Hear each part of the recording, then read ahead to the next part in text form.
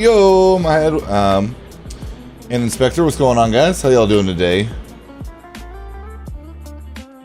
Sorry, just getting everything all set up real fast.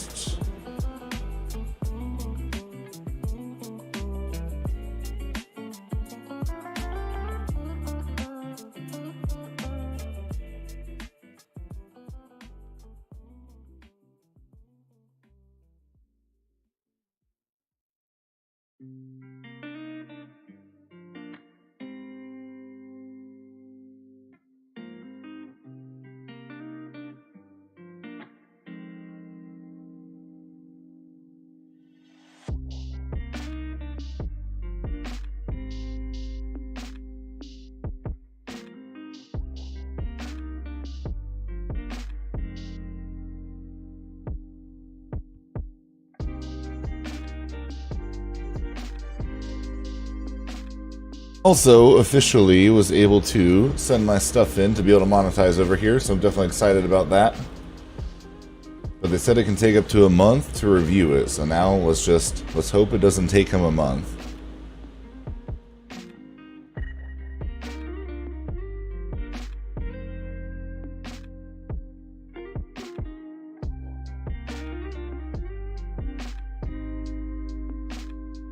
Just got the chess piece. Werebear is now your true form.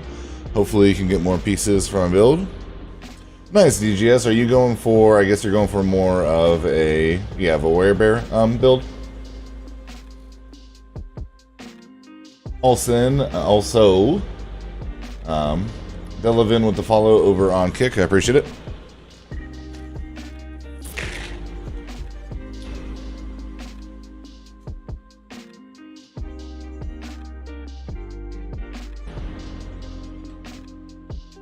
Man, I really didn't feel like I took that much of a break from the gym, but your boy is just, woof.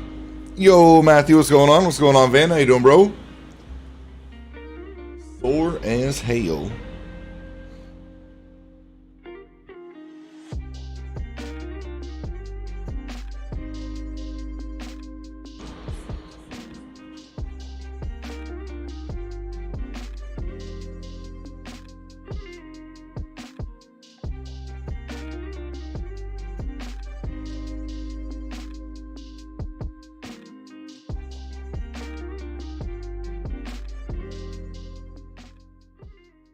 Werebear is when you turn into a werewolf in bear form.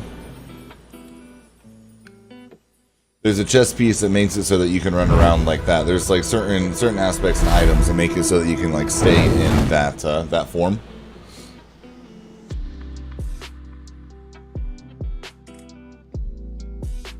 Also, guys, well, it doesn't look as good when it's zoomed in, but which of these do you like the most? Do you like any of them? Because like I'm gonna do like a recap, like a 10 or 15 minute video recapping the whole dev talk, so people don't have to watch the whole thing. Figure since it's 4 devs and call it a campfire, like make the thumbnail like 4 like wizards or sorcerers or whatever sitting around a campfire, and throw the text like maybe up here, like patch 1.1.1 overview or something like that. I feel like it'll be an easy video, and then anybody who misses it, they don't have to watch an hour and a half of it. They can just, I'll just cover like all the key points.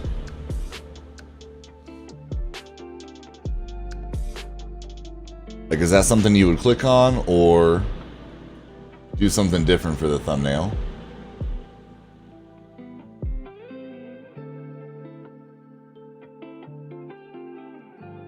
So let's see. Okay, we're not echoing on Kick.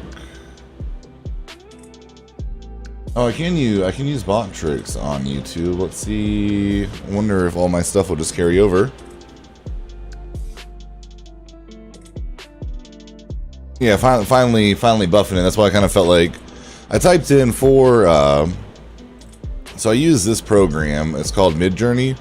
Like, that's the title I put in. I put Diablo 4 sorcerers standing around a campfire, vines wooded background, green color scheme, aspect ratio 16:9, and then this is what it popped out with. When a werewolf and a bear have a kid, basically. Yo, what's going on, Captain? How you doing, dude?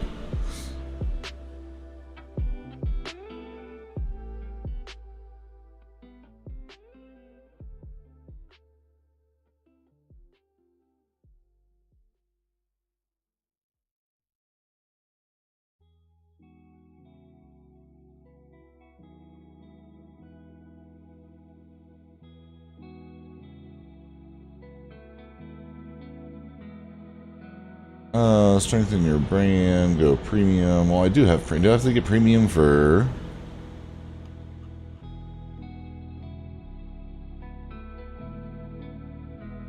Or never mind. Oh, am I? Huh. I guess I log in with the Twitch one, then probably just link my YouTube in that one. I would assume. And how's everybody doing this morning? There we go. Sign in with YouTube. Boom.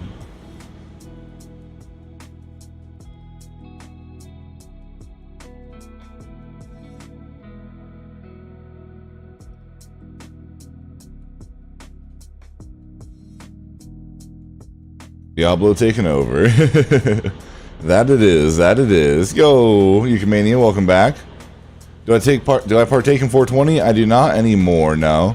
I was a master grower for a long time, and I actually moved out to Colorado to start a commercial marijuana grow.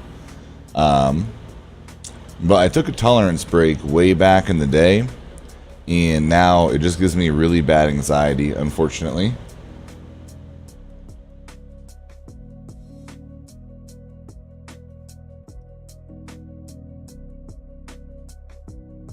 Okay, so it shows that I should have it now. Yo, let me know, William. Let me know. Driving through the worst part of shit service. Hey, it's no problem. Well, when you're in a safe place for a story, let us know. One capstone, 3 attempts. Way too late last night, not enough sleep for work. I can tell you that. Did you get it done on the 3rd attempt then?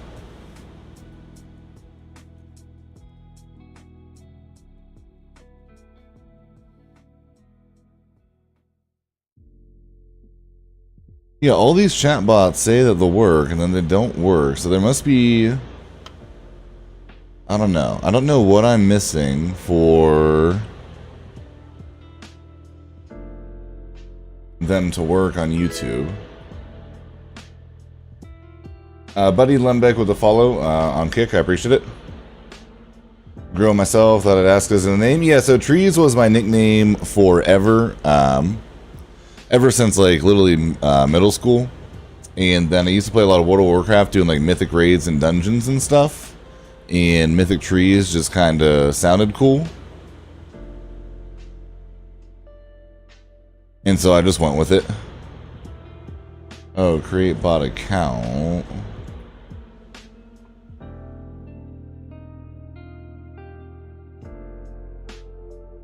Okay, here we go for bot tricks at least. Oh, shit. I mean to hook out of that.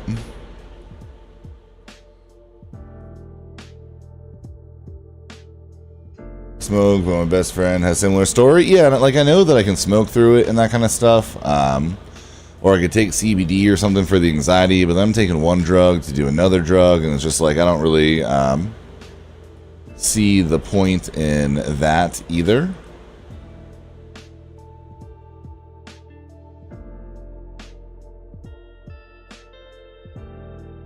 Or can I just make my account the bot as well? We'll see. So then make a whole new account. And so I'm happy without it. You know, hopefully at some point in my life, that won't happen again or happen anymore. And then I'll be able to, you know, but for now, I just don't smoke. No hate to anybody who does. Obviously, I would, you know, I would like to be able to, but can someone hit like exclamation Discord or Cash App or just socials, anything like that for me real fast? Level 44, this build is boss. Yeah, let's go, William. Hell yeah, my dude. So far, if you are...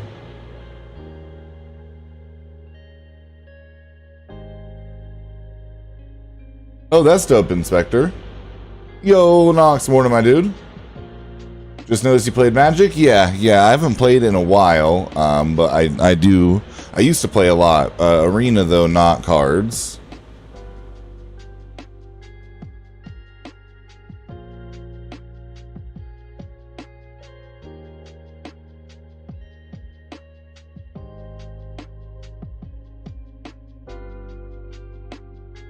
Haven't played since 2010 series. Yeah, I haven't played in about a year or so. I was actually partnered with Magic for for a few years when I was on Mixer. I played the release of one of their expansions at TwitchCon on the main stage with my buddy Captain Robert.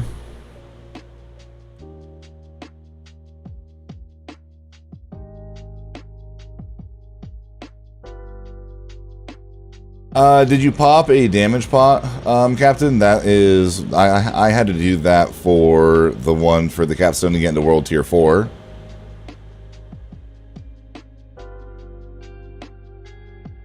Yeah, I actually, like, growing up, I had no friends who really played Magic or anything like that. It wasn't until I was streaming that I honestly, like, found out about it and really looked into it. Then they came out with the one on your computer around COVID time. And yeah, I got super addicted to it for a while. Now I've just gotten away from it. The past couple evolutions just weren't that great. It's like everybody just had to run one meta and it got kind of boring, you know?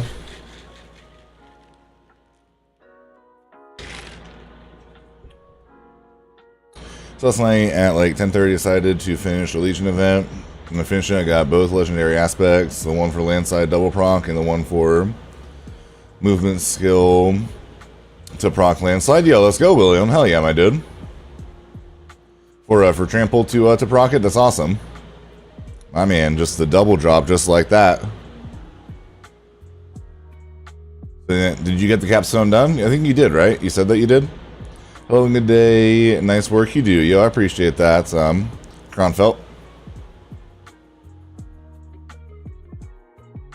It was a party house, so it was a getaway to play Magic, hey. Yeah, it's a lot of fun. It really is. I really wish that they would add Commander and a couple other game modes on there, and that would probably bring me back so that you didn't have to be stuck into just like these same builds all the time for ranked. Again, I'm just like, I'm a competitive person. I always fall for like the competitive game modes. You know, I love playing ranked, but ranked there would only be like 2 or 3 decks that were really viable, and outside of that, you couldn't win in the past couple evolutions. And yeah, that just, I don't know, it just got boring for me. Let's see if this works now.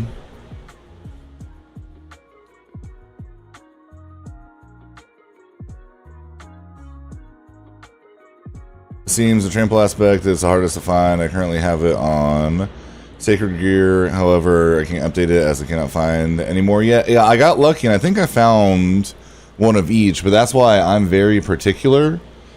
And if it's not a perfect roll, I'm not upgrading. And honestly, like, you don't have to have those perfect rolls until later on anyways.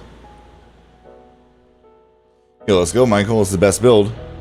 Like, you don't need the perfect rolls until you're getting into, like, you know, 85 to 90 level, and then you're starting to push, you know, 60, 70, 80, 90, level 100 Nightmare dungeons. Like, you can get away with other gear before then. It's just later on that you're going to need that stuff.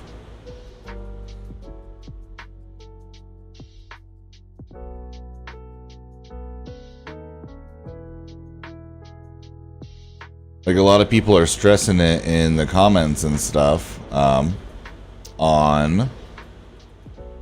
my videos. I'm like, guys, you don't need all the aspects.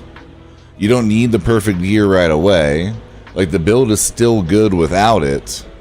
This is just like what you're gonna want ideally at the end.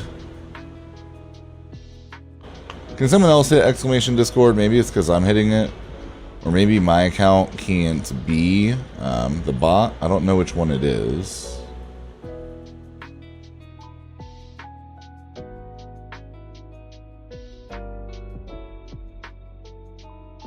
Sorry, on YouTube. Sorry, guys. It works on Botrix. I'm trying to get it to work on YouTube.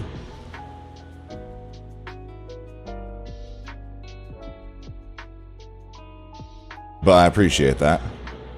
I haven't found the trample one. I'm level 61. For me, my decks were worth too much, need rent money, very expensive habit. Yeah, so that's the other thing that is nice with Arena. once you get 4 of the same cards, you get a wild card, and you can, like, say you have like a mythic rare wild card, you can then create any mythic rare that you want.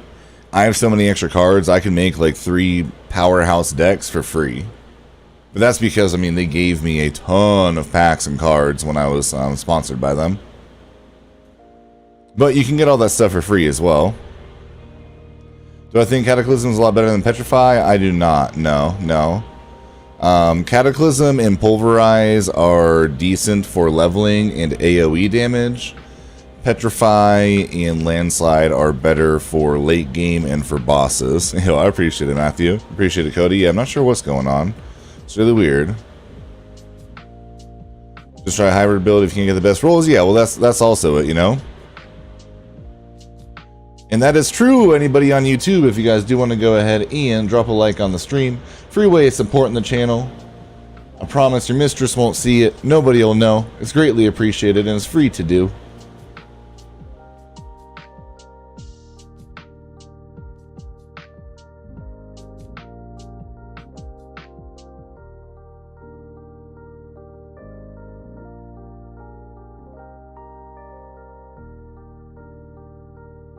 Well, I'm going to throw up one of these widgets and see if that works. Let's see. See if it's even like tied to the right account. Can I enter the fucking game? I can, Sammy. I can, but I'm talking to chat getting stuff set up. So I will when I feel like it. Okay, so it is linked to the right account, which that's kind of cool that I can leave that there for the viewers. How many viewers I have. But yeah, I'm trying to figure out commands, and I can't really figure out commands unless I'm live, because otherwise I can't like type in chat because of the way that YouTube is set up, unfortunately. So I tried to take a few minutes when I first go live to figure this out. This is day 3 that we still haven't been able to get them to work. It's driving me nuts.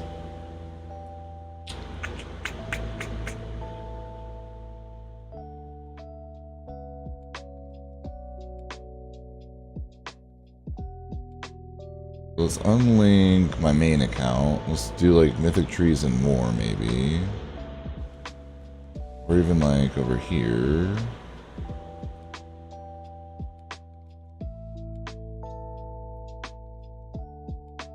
What would the name be? Oh yeah, no, that's not going to be the bot. That's for sure. But yeah, maintenance was hey, and Cody coming through with the Cash App for the Streamathon. I appreciate it, my dude. Helping your boy pay his rent. It's due in 3 days.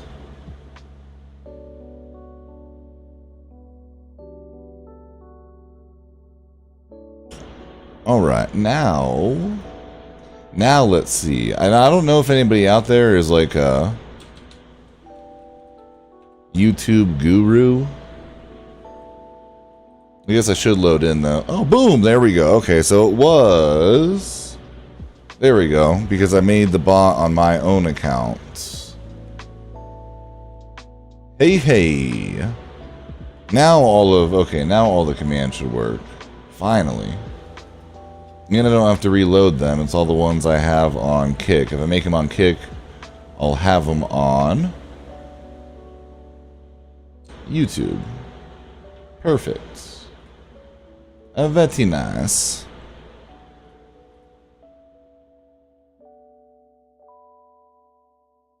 Not the biggest fan of certain things about bot tricks, but for restreaming, that definitely is very nice.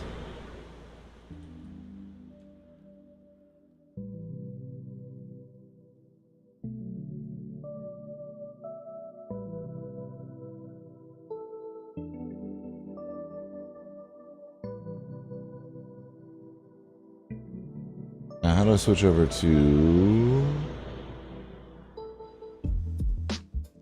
log in with Kick? Rent in our area is nuts. Florida is almost as expensive as California with the cost of rent. Yeah, Florida, like where I'm from, like the Tampa, St. Pete, and Clearwater area, is like the third or fourth most inflated place in the U.S. for rent after COVID, because everybody wanted to move to Florida. And everybody wanted to go to that area, apparently. Okay, eventually, the YouTube numbers will be trumping those kick numbers. I mean, they were the other day, actually, but...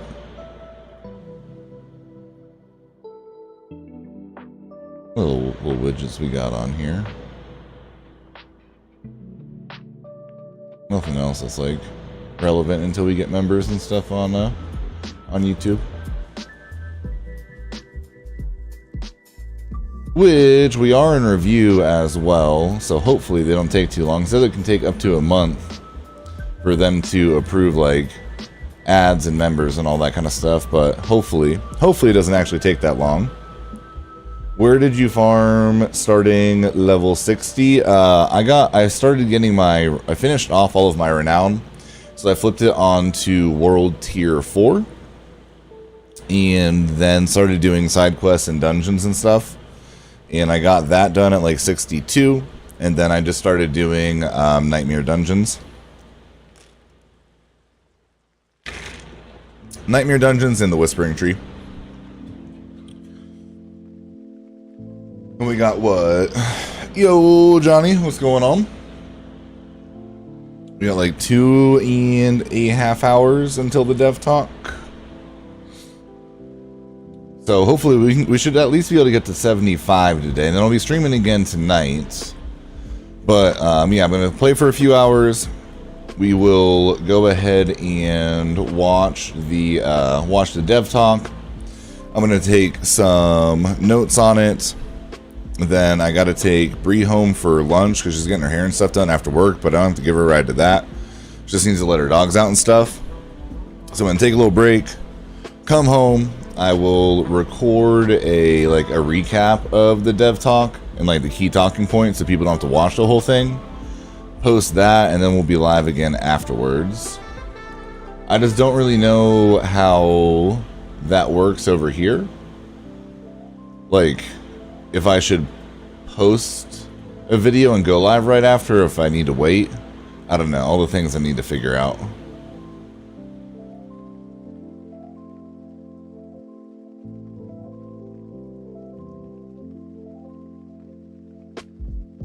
And they're going to be going over the first patch of the season, Matthew. The 1.1.1 patch, where sorcerers are getting a buff.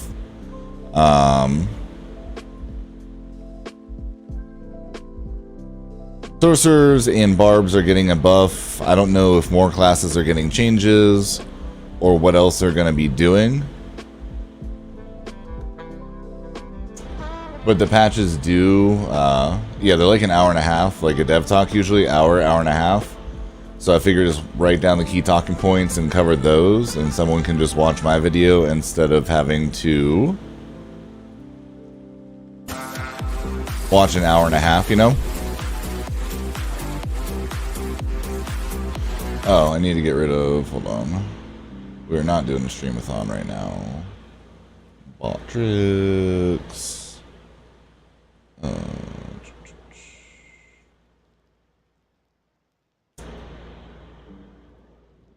Timers.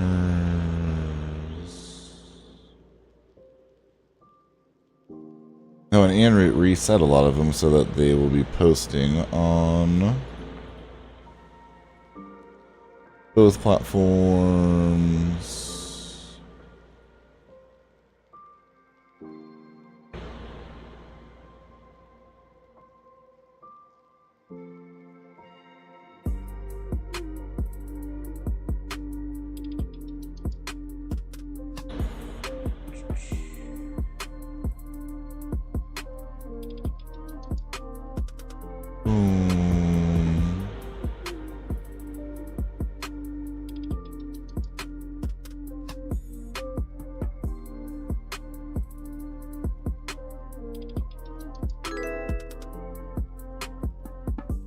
There we go. You'll have to make some dedicated ones for YouTube, but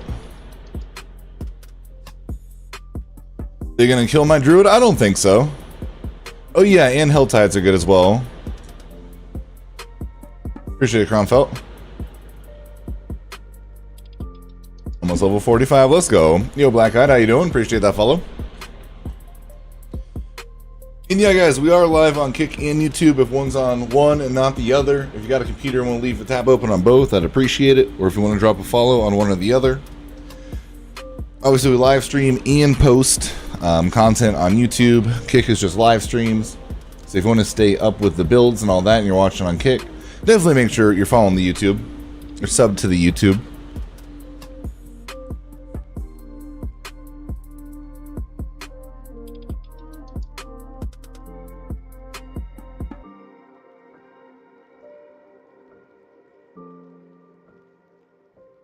Hey, 5102, 5100 subs. We're still gaining like 100, 105 subs a day. It's a beautiful thing. Who's even having the kick count up there? I could put the... Or does it not have that? Yeah, it has views counter, but not... Yeah, never mind. That would have been cool though. To have the counter. Alright. Oh yeah, then we almost had this to 15, right? Does it tell me what level it is? Level 10, alright.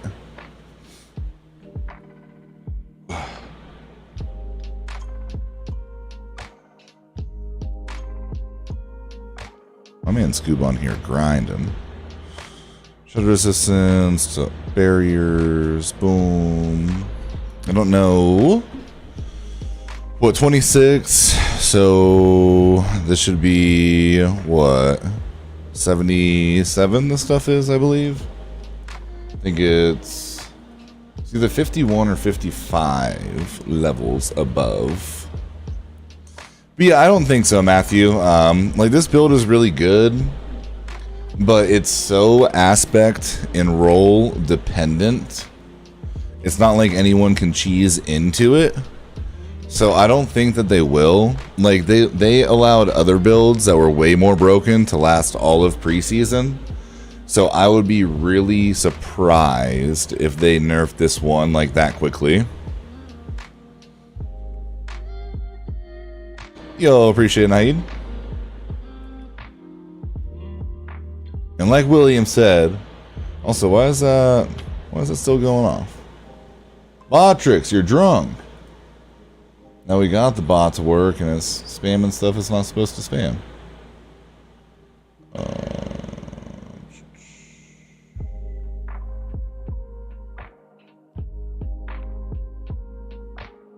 Yeah, I literally have that one shut off.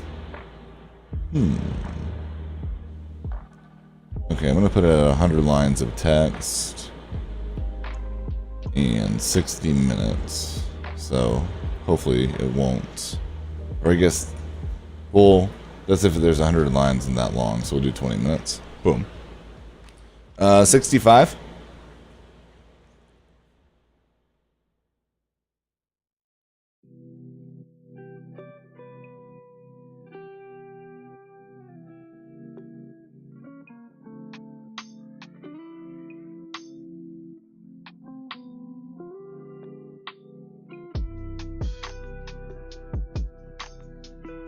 It was everything 80. Okay. And this is what, a 26?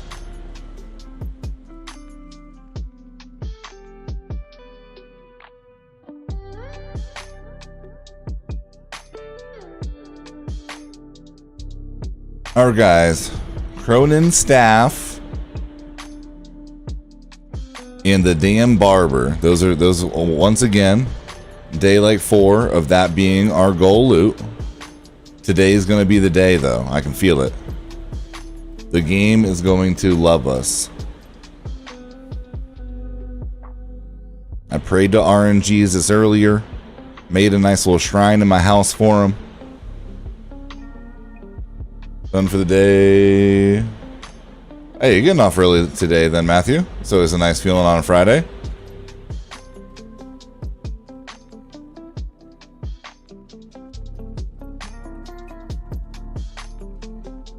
Has made the transition to this build before I... Wait, does it make sense to transition? Yeah, it does, Christian. You don't need everything. Like, what I have for the full build is going to be your ideal build. But you don't need all of that for the build to work and be good. You know what I mean?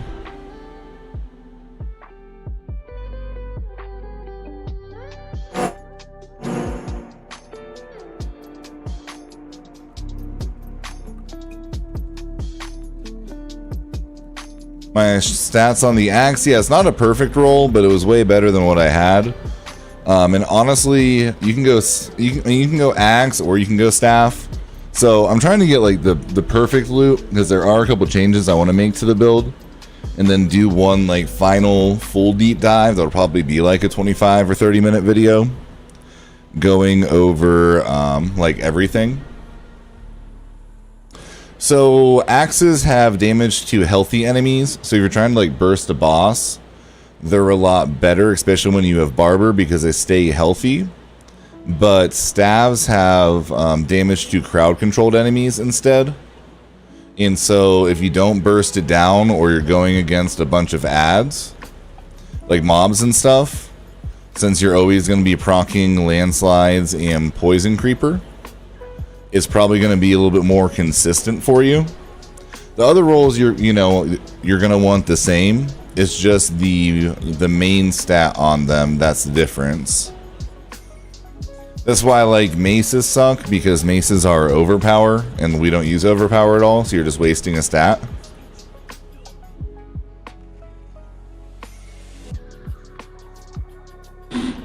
Oh, 100% William.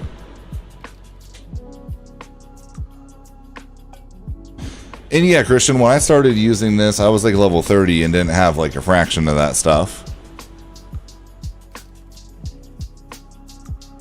And it was still really good. It's just gotten better, better over time. Oh, the butcher again, huh? Oh, this boy just likes getting bodied. Oh, I don't understand. I've seen the butcher so many times on this dude. Bro, get wrecked. I just don't understand. I don't understand what he's thinking, chat. Alright, we're 10-2 now. I mean, come on, man. I don't even have my recording on.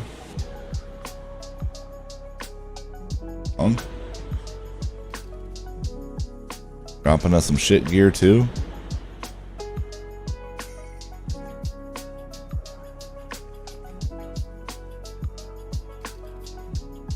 Oh, yeah, all of that stuff definitely makes a huge difference. It's just not like... A lot of people think because I have a lot of these aspect-dependent things in my build that they shouldn't start running it because it's not going to be good. It's still, like, the build's still going to be good for you. It's just not going to be as good as it could be, you know? Alright, I got to figure out why that command keeps going off after this one, chat. It's bugging me.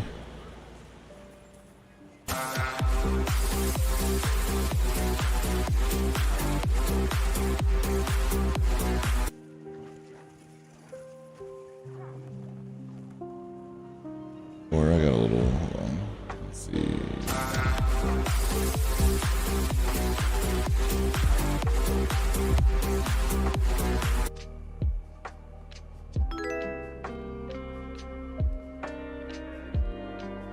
Okay, but why'd the sub go off? I didn't get a sub.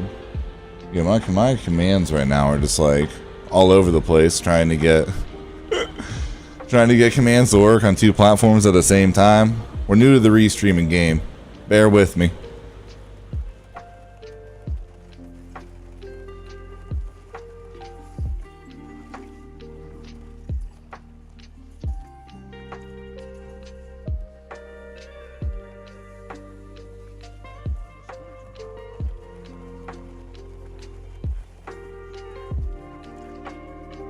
No, I mean, I didn't have the symbiotic aspect until I was level 60. I soloed the capstone at 56 without it.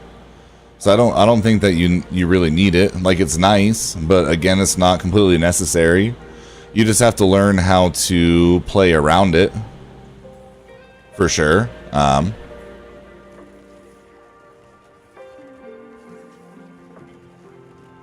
be a little bit smarter with how you do your rotations and stuff.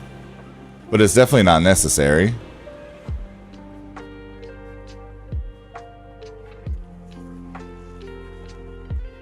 Goodbye. Ooh, I saw the 753. Yo, we creeping. We creeping on that 1 mil, and that's without the butcher. Like with the butcher, we're 100% critting over 1 mil now, but that's because it puts multiple crits together for you.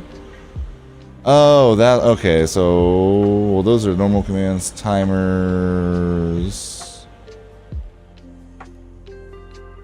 Yeah, that, I don't know. I'm just gonna delete that command because I don't really need it. It's bugging me. Yeah, I don't know why that's gone off. Or is it better than Tornado with Tempest? I started running it around level 30. And it was way better than the landslide build I was running at the time, for sure. Is it better than Tornado with Tempest? I mean, I don't know. I feel like it probably is. Everybody who has ran any other build for leveling and then has come into my chat and tried my build has said that my build does at least double the damage as to anything else that they were running. So I don't know. I'm gonna say yes. But again, I haven't ran Tornado with Tempest, so from personal experience I can't say. But from what chat has said, yes, and I believe them because they're in my chat. And if you're in my chat, you're a smart individual, you know? And honest and trustworthy, so I'm just going with that. And good looking. You're just all the things if you watch my streams, you know?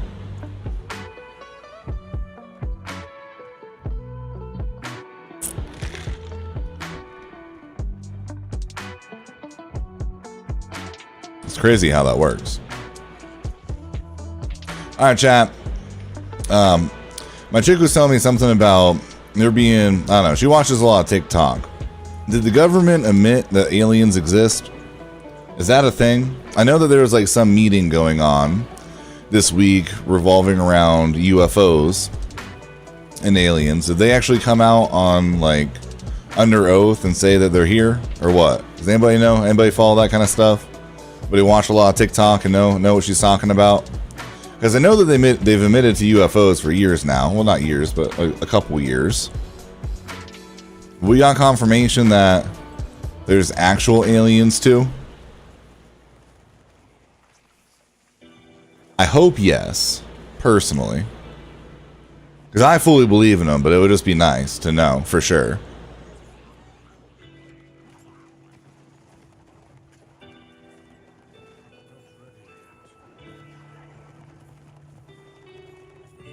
Usually he gets stunned by that.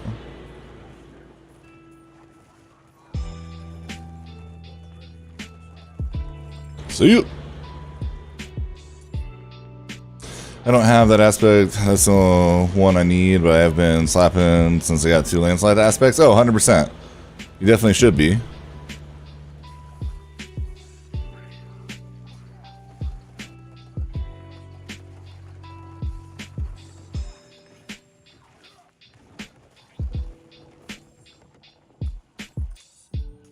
Yeah, you can push a lot higher tier stuff with this build, but then it also comes down to time to XP. Like, is it worthwhile or not?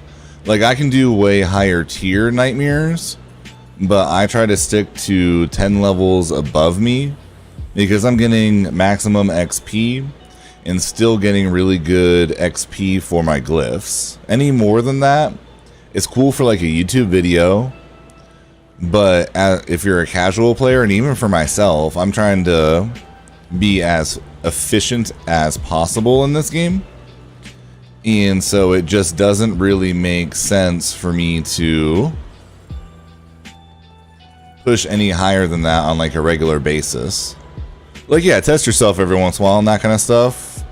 Fists of Fate. Your attacks randomly deal 1 to 200. Oh, I had that on my Necro last season, but yeah, that doesn't really do anything for me on this guy. So for now, you without any unique, and you can do solo 20. Yeah, this build doesn't require unique shiny. That's one of the nice parts about it. The only unique that really helps us build late game is debatably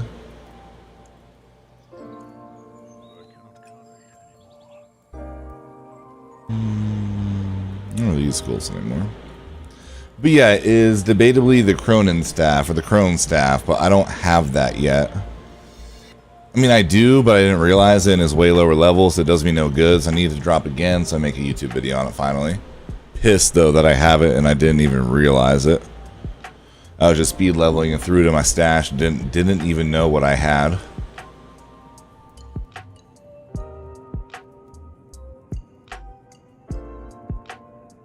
Reptiloids from Inner Earth will confirm there is an extraterrestrial threat.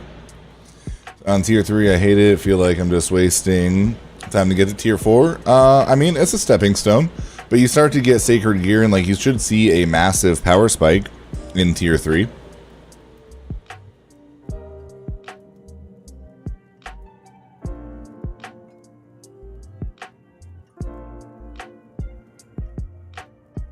Yes, I lead the command. It's still going off, so I don't even know. It's just gonna go off, I guess. They have biological life form that is not human. Okay, that's dope though.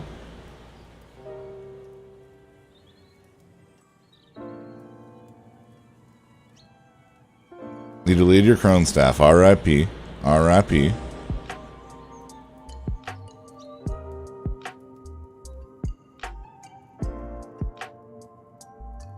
When I switched, I only had the aspects from the collection. They had biologicals, they didn't call them humanoids.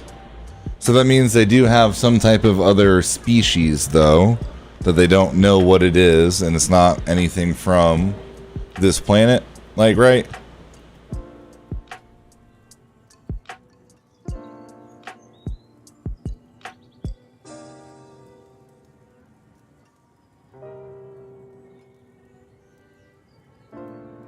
Yeah, I haven't listened to it, Johnny. I honestly completely forgot about it until Bree was talking about it earlier, and I was like, oh yeah, that was going on this week. Core skill damage, no.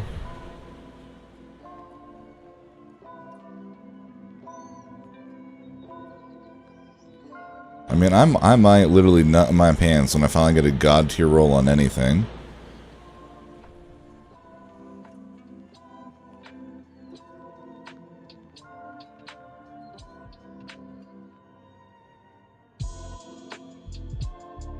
Also think I might take points out of Creeper and put it into other stuff now that we're getting higher level. Like, my crits are so high, I don't really think the damage from Poison Creeper is that relevant for me anymore.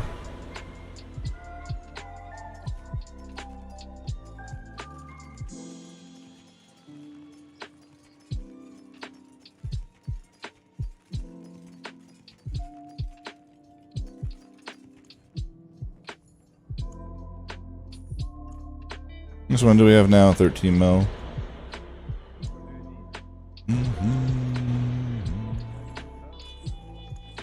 You don't get anything better for those. I think the uniques I'm just going to sell because you get way more money at this point. Because it was a public forum. Okay. News alert, the U.S. Department of Defense has determined aliens will be invading Earth tonight to take all the beautiful and awesome people. No worries. You're all safe. I just wanted to say goodbye. Yo, Colin, what's going on?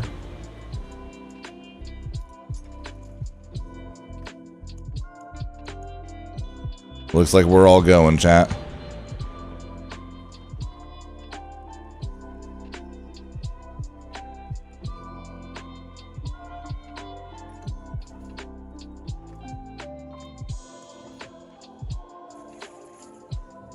No. Are they releasing the full series at once, or is that going to be like a weekly thing? I saw that it was coming out, but I hate having to wait week to week. It's only posting on YouTube, and it's not posting on Kick.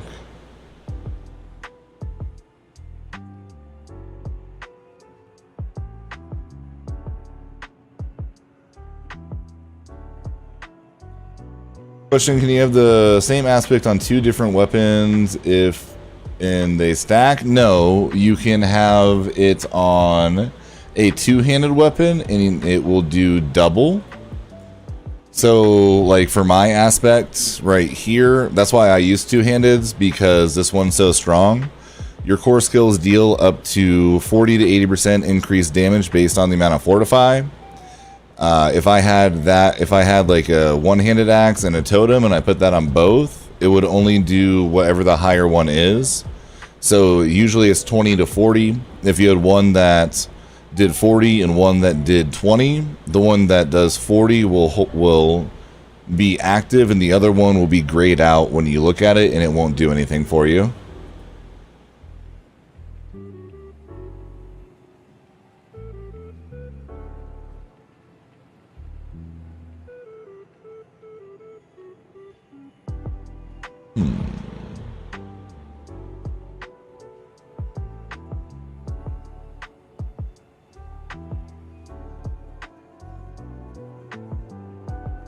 Yeah, literally.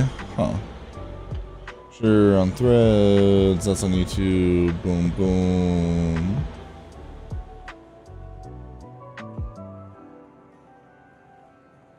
Unlink the bot and relink it.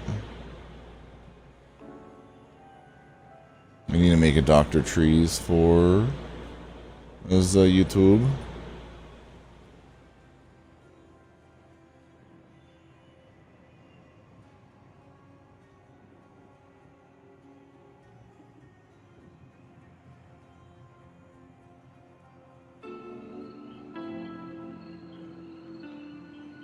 Okay, now it's doing the other ones, but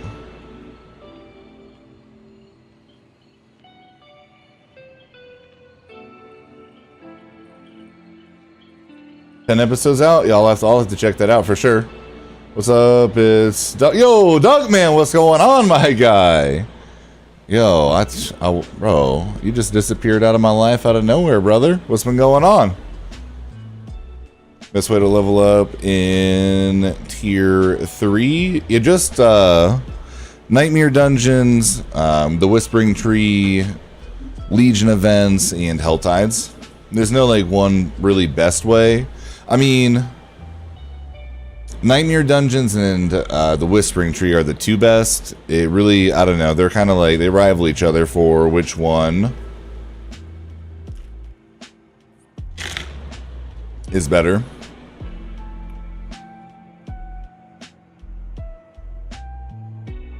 Why is that command still going off? And I've been very well. Definitely can't complain. Just grinding out the Diablo life these days.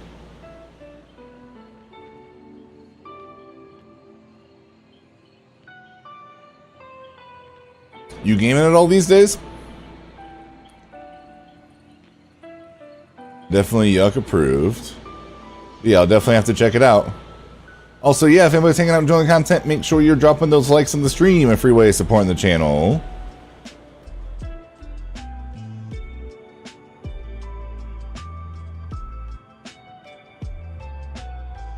Yeah, the points in the Poison Creeper early are nice, but late game it falls off for sure. Yeah, tier 4 is the same. Oh, did it hit 50k views now, Rich? Let's go. It's a beautiful thing. Yeah, the follow-up video has been trucking along. It has a really good click-through rate. It just doesn't have as many views. But since it is it's a more targeted video for only like the real grinders who are getting more late game, it makes sense. Like it'll continue to do well over time as people get there and they need it. But until they get there and need it, you know, people, yeah.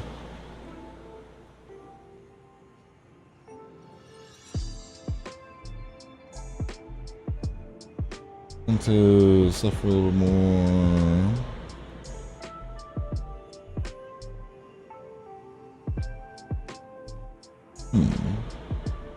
Yeah, the command isn't on any of my accounts anymore.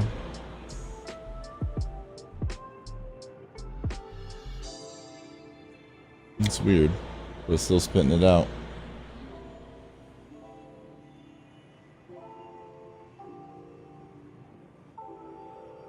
Got your staff last night? Yo, let's go. Hell yeah. Definitely a great feeling, that's for sure.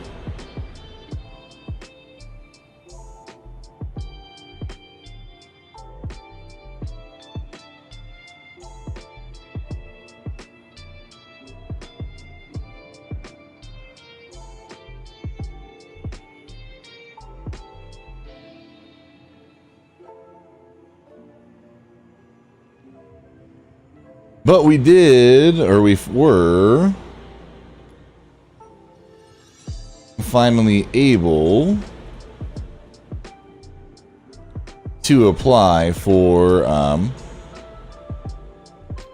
YouTube partner again, which is nice. It says it can take up to a month, but the AdSense thing for like your payouts is supposed to take up to 3 weeks. And that took 8 hours, so I'm really hoping it doesn't take them that long to approve the YouTube partnership. That was one nice thing about Kick, is they're like smaller, so I just emailed them and boom, instantly got it. YouTube's a bit bigger, but I feel like everything for YouTube has to be AI based, you know? So maybe it'll go a little bit faster. 61 with your build, yo, let's go.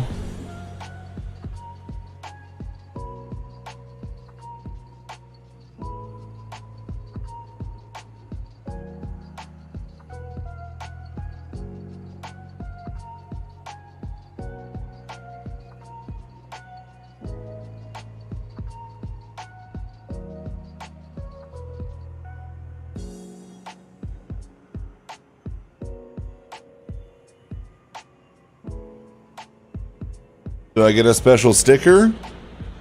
Hey, when you hit that 1,000 in a month, absolutely.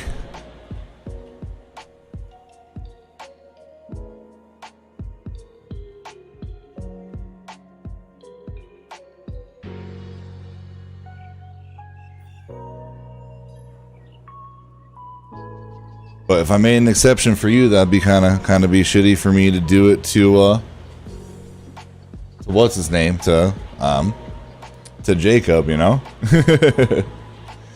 Have you beat the new...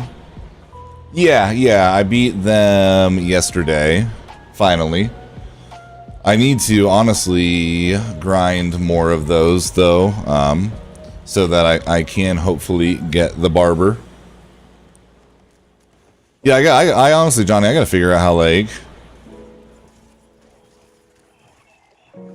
I gotta figure out how all of that works on YouTube as well, like emotes and I mean, I'm assuming they have gifted, right? They have to have gifted.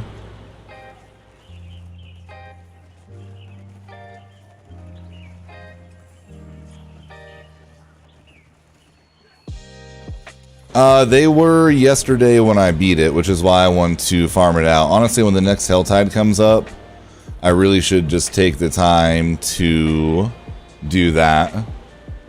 How was Barbie? It was, they have gifted, cool. It was alright. I mean, like, there was a couple funny parts in it. It was just like very much women empowering type movie that, I don't know. If you're a chick, you'll love it for sure. If you're a guy, like, it's not the worst movie in the world. It's not like the best movie either, you know? Wasn't as good as I thought it was gonna be. It wasn't as bad as I thought it could be.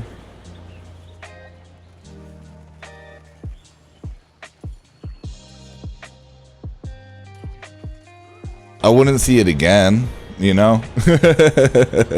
That's for sure. But it's better than like having to sit through like The Notebook or something. Did you dress in all pink? I did not. No, I thought my chick would wear pink, but she didn't even wear pink. She was the one who was hyped for it, so you know. Usos. Oh, and they have higher tiers? Okay, well that's tight.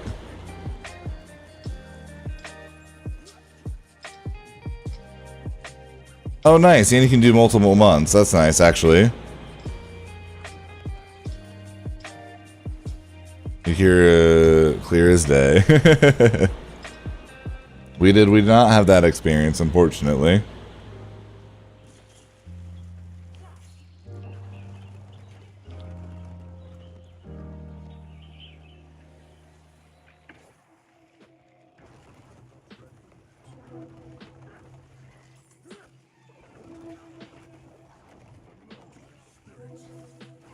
But yeah, I saw there were like reviews saying that you shouldn't take your kids to it.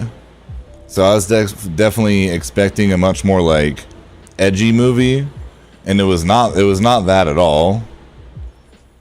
Like literally at all. There's a couple like adult jokes like in the beginning and stuff that were kind of funny, but if it was called anything besides Barbie, it wouldn't be doing well, in my opinion. Alright, Doug, it was good seeing you, my dude. I appreciate you stopping by. Yeah, we're live every day, 11 a.m. Eastern Time, which next week we'll be starting a lot earlier. We'll be starting at like 9 a.m. Eastern Time. And so that I can balance getting YouTube videos done. And we got a lot of people from overseas watching now, so it just makes sense for me to really make sure I'm starting super early.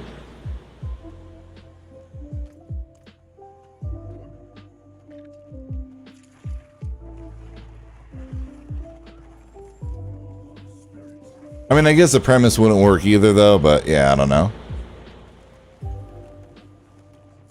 I'm just excited to see Oppenheimer next week, or however I'm supposed to say that.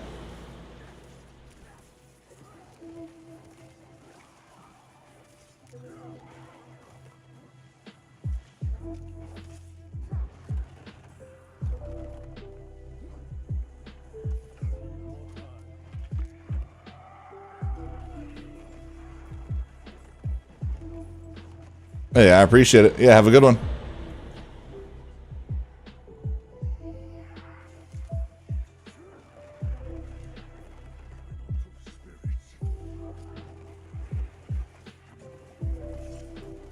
All the sex scenes in what movie?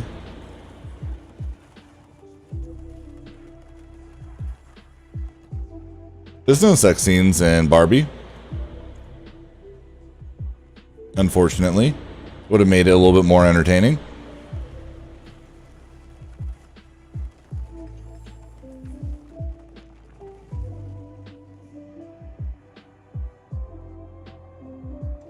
Oh, all the sex scenes is what makes that movie great? No, I was saying they were saying that you shouldn't take your kids to go see Barbie. Not Oppenheimer. Oppenheimer's rated R, so like that makes sense, you know?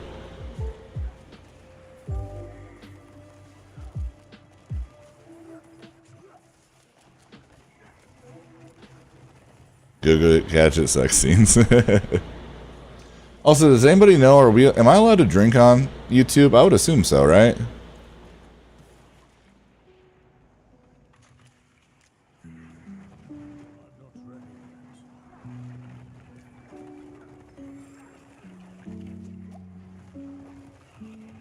Yeah, I haven't upgraded my gear or anything, and just getting my glyphs upgraded, I'm doing so much more damage. It's crazy. Yeah, Tim does all the time. Okay, cool. Because I want to try a drinking stream on here this weekend, either tonight or tomorrow night. Watch your vids, me. I have a way better idea on how all the renowned nightmare dungeons work. I still have no clue. Paragon tree though, or little cellars / dens. So the cellars and dens are good because they are quick XP. And then they also, if you have an event down there, they are an easy way to get events done for the Orbals.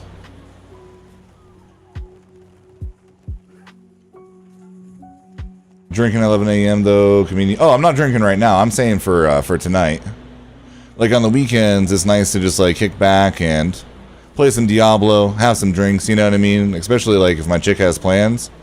I don't really go out like that. I'd rather just sit at home and stream and fucking and get drunk, you know? And I do like some incentivized like drinking streams and stuff like that. I just wasn't sure if I'd be allowed to do them over here. Now, I mean, certain occasions, your boy's drinking at fucking 8 a.m., you know? But we better be tailgating for something or on vacation or, you know, something like that. Like, if you're on vacation in Mexico and you don't have a drink in your hand by 8 a.m., I can't hang out with you. Unless you're in recovery, then I'll respect it. Any other reason, I you know, we're not vacationing together.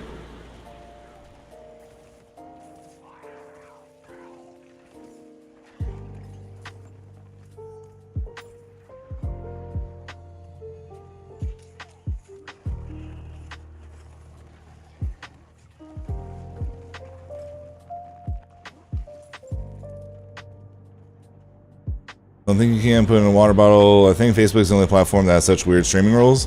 I'm pretty sure, Johnny. I'm pretty sure. Yeah, I'm going to 100%, Johnny. Is it IV bars and liquor? I mean, that's the way to do Vegas right there. I was born with a drink in my hand. Yeah, let's go, Darren. Yeah, I'm actually half Irish, even though I don't look it at all. My grandma and grandpa were both 100% Irish on my mom's side.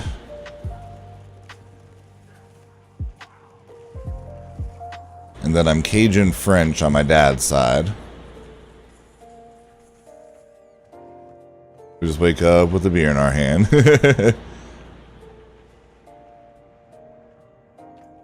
Well, even if it's labeled, you're fine. You're fine on Kick. Like even like Aiden Ross and people have drank on stream and they're fine. And like Big E and other people who are assigned to Kick now, I've seen them doing drinking streams as well. I really think that Facebook was the only weird one, which hopefully we'll be able to get our Voodoo Ranger sponsor back. That would be tight. Being over on YouTube now, if I am able to drink and like promote it and stuff. I miss that sponsor. Getting paid to drink Voodoo Ranger on stream was like one of the coolest things of all time for me. Getting paid by your favorite beer company and sent free beer. I mean, you literally you can't beat it, chat.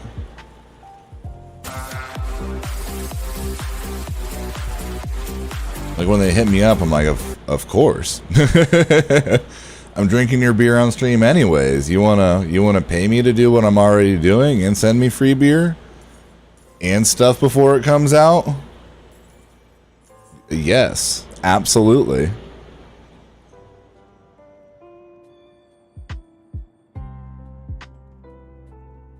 I mean, 100%, Cody. Fishing is another great time.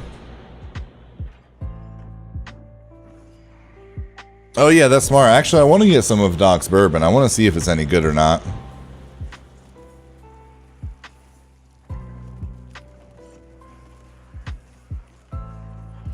I would die with a Stella in my hand, although I'm not an alcoholic.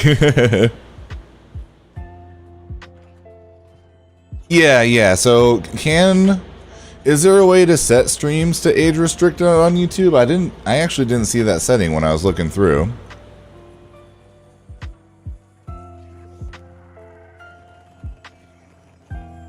It just asks if it's for kids or not, but I don't see a way to like set it to like mature for 18 plus.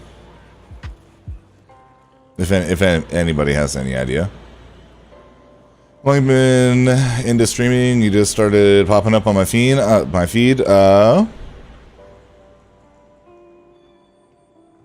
I have been streaming for 6.5, close to 7 years.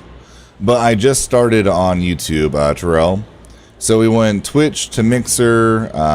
Then we blew up on Mixer. We had like 115, 105, 110, 15, I don't know. 100 and something thousand followers over there. And then that obviously imploded. And so we got paid to stream on Facebook for a while. Then we got partnered on Twitch. We tried out Twitch. Facebook was better, so we went back to Facebook. Hit 104,000 people on Facebook. Then Facebook imploded. Then we went to Kick.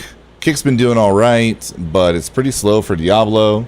So I started posting some Diablo videos on YouTube, which I've done very well. So I figured I'd start throwing up the restreams on YouTube to see how they would do. And I'm definitely very glad that I did, because streams over here have been popping.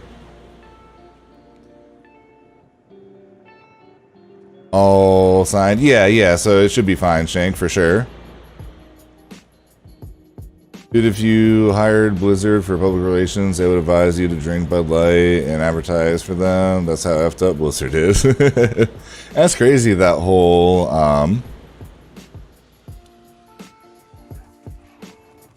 Yeah, no, on YouTube, I think it's just...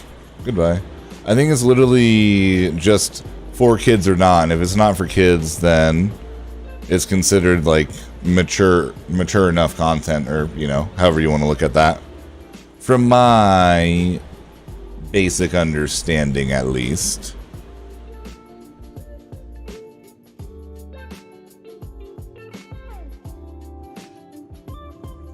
No, you can.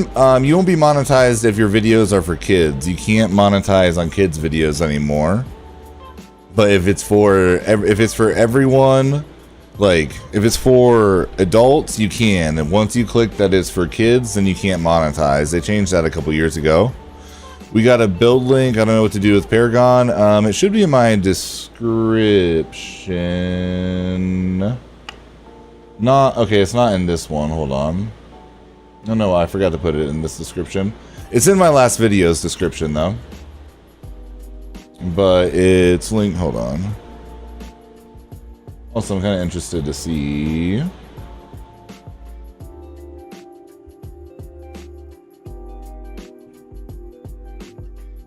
But this is why I need the chat bot set up.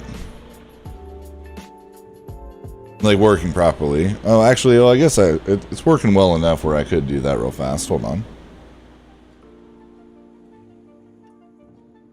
Yeah, 1.2 is just expensive, and the stream has been slow.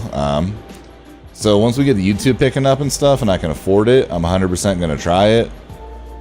But it's like 50 or 60 bucks or something for a bottle, and although I could write it off if I drank it on stream, that's just a lot to shell out currently.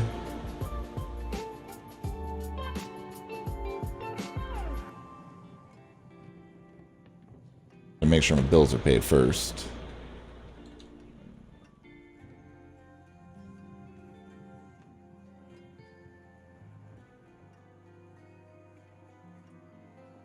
Throw it in the description, but then also do you have a command for build?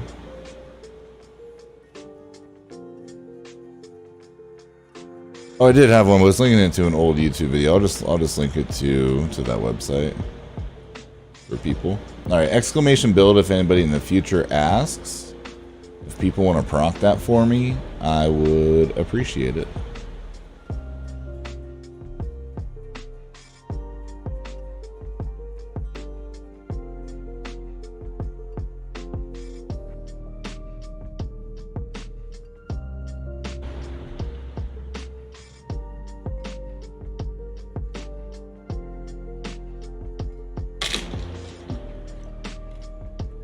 Hey, no problem, Speed Racer. That's what I'm here for. Shiny wanted to follow over on Kick. I appreciate it.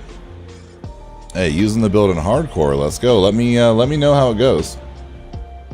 I'm obviously on core, so I can take a bit more chances. I had some people in the comments of my videos saying it would make them nervous. Damn, that link tree to my... Wow. Huh. That's a little wild. Yeah, it's gotten it's gotten 1,500 clicks already to go to my build for my YouTube videos. And so that is a lot of people going from the YouTube videos over to the build, actually. That's wild. In literally 2 days, if that. Yeah, I appreciate it, Razor.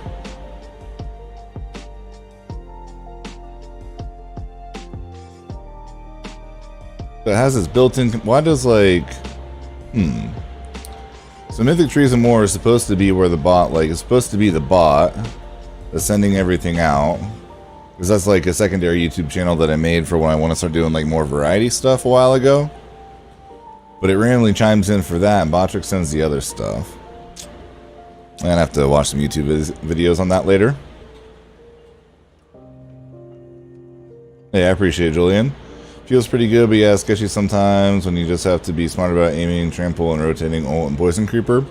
Yeah, your cooldowns just become a lot more important at that point. Like, you have to be definitely very careful not to blow all your cooldowns and put yourself in a bad situation on hardcore. Because I definitely did that a few times to myself on core, but it was core, so like, I died and it didn't matter. Also, you know, I ended up dying, like, reading chat and stuff, which wouldn't really happen on hardcore.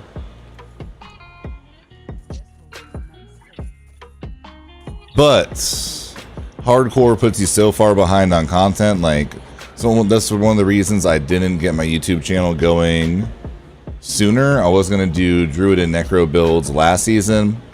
Then I really wanted to get on that damn statue, and I died to my game crashing and to my internet cutting out, what, 6 times?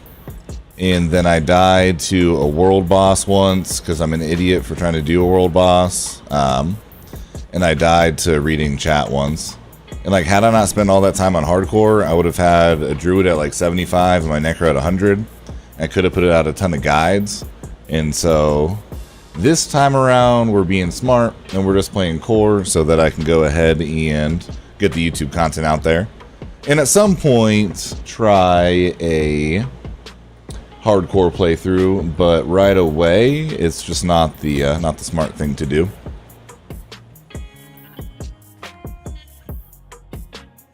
Nice, Speed.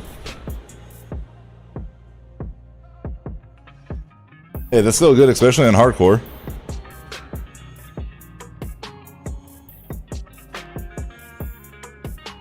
Hardcore, I guess.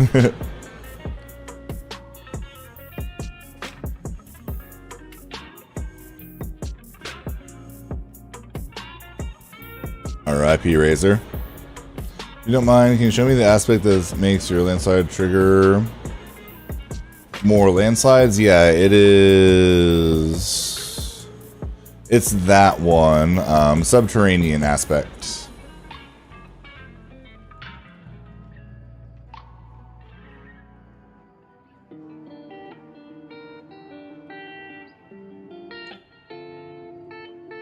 And that it is, Kamal, that it is. I did not like, what's it called more? I did not like Cataclysm more. Like, for AoE, you know, I'm sure it is definitely a little bit better. But for single target and, like, bosses and stuff, it's just not as good. And then, you know, this build is all about grouping people together to slam them with your Poison Creeper and then your landslides. Cataclysm knocks everybody away, so it makes it harder to group people up. And yeah, it just wasn't worth it in my opinion. Where's the next one?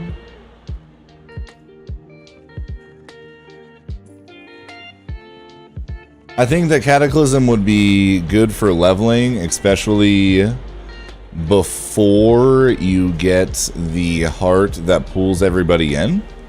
I think that it would be, you know, good and viable.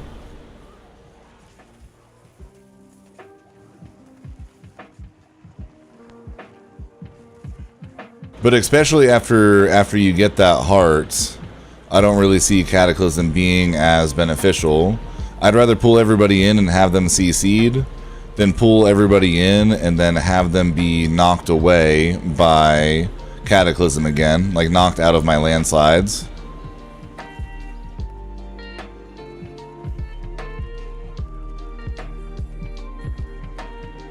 Plus, I get free Cataclysm with Nature's Fury all the time. So why run it in your build when it's proccing a lot for free anyways, you know?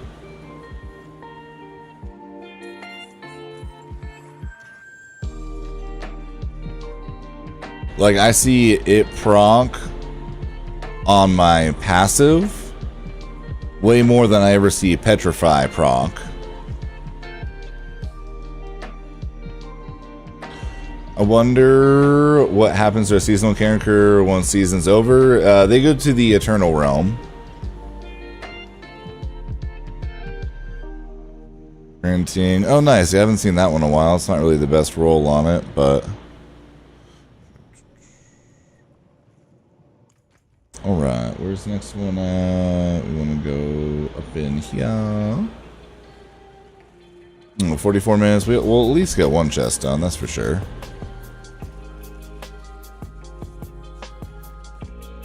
Oh, and then we want to pop. We'll just pop one of those. Why not?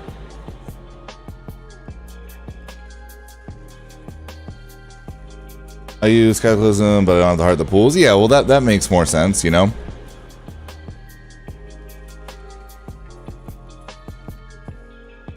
Because Petrify is nice for the CC, but if you're CCing everybody and they're not in a place where you're going to be able to pull them in and do like the targeted AoE damage that you're looking for, the AoE damage from Cataclysm is probably better. But once you get that heart, I don't really see much of an argument justifying Cataclysm over running Petrify. Well, I think that once we go to Eternal, everything from Season 1 goes to Eternal. Hearts and the new aspects and everything, from my understanding. And then we'll have new stuff for Season 2 that people in Eternal won't be able to use and play.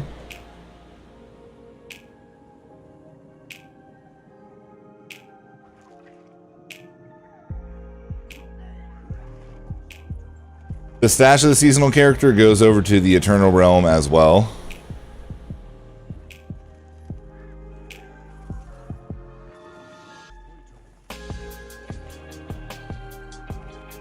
Well, they buffed the chance for Uber Uniques, though, before they made them cost $250.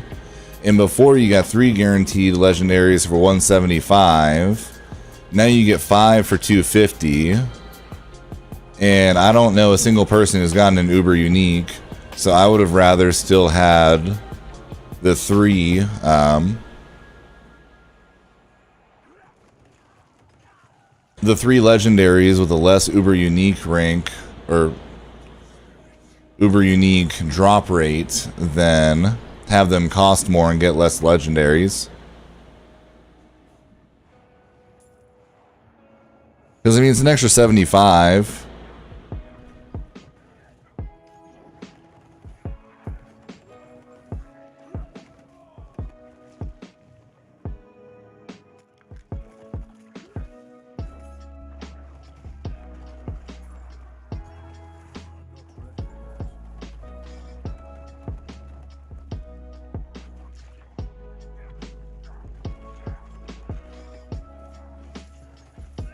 When did they say that the hearts aren't going over to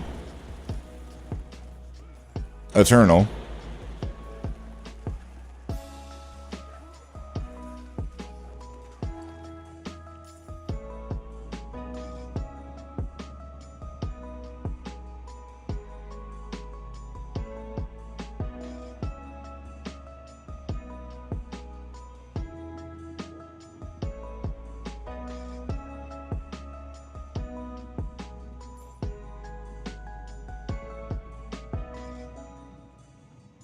I suppose not that I've seen, but we're still so early in the season that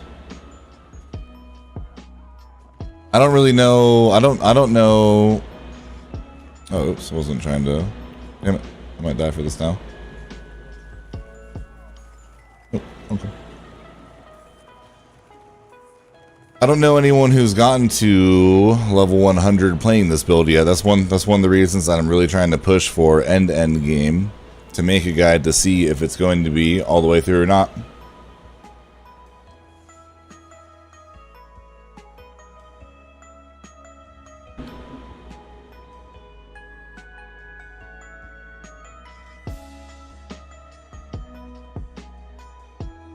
Yo, Willow, it's going very well. How's yours going? Oh, well, that is interesting, Rich. Yeah. Well, R.I.P. anybody who's chilling on the Eternal Realm then.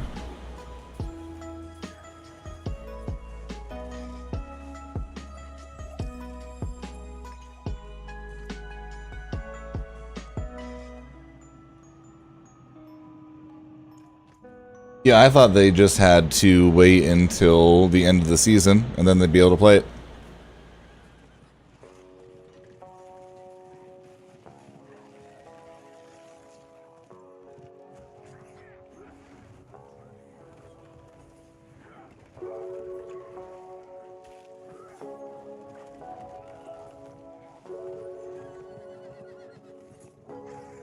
Yeah, because without the hearts, the majority of builds won't... Yeah, they just won't work on the Eternal Realm. I mean, they'll be alright, but they definitely won't be great.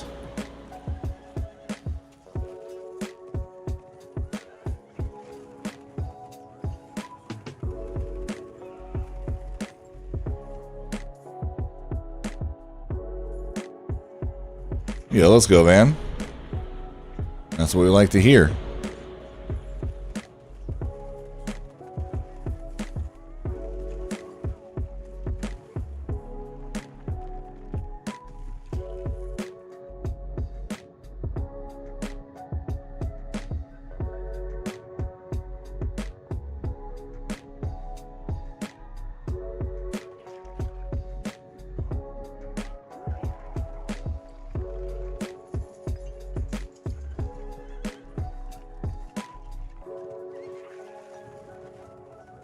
Yeah, I guess it would have to, Cody.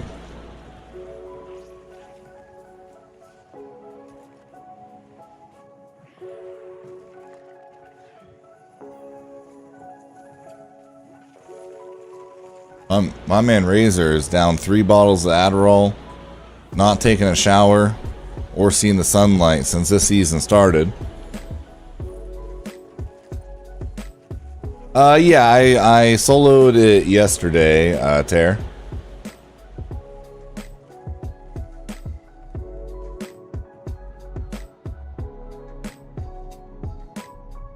No sun, no grass, no sand, sir. I have Panda, and I am not a fan of it compared to Petrify, personally. Tried it for a couple days, and it was not for me.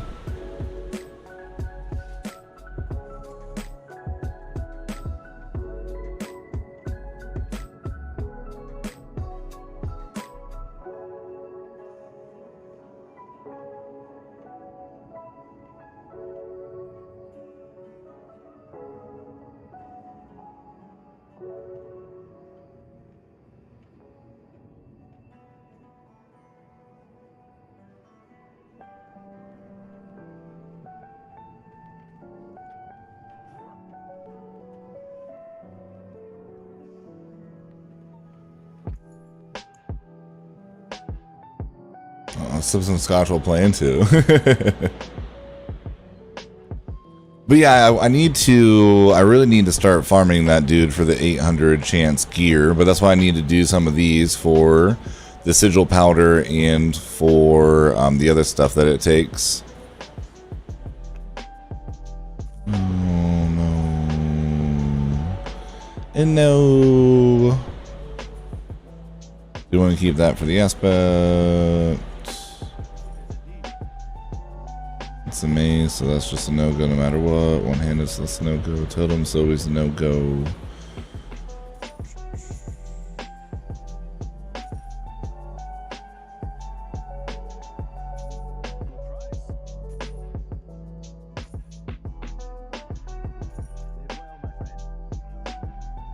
I'm building around 2 hearts in the long run. Like, I have a whole plan for...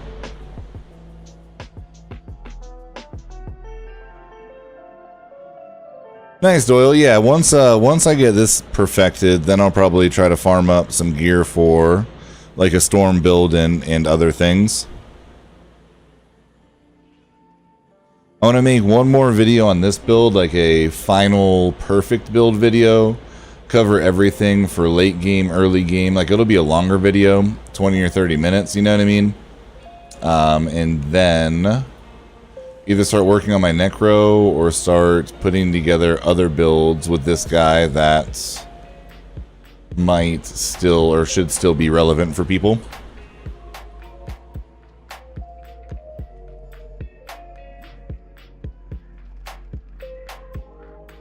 Okay, yeah, so for some reason, like a version of bot tricks is going off that shouldn't, and then Mythic Trees and more, like what's supposed to be the chat bot is. So that's what I gotta figure out.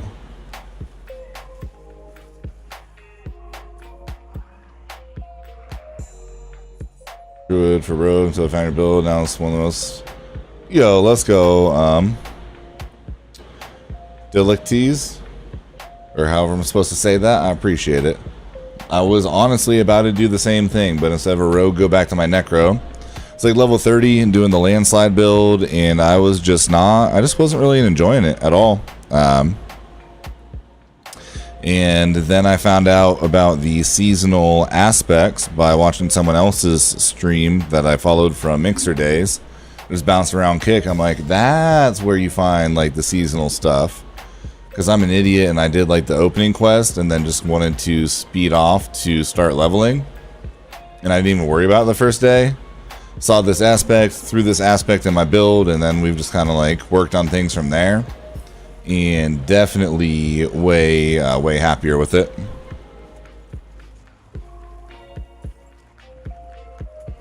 Because like the landslide leveling build that they had on, was it using like max roll or something? Or icy vein? I think it was icy veins. It was just boring. And it didn't do that much damage. I was like, this sucks.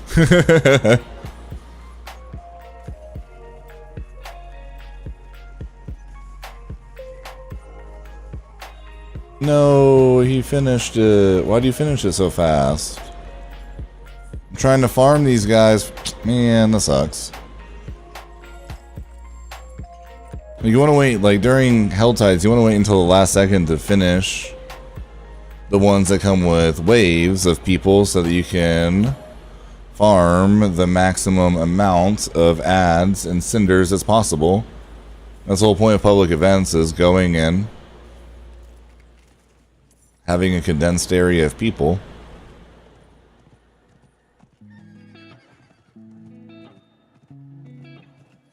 Guy's level 86, still doesn't know what he's doing. You hate to see it, chat. He needs to watch more YouTube streamers. Saying.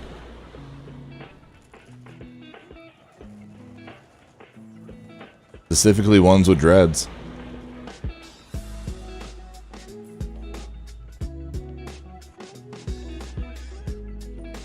Probably name Mythic Trees too, I don't know.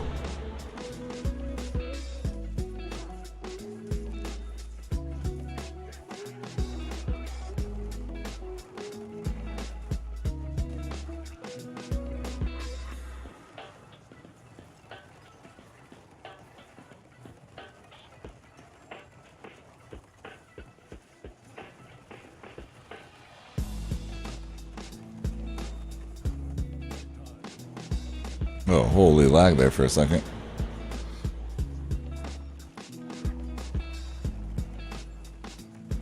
Oh, I don't feel like I was in that fear, but the game does, so here we are.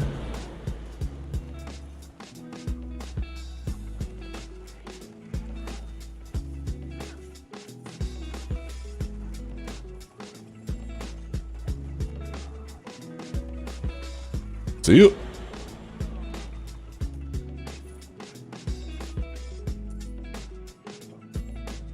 I didn't mean to kill that guy that fast either. This build just does so much damage sometimes. So much AoE damage. You appreciate it, Rich. What gives you that extra wave of mobs? What do you mean, Panda? Well, like with the public events, like that last one, if you get it to 5 out of 6 and you just stop killing the objectives, it'll send mobs out until you get to 6 out of 6. And so you just keep killing everybody up until there's, you know, a fraction, like there's like 5 seconds left, then you just kill the last one and you get the max orbals for it, but then you also got the maximum amount of mobs as well for XP and for cinders. Go dreads. The way it should be.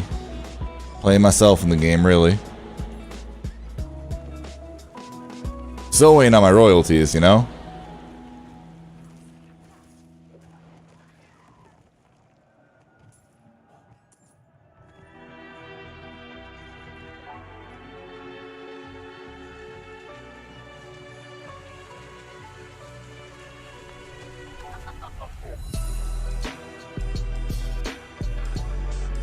This song kind of fit for this, actually. See it. Goodbye. Yes, no problem, Panda. I mean, this game's all about working smarter, not harder, you know?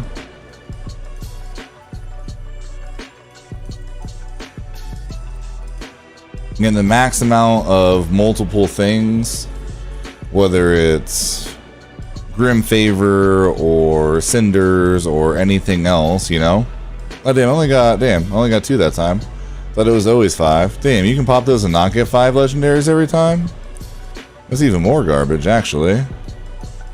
Damn. Yeah, that's unfortunate.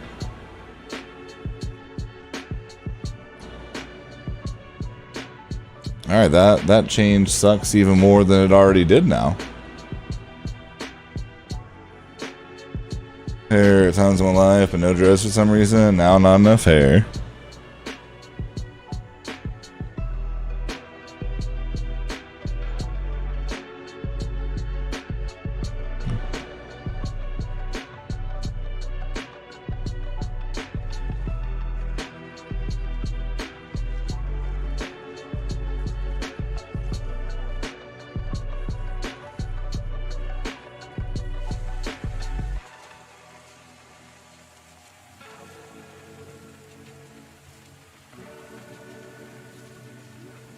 I mean, that's what annoys me about my dreads.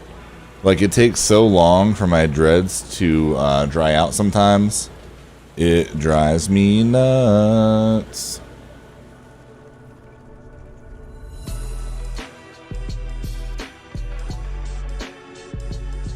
Now it does make it just way hotter in the summer, especially here when it's, you know, 100 and something degrees out.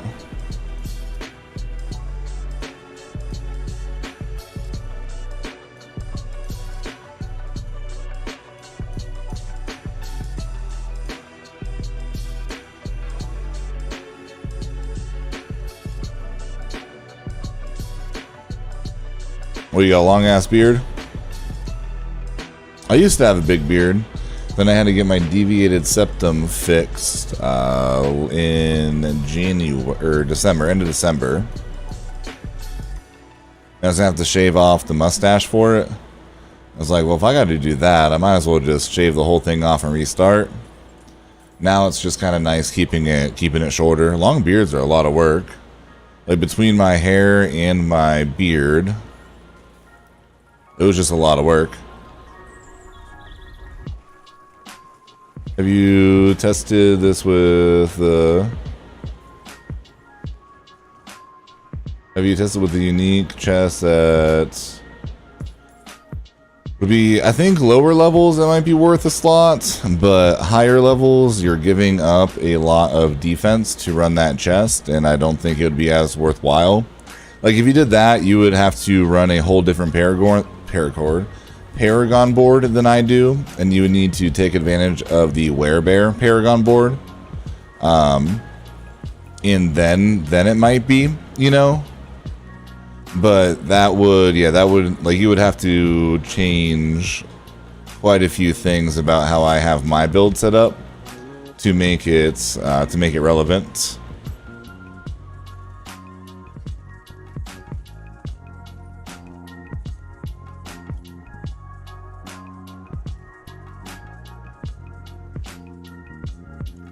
Once you get an ancient statue, hold it to find the second statue. You get.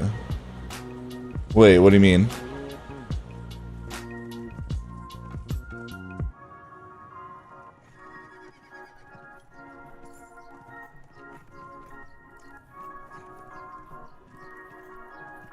Yeah, that's what I'm saying, Rich, is it could be relevant if you changed up the Paragon board, but you would have to switch up the Paragon board and like switch a lot of things up for it to work. Like it could work, but you'd probably want to run definitely different Paragon boards and then potentially some other aspects as well.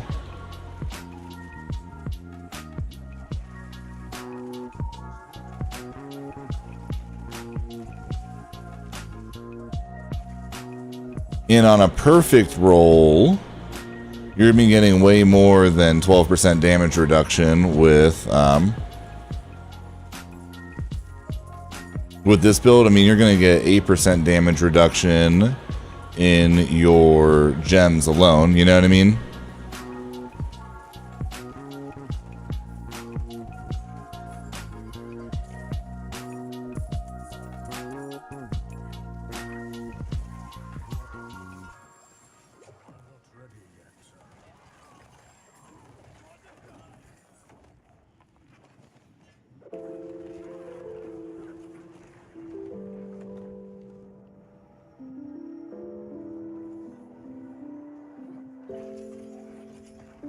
But there definitely are like hybrid ways to go about this build to make them work. Where can I find the barber heart? I don't know. That's $1 million question right now, Panda. I'm 73 and I still don't have it.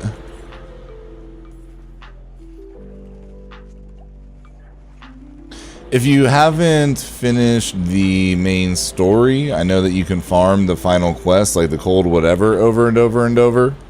And it's a good way to farm it. You won't get a bunch of armor from it, but at least because it'll be a lower level, but you will get the bonus.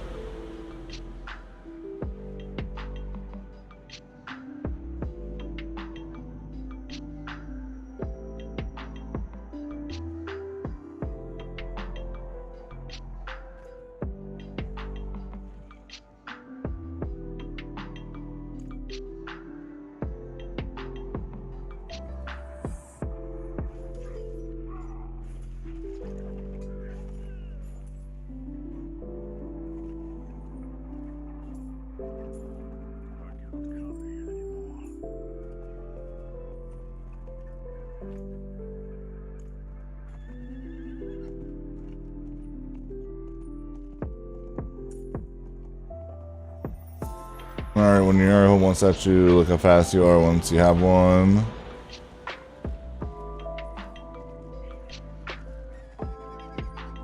Oh, I see what you're saying, yeah.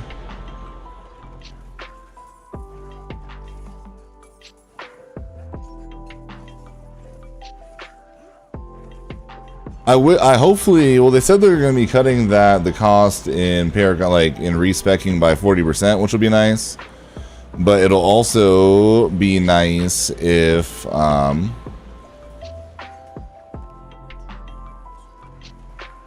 they make it so there's a mass reset on Paragon boards, like there is skill points. Like you can reset all of your skill points at once. Why can't I reset the whole Paragon board, or at least like one board at a time, you know?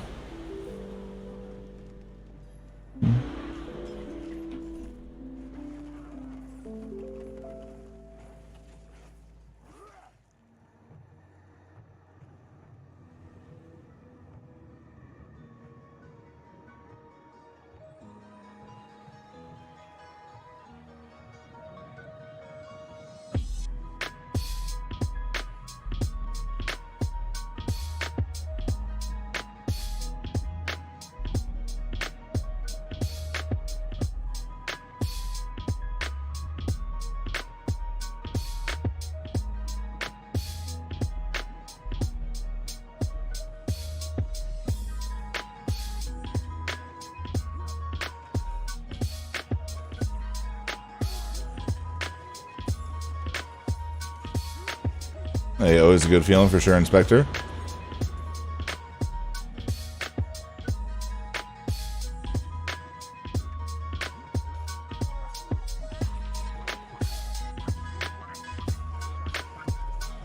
Yeah, Paragon boards are super important. Like, I haven't really gotten a ton of upgrades on my damage in a couple days, but I'm doing so much more damage now that my Paragon board is getting filled out.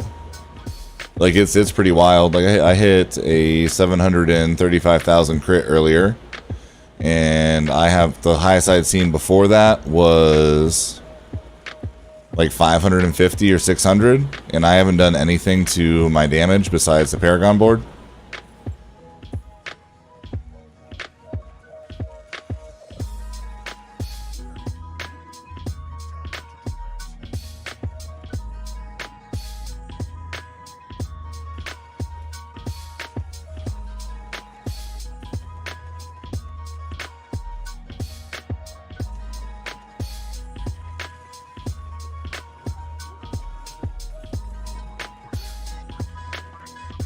Stick to them being 10 levels higher than you. 10 levels is a sweet spot. Anywhere like 5 to 10 levels.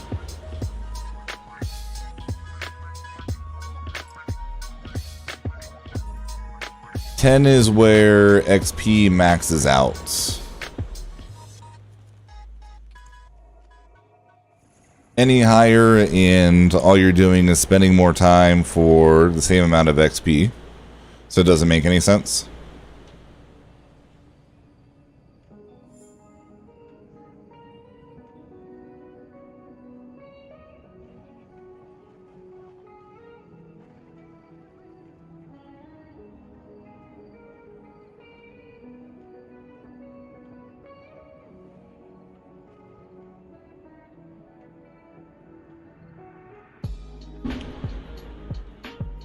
You can't, unfortunately, Inspector.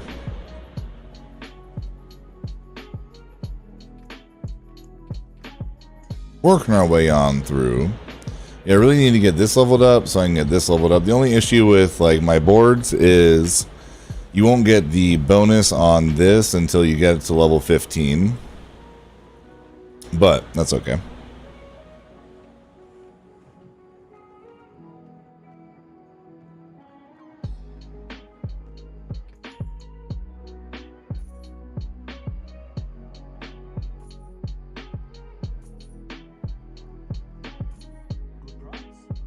Actually, isn't that? It's only 702 critical strike damage. Oh, never mind. Yeah.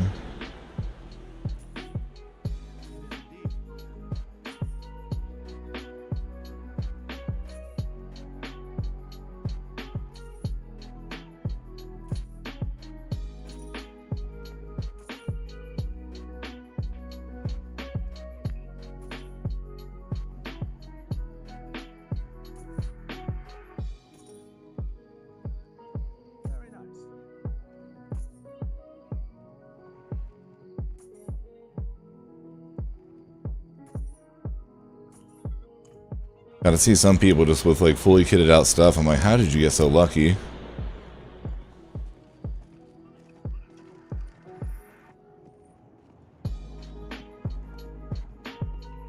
How well have you figured out? I have it fully done. Animan.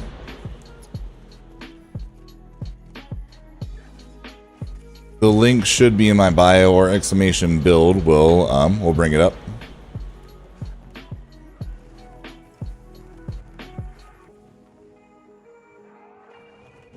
In the description of this. Orange Jesus is a fickle little bitch sometimes. It's like, just love me.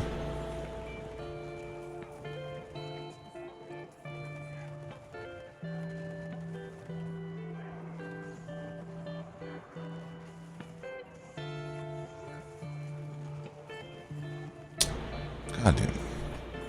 Man, I'm just over here farming all my cinders, and they gotta come in and finish it every time, chat. It's disrespectful, really. It's so annoying.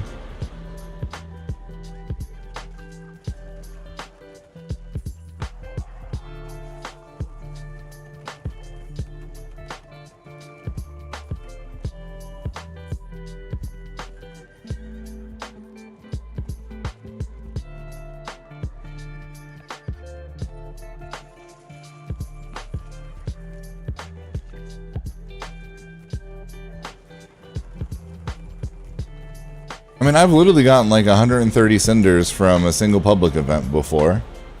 If you have people who are smart and know what they're doing.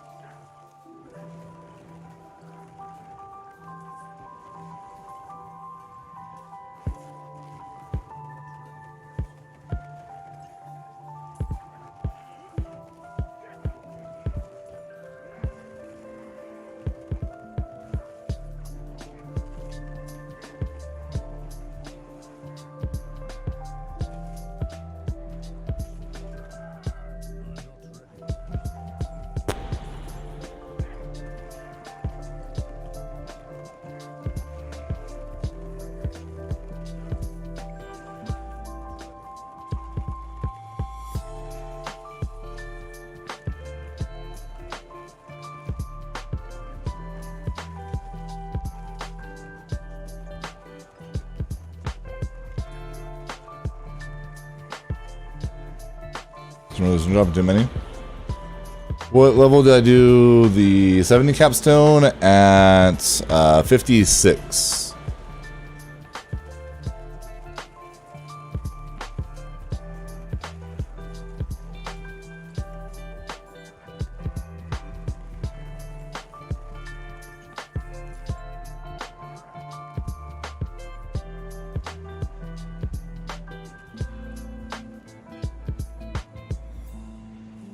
It's glitched out.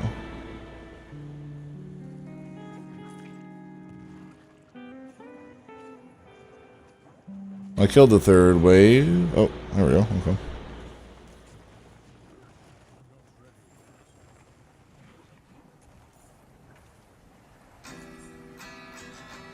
Yeah, that's unfortunate. It's just glitched out. The Foul, Varker, Varshan, and Volker, you have to do... go to where they... someone mentioned it before, but I went to... You have to go to Ravening Pit at World Tier 2, and then you'll get a recipe to create another Invoker. Then you go back on World Tier 3, and then you'll get a recipe to make the Tormented one in World Tier 4.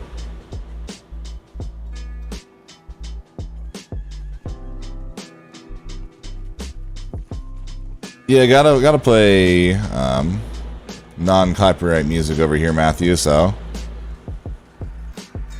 just some chill stuff with, you know, a little bit of the sound in the background. Where is the other one? It's way up there somewhere. Do we need 11? Yeah, I'm just gonna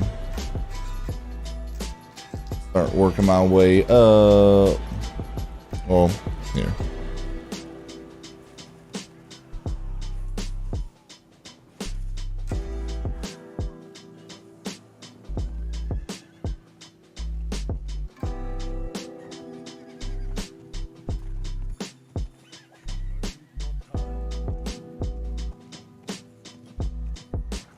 I did not know that, no.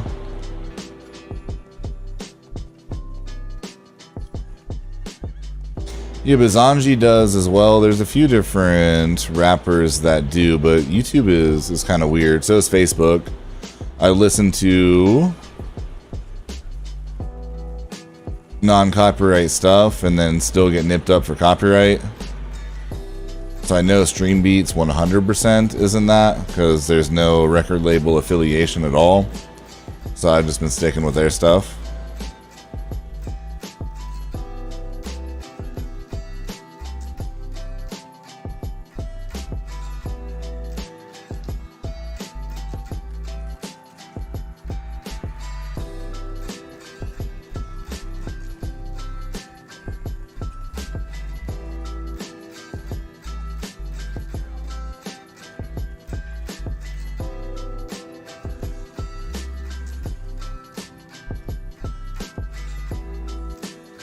Yeah, anytime there's AI generated like things, it just makes it more difficult and a little bit sketchier, you know what I mean?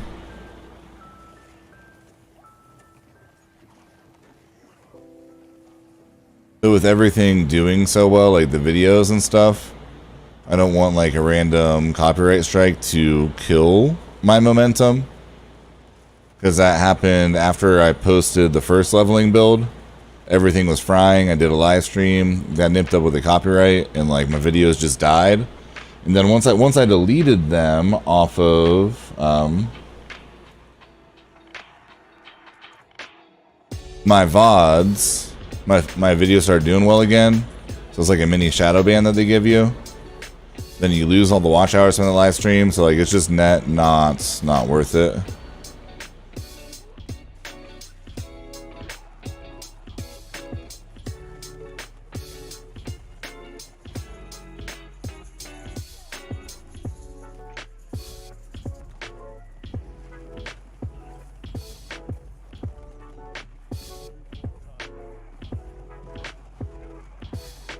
And homie ran over here and just fucking teleported away. A little bitch.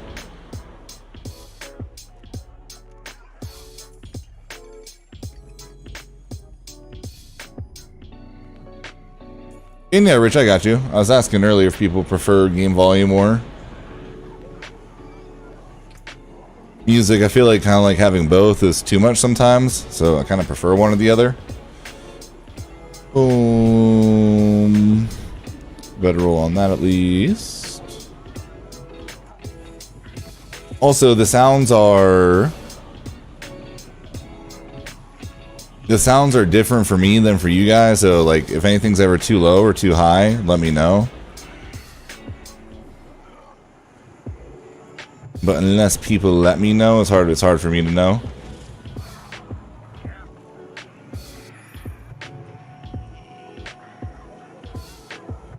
You either need to break down sigils you won't be using or do Helltide events.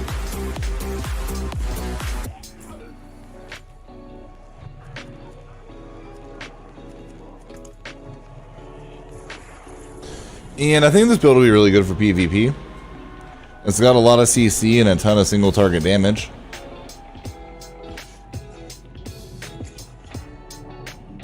Like, is it the best PvP build in the world? Probably not, but it's definitely, you know, definitely good.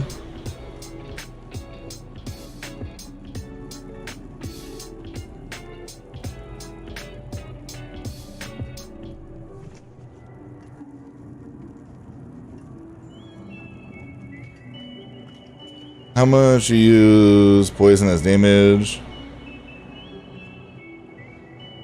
I do not. No, I'm actually...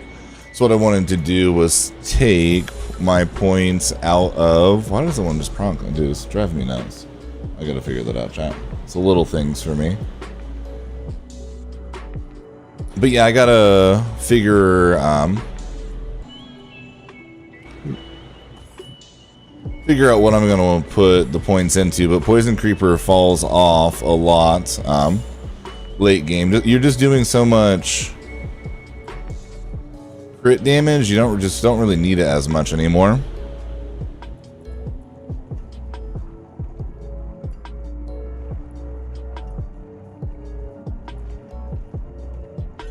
Yes, good for bosses.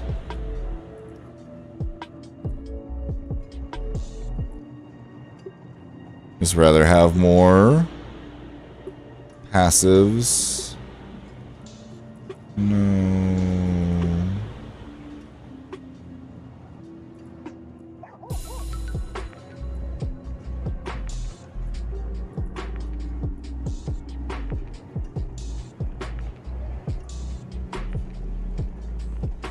That might be good though for the damage.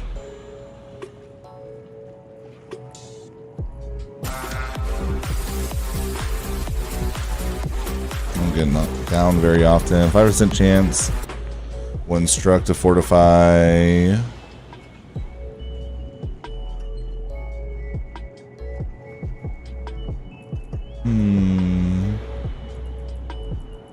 Yeah, I'd rather the crit strike chance to close enemies.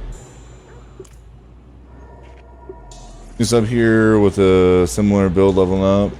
Using any uniques? I am not. The only uniques that I think, or the only unique I think that might be relevant would be Morning Scotty. Would be Cronin Staff.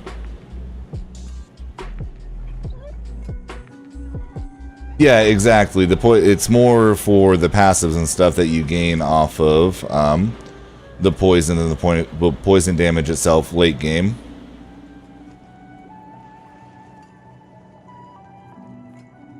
I was doing tier 4 nightmares around that level, Chappie. And honestly, my legs are kind of tanky now, but my chest is full damage still.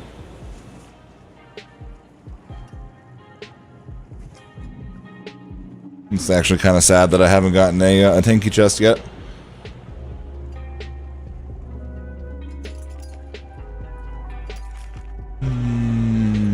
It's a better poison creeper, so we'll hold on to that. We're gonna use this. Ooh, bitch, and you shall receive. Just need to re-roll the middle one. Like I lose 145, but or wait, no, those. Never mind. Those are legs, not fucking chest. Duh. Would be a little bit better though. No, well, fortified, yeah, no. Damn it. R.I.P. Got ahead of myself, chat. Got ahead of myself. Keep that one. Some maze, so that's gonna go.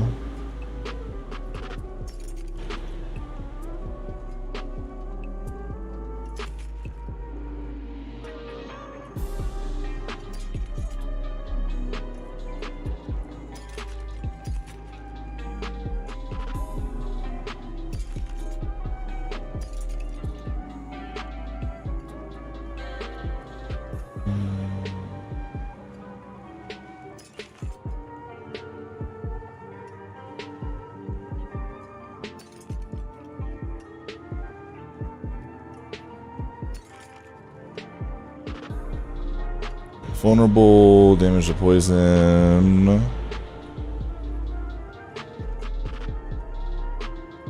Almost. Vulnerable.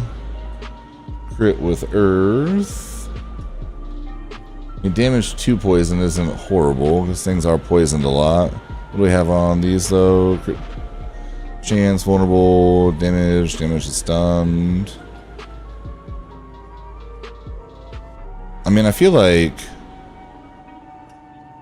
damage to poisoned would be better than damage to stunned. Really depends what the roll for damage over time would be. And we're doing more vulnerable before even leveling it up. We're doing more everything before even leveling it up.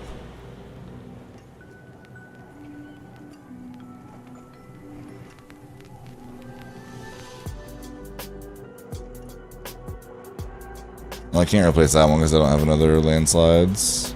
We can re-roll it and see. Getting, like, starting to get a little bit closer to perfect rolls, though. Just not quite there.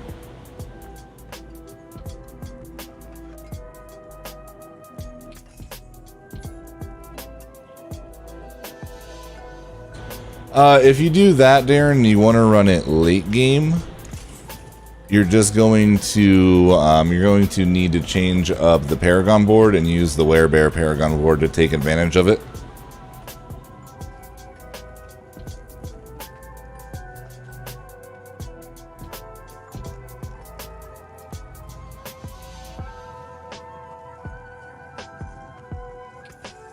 But I'm sure that, like, it could be like, you could make it viable. You just have to switch things around. Is this one vulnerable? No. So yeah. Then damage over time, so don't use that at all. 2% crit strike chance is pretty bad. But what other ring has that as well, though?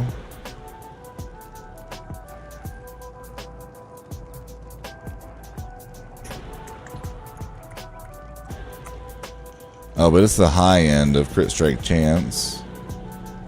But, well, let's see what it's like after we level it up. We have so many mats at this point. Doesn't hurt to see.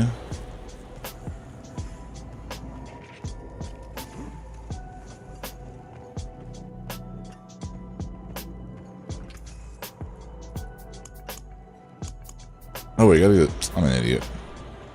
Running over here, and we gotta go to the jeweler. Duh.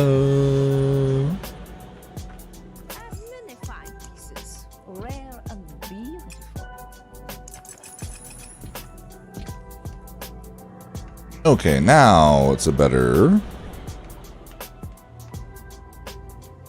Like, I'd rather the 21% with Earth skill, to be honest, than just crit damage, because pretty much everything that crits for us is Earth.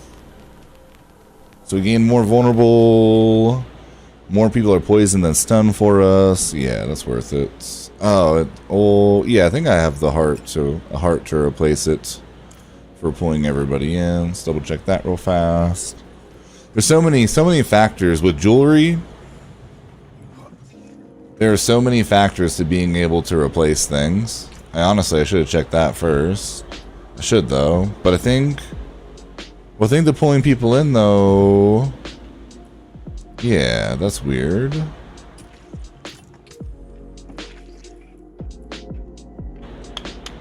Damn, that sucks, yeah. So I can't actually replace that because it doesn't, damn. All the upgrading the right roll and the wrong gem slot. That's so unfortunate. I mean, I'll save it in case like the right thing draws. So yeah, I can't sacrifice that. That's unfortunate.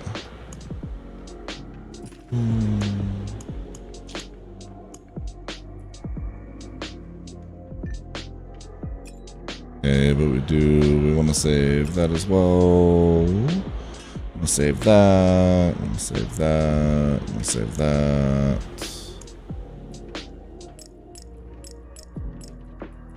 No luck on Barber yet, Chappie.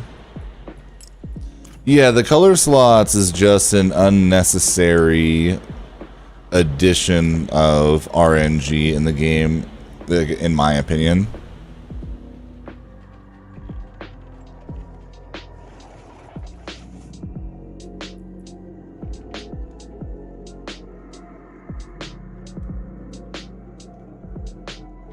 Oh yeah, let's get rid of the ones we don't need in here because they're starting to stack up. Since we're here. Sorry for the brief pause to go through all this stuff, guys. Disable healing. I will never run one of those again. I don't mind the slow. This stuff isn't bad. Less crit strike, no. Reduce resistance, no.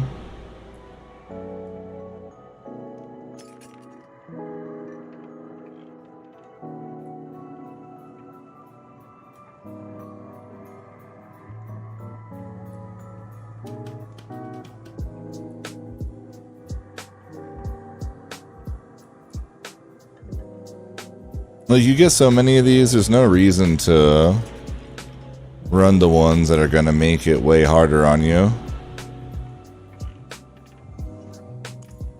Like, if they don't take crit damage, or like 60% less crit damage, I'm going to do way less damage, not worth it.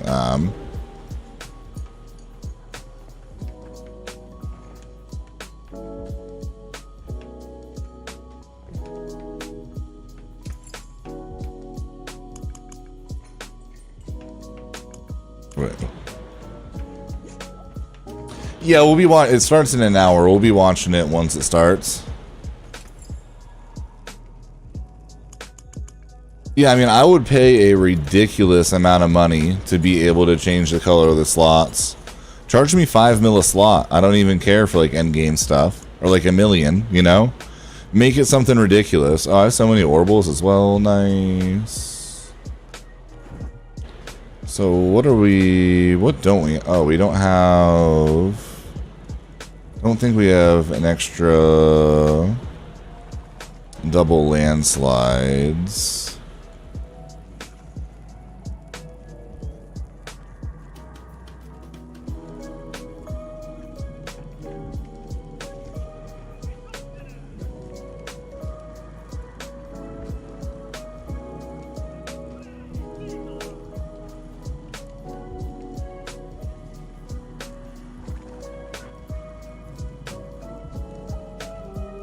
Aspect of the aftershock.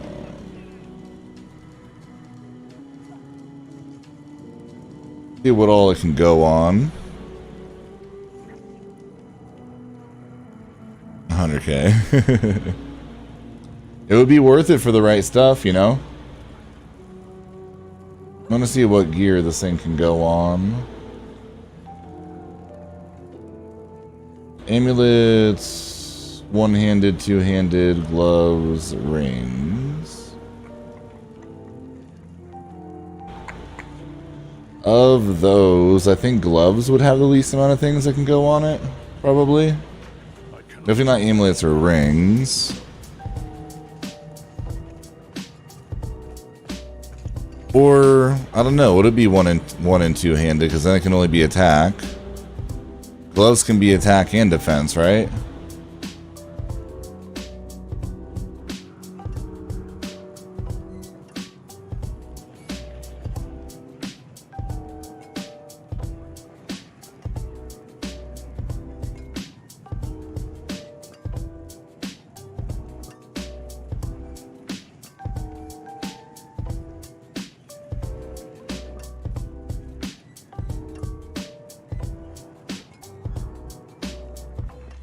Gotta be like a somewhere to look that up.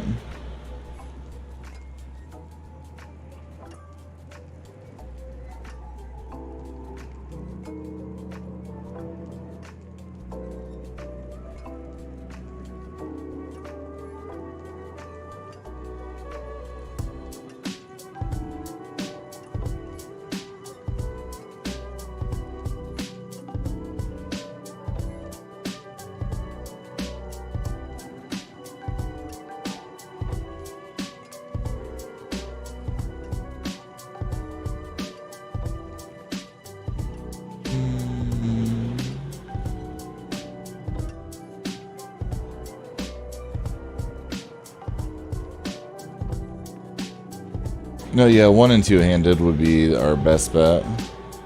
Because gloves can have offensive and they can have utility.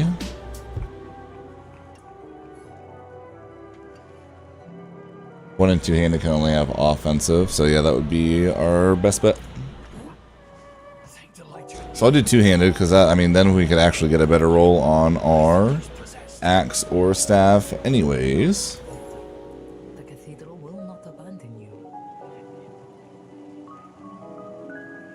I am Cody. Yeah. I'm gonna take down notes and then discover like the most important stuff. Actually, I'm gonna try for a staff.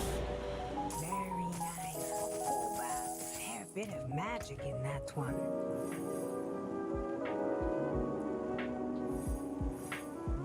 Which I'll put out before I go live again tonight.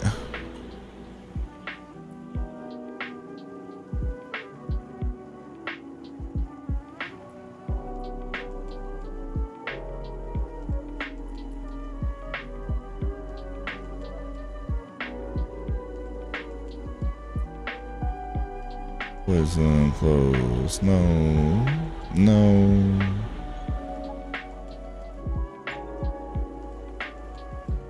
Okay, nothing that we wanted. I guess one-handed would be better if we're looking for aspects, but at least we can try to get both with this. Damage to poison. No. Vulnerable, core. Man. Yeah, no. All just horrible rolls for us. Am I surprised? Not really. Not really. Let's be honest here, you know?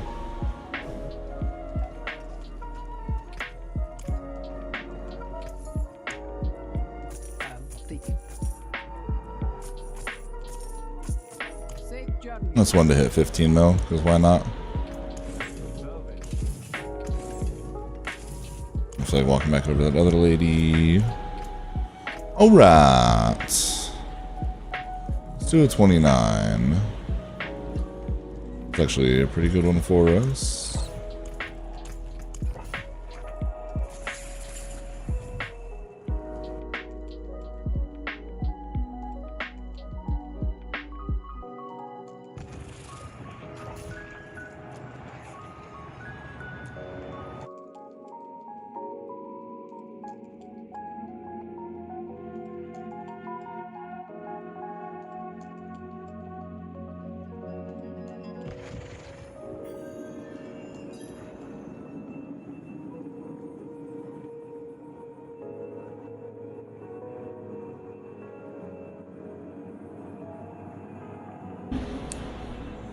No, it starts in 45 minutes.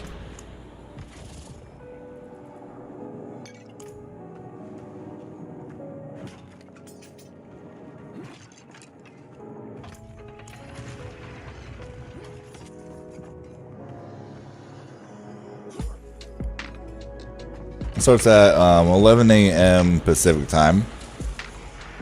Pretty much all patches, all dev talks, like everything that they do starts at or happens at 11 a.m. Pacific time.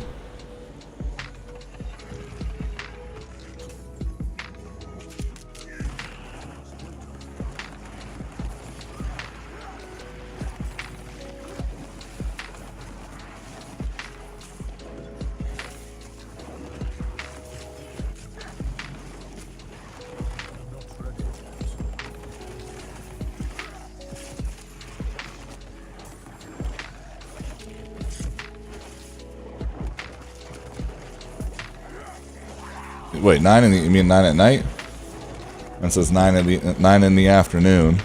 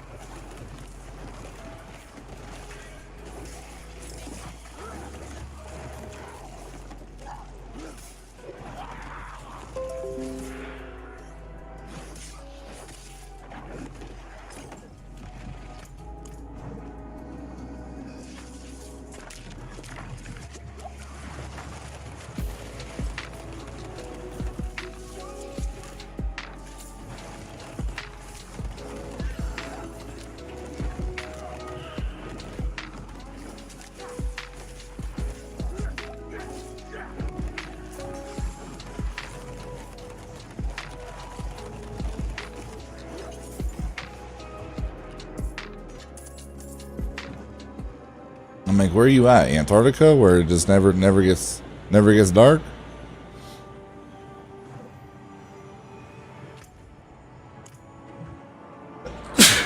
Whew. I need more time. Demons be gone.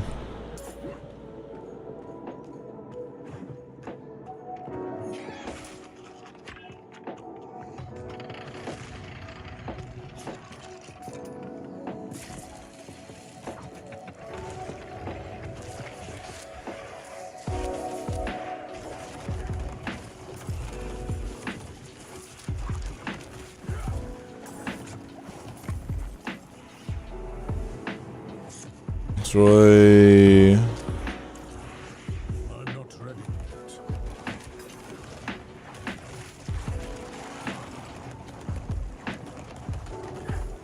yet. These should just take me.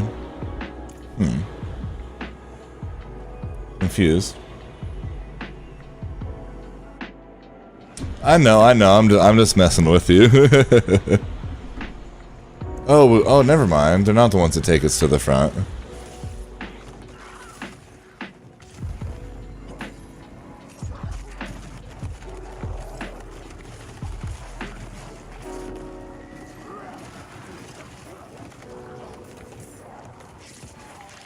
I can never live somewhere like that, where it's like daylight for half the year straight, and then it's nighttime for like half the year straight.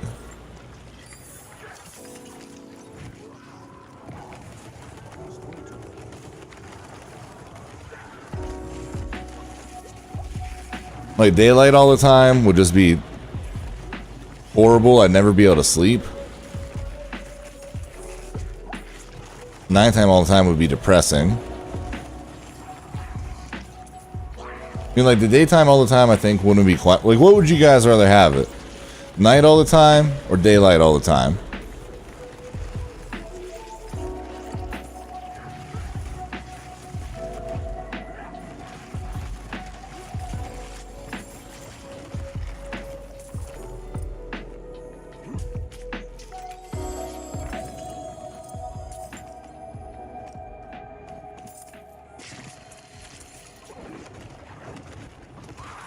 Probably some sigil powder.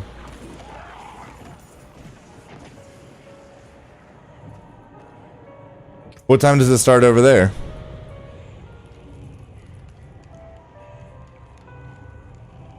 Hey, almost a perfect trample for us. Nice. What's this? Vulnerable to poison. Damn it. Why's it got to be two, like, were things? Werebear and werewolf. But at least the aspect on it's good.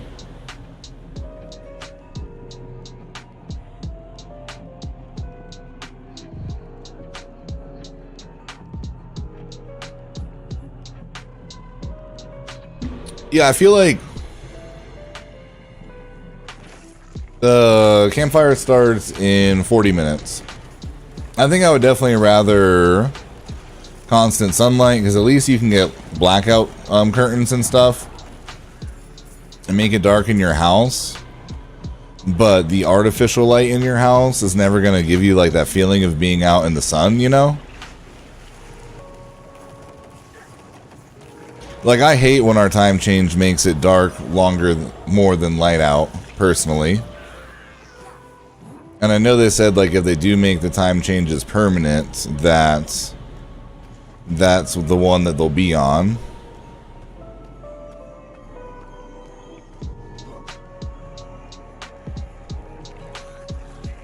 I believe it's March for the US. Like, late March is when spring starts. Middle of March, something like that.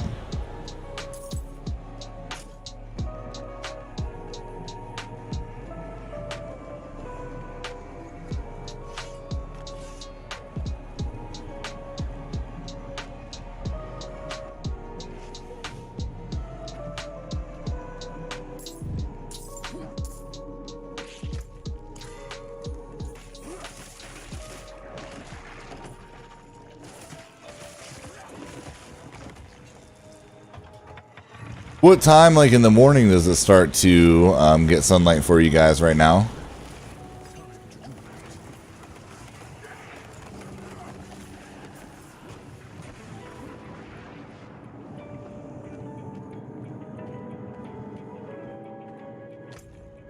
It lasts a month longer. That would be perfect. Perfect for me. That's it. I'm moving to Greece. I'm out.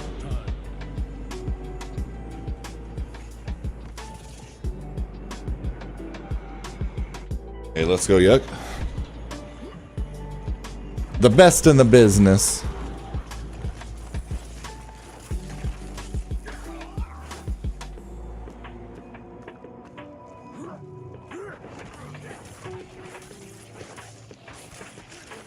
I don't know the exact time here, but I know it's light out when I wake up, which I like.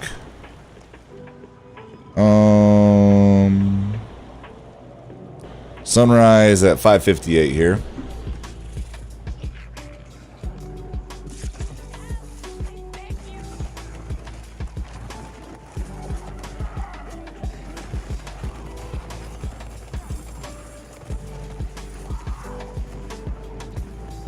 In Alaska, once you pass the Arctic core, you get like a month of basically.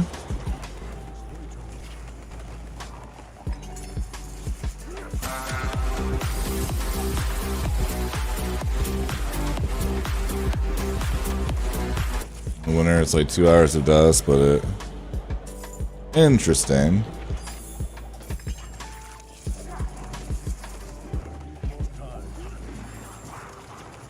Yeah, Tear. So that's honestly one of the main reasons I want to watch the dev talk, is so I can put out a video on that. So at least I have a video for today. But I need to get this guy into like mid 80s, which is another reason I want to grind for a while tonight and tomorrow. But until I get this guy to like mid 80s and have the perfect build, I can't really put out a final this is what I'm running late game build and it works. And then what you should hit marked? The Crone Staff, do you use? Yeah, you use Claw Skill and then you leave points in Storm Strike.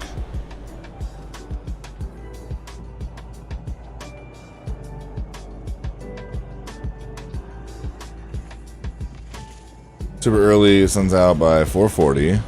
Poof. And Ireland has rained for 60 days straight with... That's like Colorado recently. It's been ridiculous. Oh, I blew through the 4,000 hours. We're creeping on like 8,000 now. I applied for partnership last night. But they haven't, so we're creeping on 6,000. They haven't updated from last night to this morning, but I'm at 5,700 right now.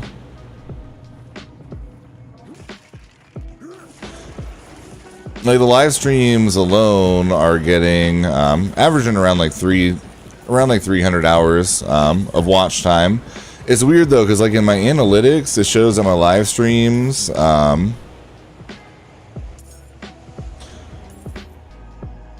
yeah, so for the earning thing, like the applying for partner thing, is delayed by a day or two for some reason. I think it's delayed by like 2 days.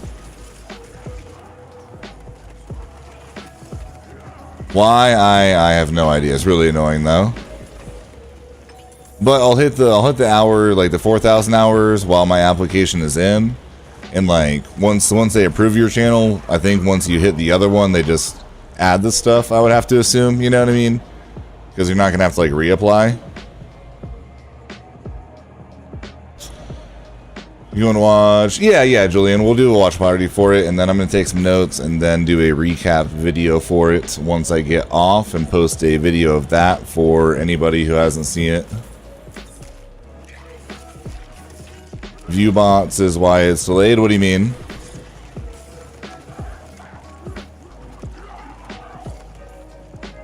But to make sure like people aren't like cheating the system, I guess.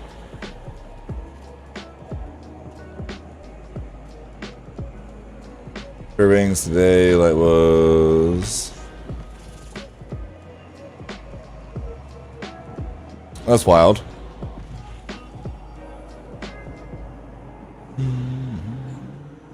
World Boss in 16, nice. Can do that right before the event starts.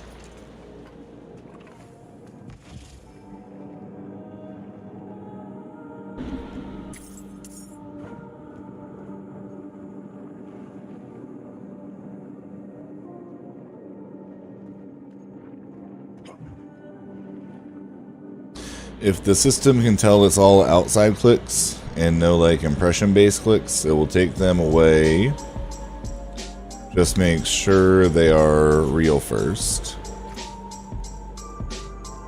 No, someone's like spamming off the link for the video, I guess, and not off of like the YouTube page.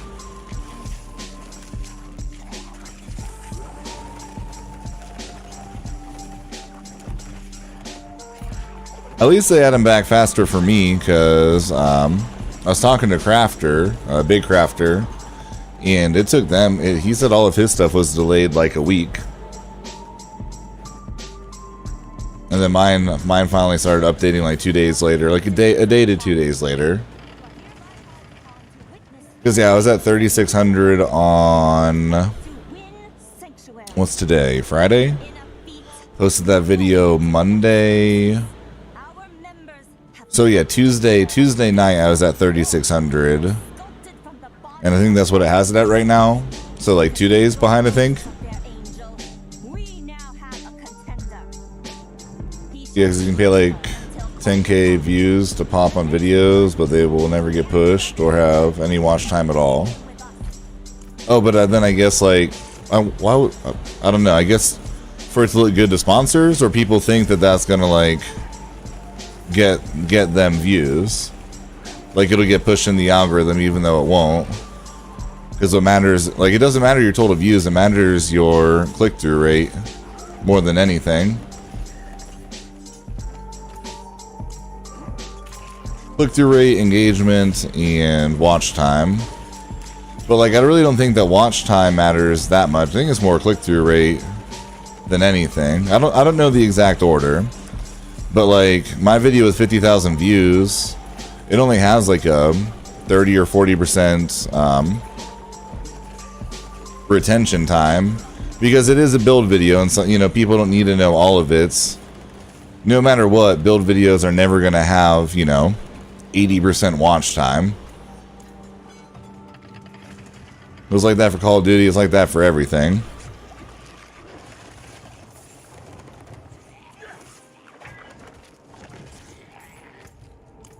What's the first threshold for an ad or ads is 3 minutes, right? I feel like if you have over 3 minutes, they'll probably push it in a high click-through rate because people will be shown ads.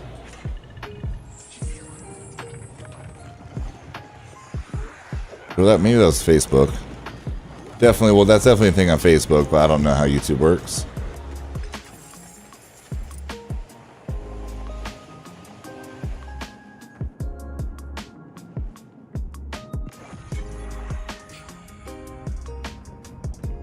What do you mean notifications got random? Yo, Callie, what's going on?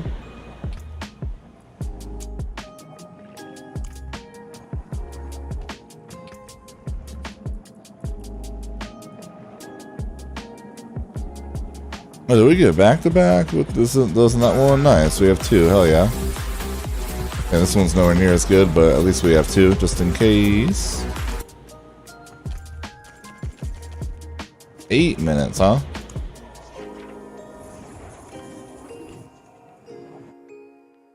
So videos under 8 minutes just aren't going to get pushed then?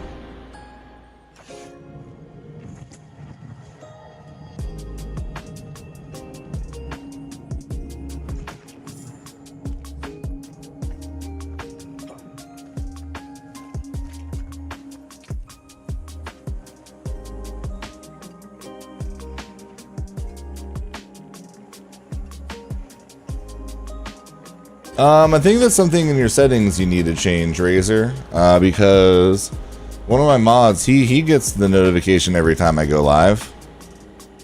He's been sending them to me to show me that, like, they do work. Or maybe if you follow, like, maybe if you sub to too many people, then there might be like a limit to how many you can get in a day.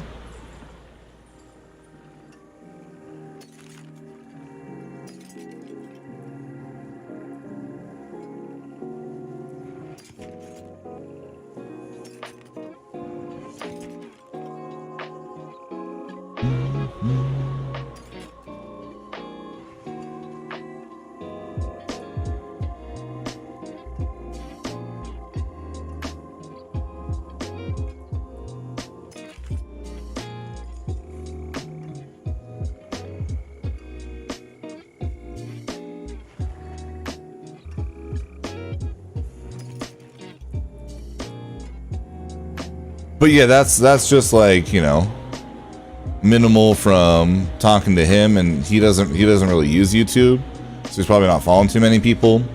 But we are super new with YouTube, and I don't know really shit. We're still trying to learn. You know, we're learning as we go, so take everything that I say about YouTube with a grain of salt for now. You know, we're getting there, but we got a lot of studying left to do, that's for sure.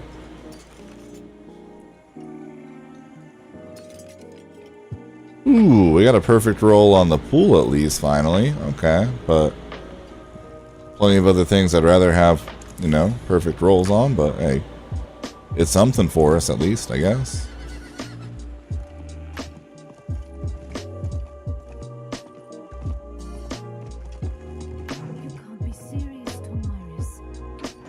And yeah, if I didn't have to delete those VODs for copyright stuff, like my first few streams, I would have been at the 4,000 hours, but it'd be like that sometimes. Which only one of them I needed to. I had another one get nipped up for copyright, but it said it was okay, and it didn't affect me in the algorithm. It was only the first one, and I deleted a few of them. But we need 25 intelligence for that, which we'll get a little bit more. So we'll fill that out in a little bit. We just won't, yeah. Take us a second to get that one as well. That's the other one.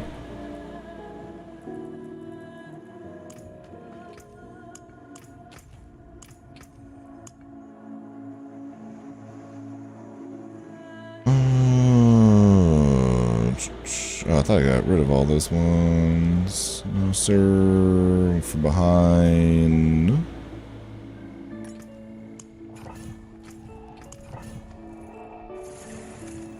Just leave this in the middle for the world boss and finish it after.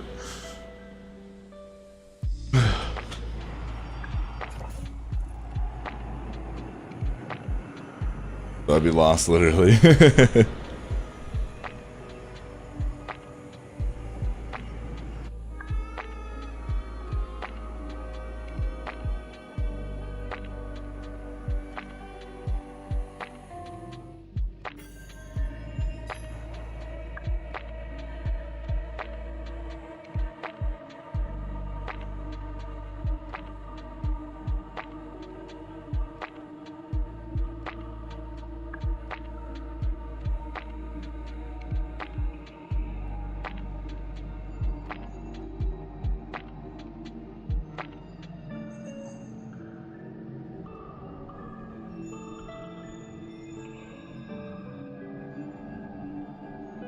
Hey, we did hit 5,100 subs now. Nice.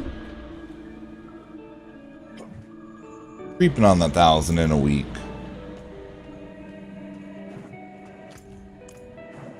$50K by the end of the year, baby.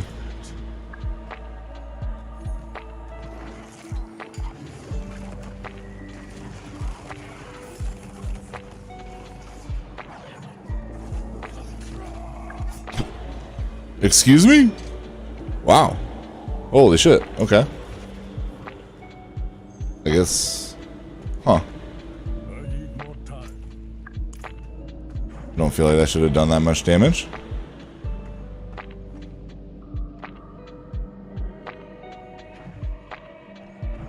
It's insane the amount of stuff you can learn on YouTube these days, that's for sure.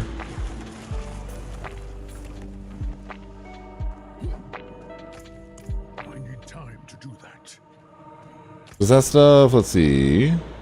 Drifting chase upon them, it explodes. Oh, so what explodes for hit? But I mean, it didn't do the damage to me. It was just a fate. It was just a daze. Yeah, I don't know. That's weird.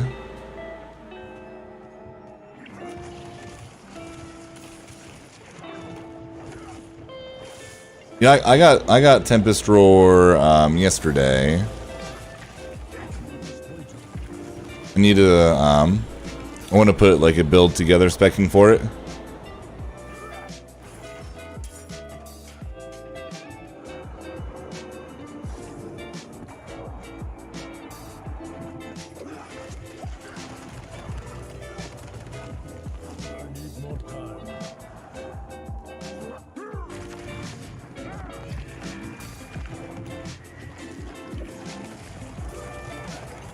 I didn't pull him in.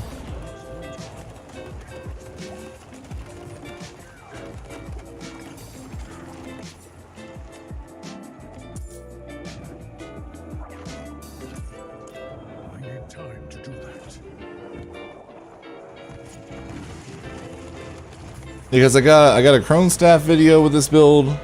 I got a final like end game video with this build. Then I'm kind of done with content on this build. Then we'll have the Dev Talk recap. That'll be a video. That'll give us at least 3 for hopefully this week. But I need to start deep diving some other Druid builds that could be relevant for afterwards. Start messing around with like other stuff that could be good late game. See which aspects I should be saving and stuff. Or start working on like a Necro or a Barb after that. Really just got to see what these patch notes say as well.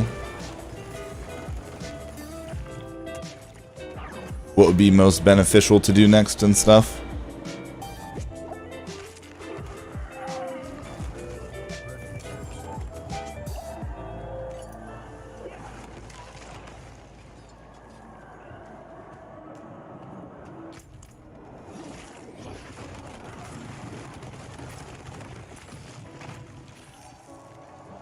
But they said that they recognize that they nerfed everything too much.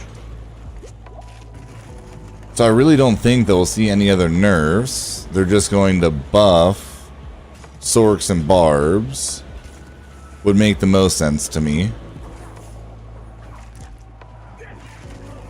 Like, I don't think they want to risk pissing anybody else off right now by nerfing stuff. So I don't think that they would. Yeah, I have an alt necro, but he's only like 24, something like that. But now that this guy's leveled up and I got gold and I got materials and stuff, it won't take me nearly as long on the necro because I'll be able to, you know, keep him nice and beefed up. And once he hits 50, he'll have the Paragon points and we'll start out with 10 points. Or he would, I guess he would have since. We'll have more points when I go back to him. I think. I don't know how that works. I think it should, even though I had already made him, they should still carry over. Yeah, if they give Barbs a good buff, then I'll probably do that next.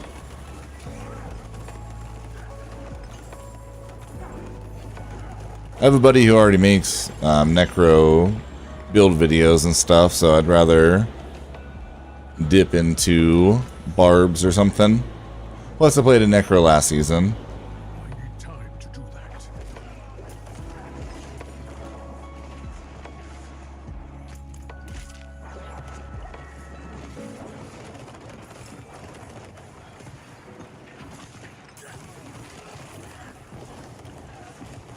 Time to do that.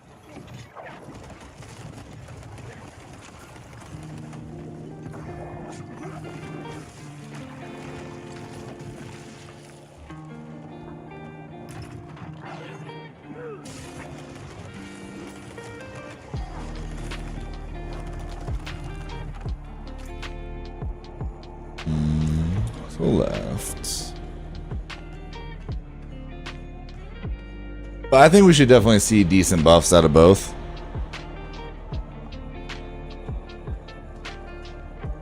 Hold on, guys.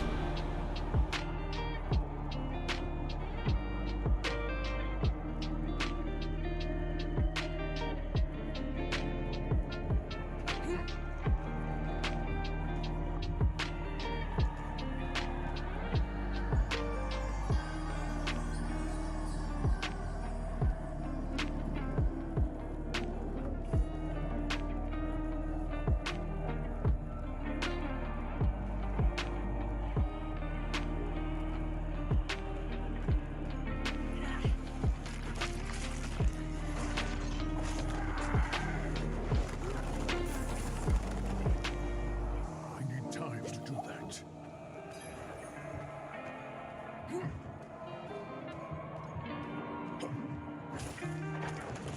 I need time to do that. Time to do that.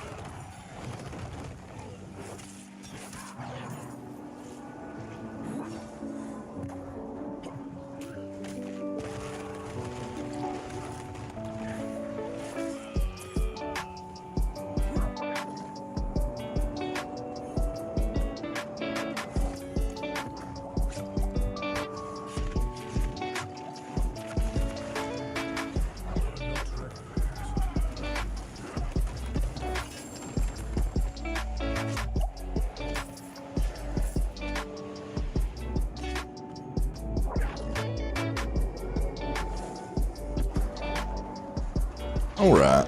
Sorry about that. people from the body shop or the car shop that Grease Car is at were calling me. The car is at was calling me.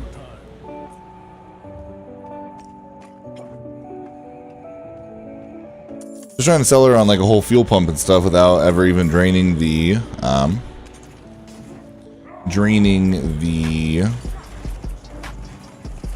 tank and seeing if it would run and stuff.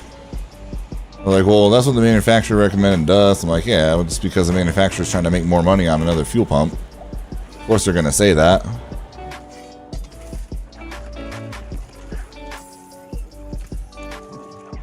Like, we'll see if we can get it started up. And like, the car was still running. We just didn't drive it anymore, so it wouldn't cause any more issues.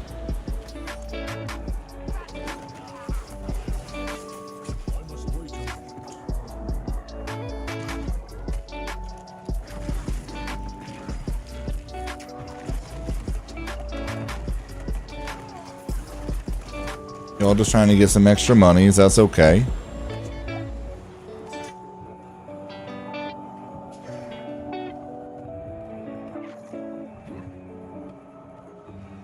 Razor's a grinder, bro.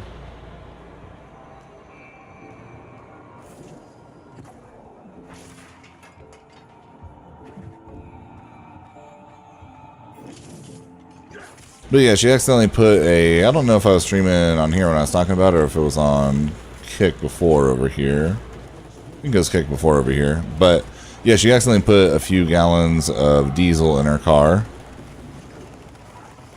But she still had gas in her car. And only drove a few miles on it. So like the amount of diesel that could have got in there is super, super minimum. We drove like 6 miles and it was like half and half diesel and gas. And our car gets 30 miles to the gallon, so like it didn't use very much of it.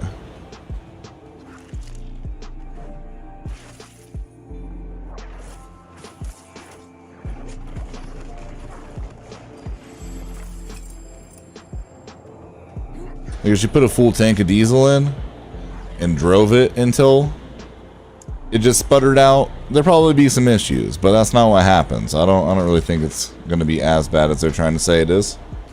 Wait, did the world boss stand? The world boss probably started, huh? Forgot about that.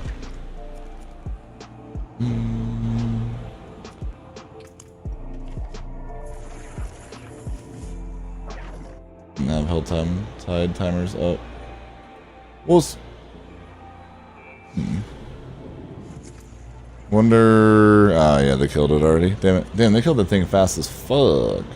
Next one, 5 hours and 48 minutes. That's too bad. Forward to making it. Once I finish my rogue, haven't played Druid yet. Barb rogue, nice. Hey, let's go, fitness. I appreciate it. It is definitely a ton of fun. Highly recommend it.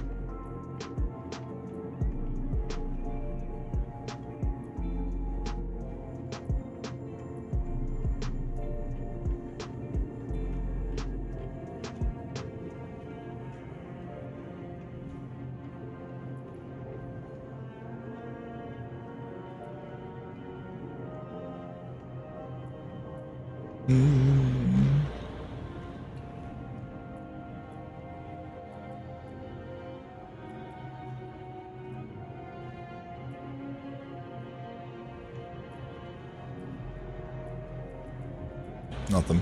That's bad. Could salvage that.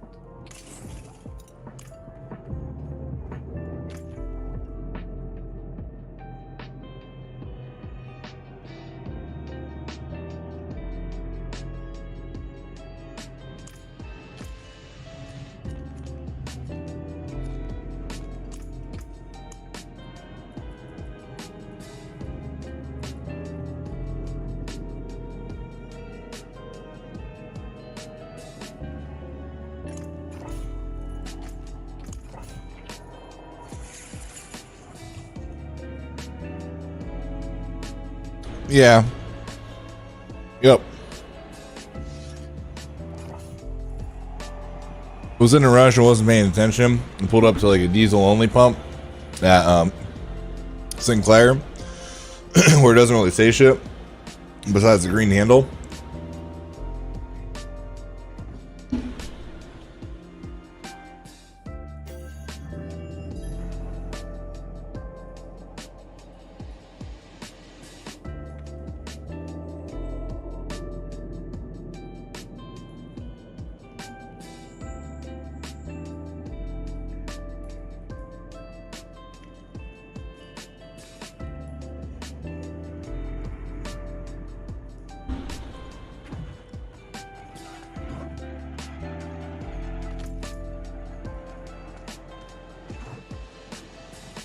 I need time to do that.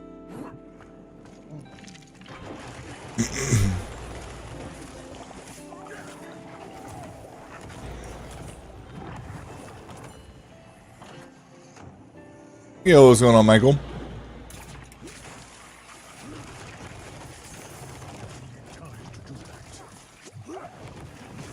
Yeah, I've just been using like the same thumbnail for a few days in a row, and I was using it for live streams and YouTube videos, so I don't want people to get confused. So using one that my buddy hit marked right there made for me.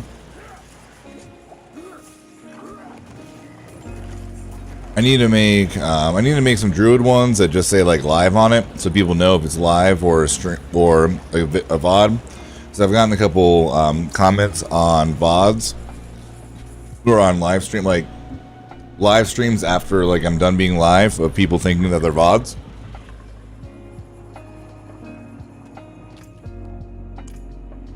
Which is an issue I used to run into on Facebook. So just make my live thumbnails, just have that little live thing on there, you know?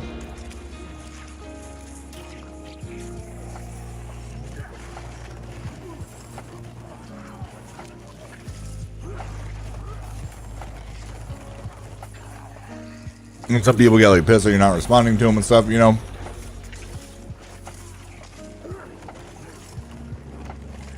One dude thought it was like a 4-hour build video. I'm like, no, I would never make a 4-hour build video. The final one will be longer that I make. It'll be, you know, probably 30 plus minutes. But that's going to complete level 1 to 100. Like, talk about things that are viable early game and not late game, what the final build is going to be, and like, let's really cover everything.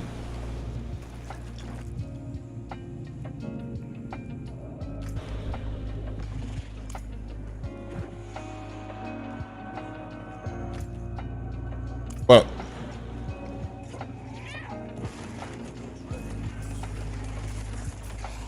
when the one video was blowing up, I wanted to use the same thing, the same thumbnail, so people would like correlate the live stream to that build, you know?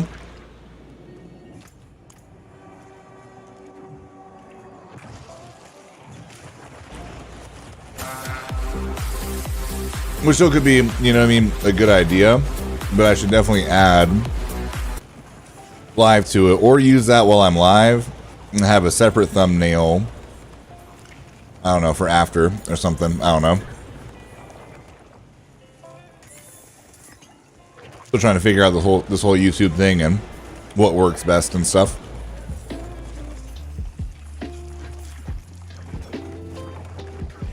How to consistently hit algo as well.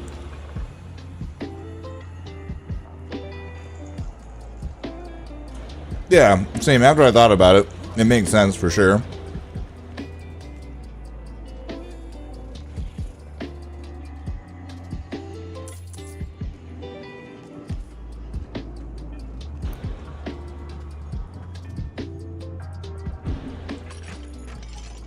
Seems like we got a good base of like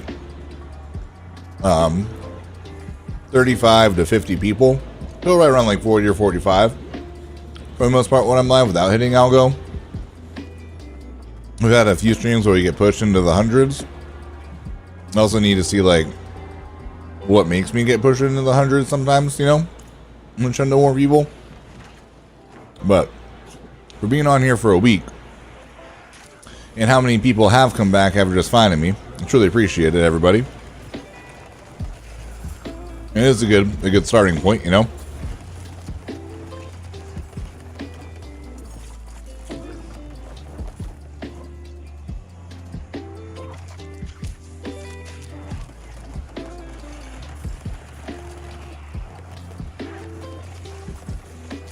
Because the first month of Diablo on Kick was great, but past few weeks it's just been like a waste of time.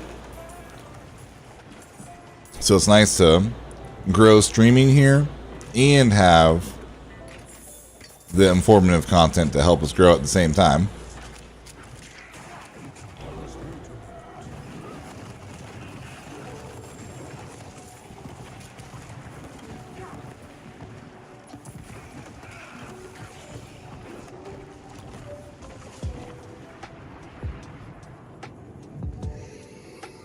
Oh yeah, summers are always the slowest.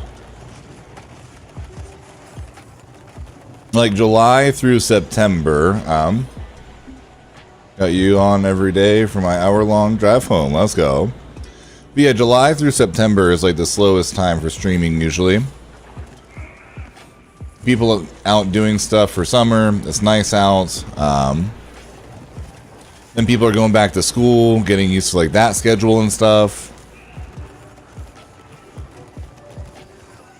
Like May and June are usually decent, but yeah, July is when it starts to hit a lot, and then yeah, August, because kids are going back to school and people are just getting used to work schedules and school schedules and all that kind of stuff again. And like end of September into October, it starts to pick up. It's starting to get dark out earlier, starting to get cold out again, or cooler out.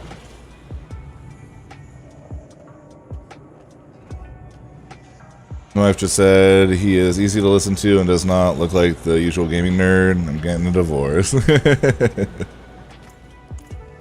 need more time.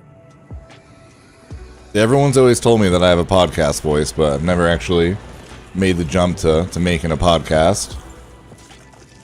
But I do think that is one of the things that helps me have as many people like lurk as they do.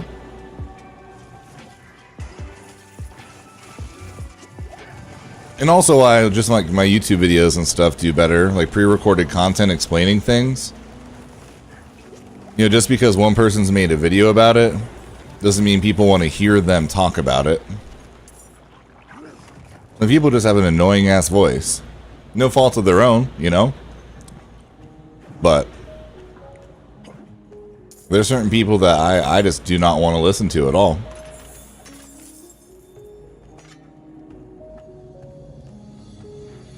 Yeah, a little before winter and then to springtime and like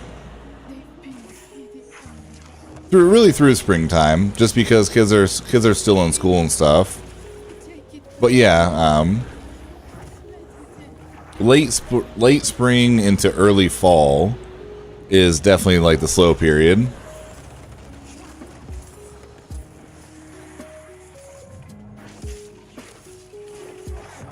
But, I mean, it's like that for most businesses, you know? It's the ebb and flow. Most businesses aren't super busy for the entire year.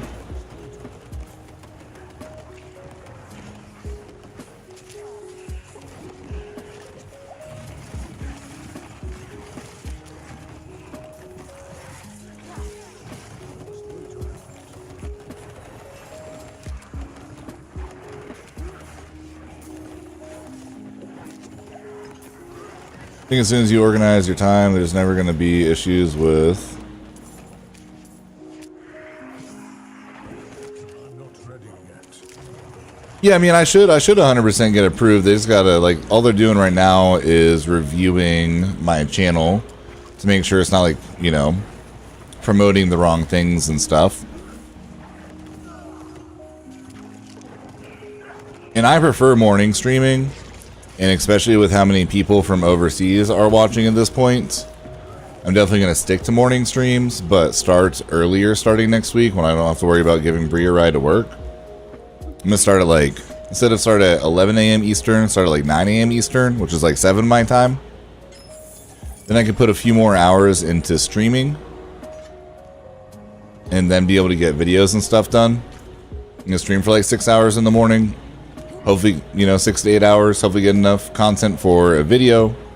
Take a break, do my gym thing, come home, make the video and post the video at night.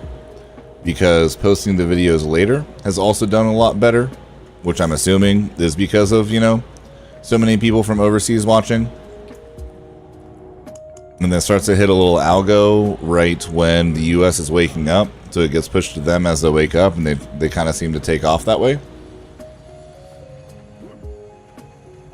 And then obviously if I don't have YouTube content and me and Bree aren't hanging out, then I'll stream at night as well.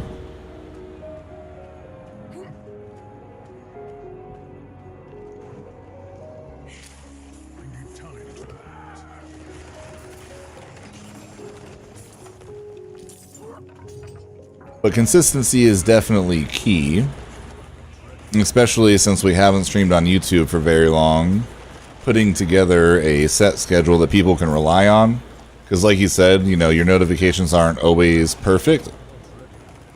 But if I'm actually sticking to a set schedule, you don't need the notifications to be perfect, because once X time hits, you can just check my stream and I should be live.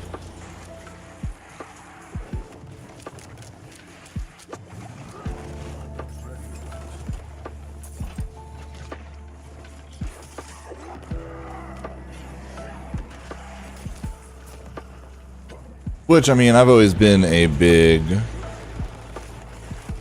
advocate of stream schedules. It's kind of like, if you're going to go to a show, like a comedy show or something that was supposed to be weekly, or even like your favorite TV show that's supposed to be on at 6 o'clock every night, and half the time that you go to click on it, it's not on, you're probably going to find a different show to start watching. Like, why should people prioritize their time for you if you're not prioritizing your time for them? At least to some degree, Like, obviously, with having to make social media content and YouTube content and all that kind of stuff, it can be a little bit different with streaming as far as, like, hours and stuff go. So it's usually only good to stream for, like, 4 to 6 hours a day. That way you have time to spend another, 4 to 6 hours on other content.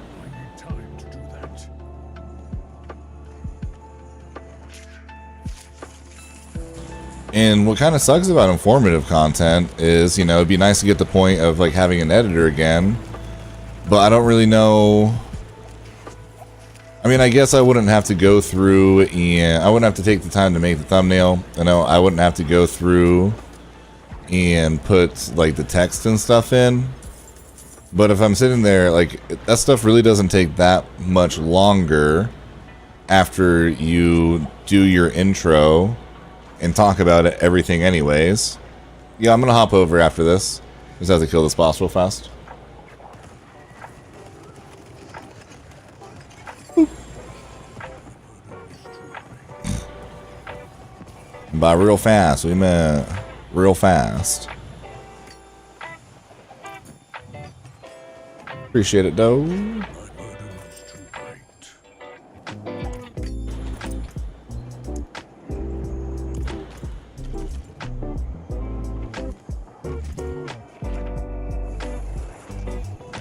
Boom.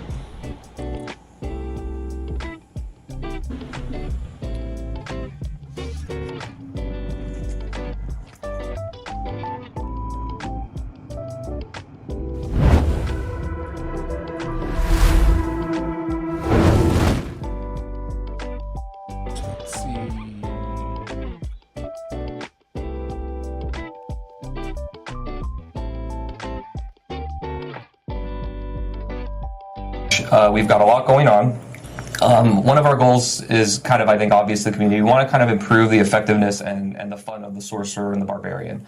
So we've got a lot of changes coming in there, and I think I want to frame this in 2 ways of kind of what we're thinking about the Sorcerer and then what we're thinking about with the Barbarian. Because they both have, kind of different things going on. For the Sorcerer in this patch, we're focusing on reducing something that we call Kiss Curse mechanics, which is kind of, I know, a very designery term. But it's this idea that we give you a really cool power effect, and then we kind of take something away or make it nerfed or nerf some other part of you in some way, usually for balance reasons, to make sure that it's not just out of control in power. Yeah, usually the idea there is like, to your point, it's like, so we really have like 20% we can afford to give you, but if we take 10% of something else away, we can give you 30% or 45% and feel a little bit better about that. Exactly. Usually it's to sell a fantasy in a really strong way, but we can't like do that justifiably without just breaking the mechanic. But we found out in a lot of ways we've been a little too harsh with that, and so we're going to try and reduce or remove that in some cases.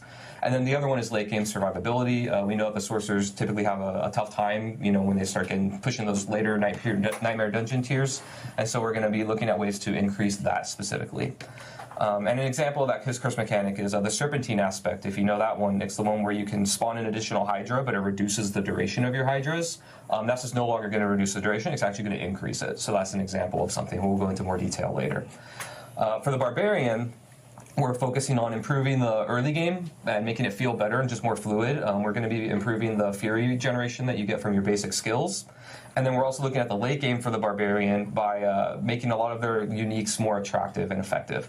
So you're going to see later when we go through the notes that we're going to be changing around usually about one affix per unique from something that really isn't that attractive for players to something that they really, really want, which we think will help make those items really exciting.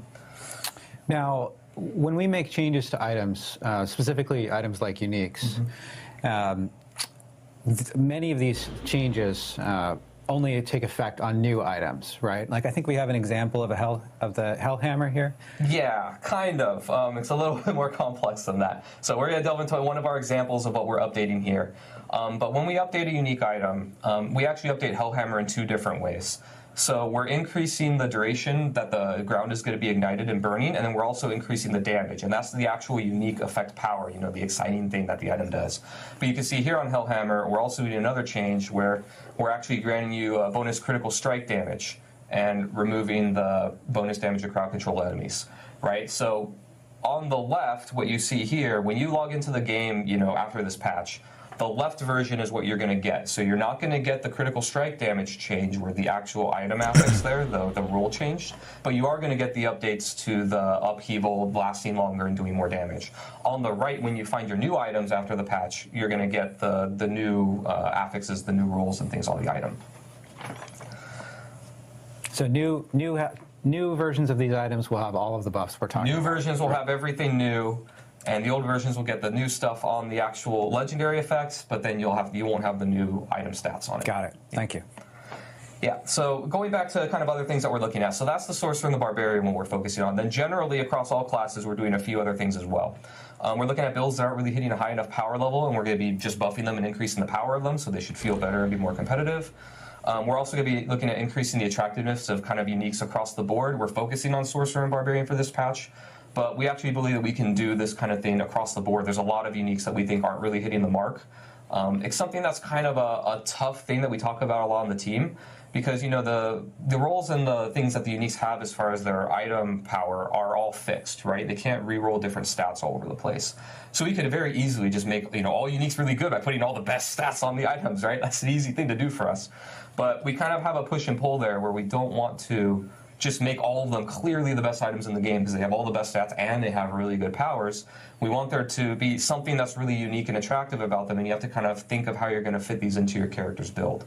But we think that we are just not hitting the mark on a lot of them, so we're boosting them a little bit and then just kind of seeing how that goes. Next, we're going to be looking at opening up build-specific designs to be more widely useful.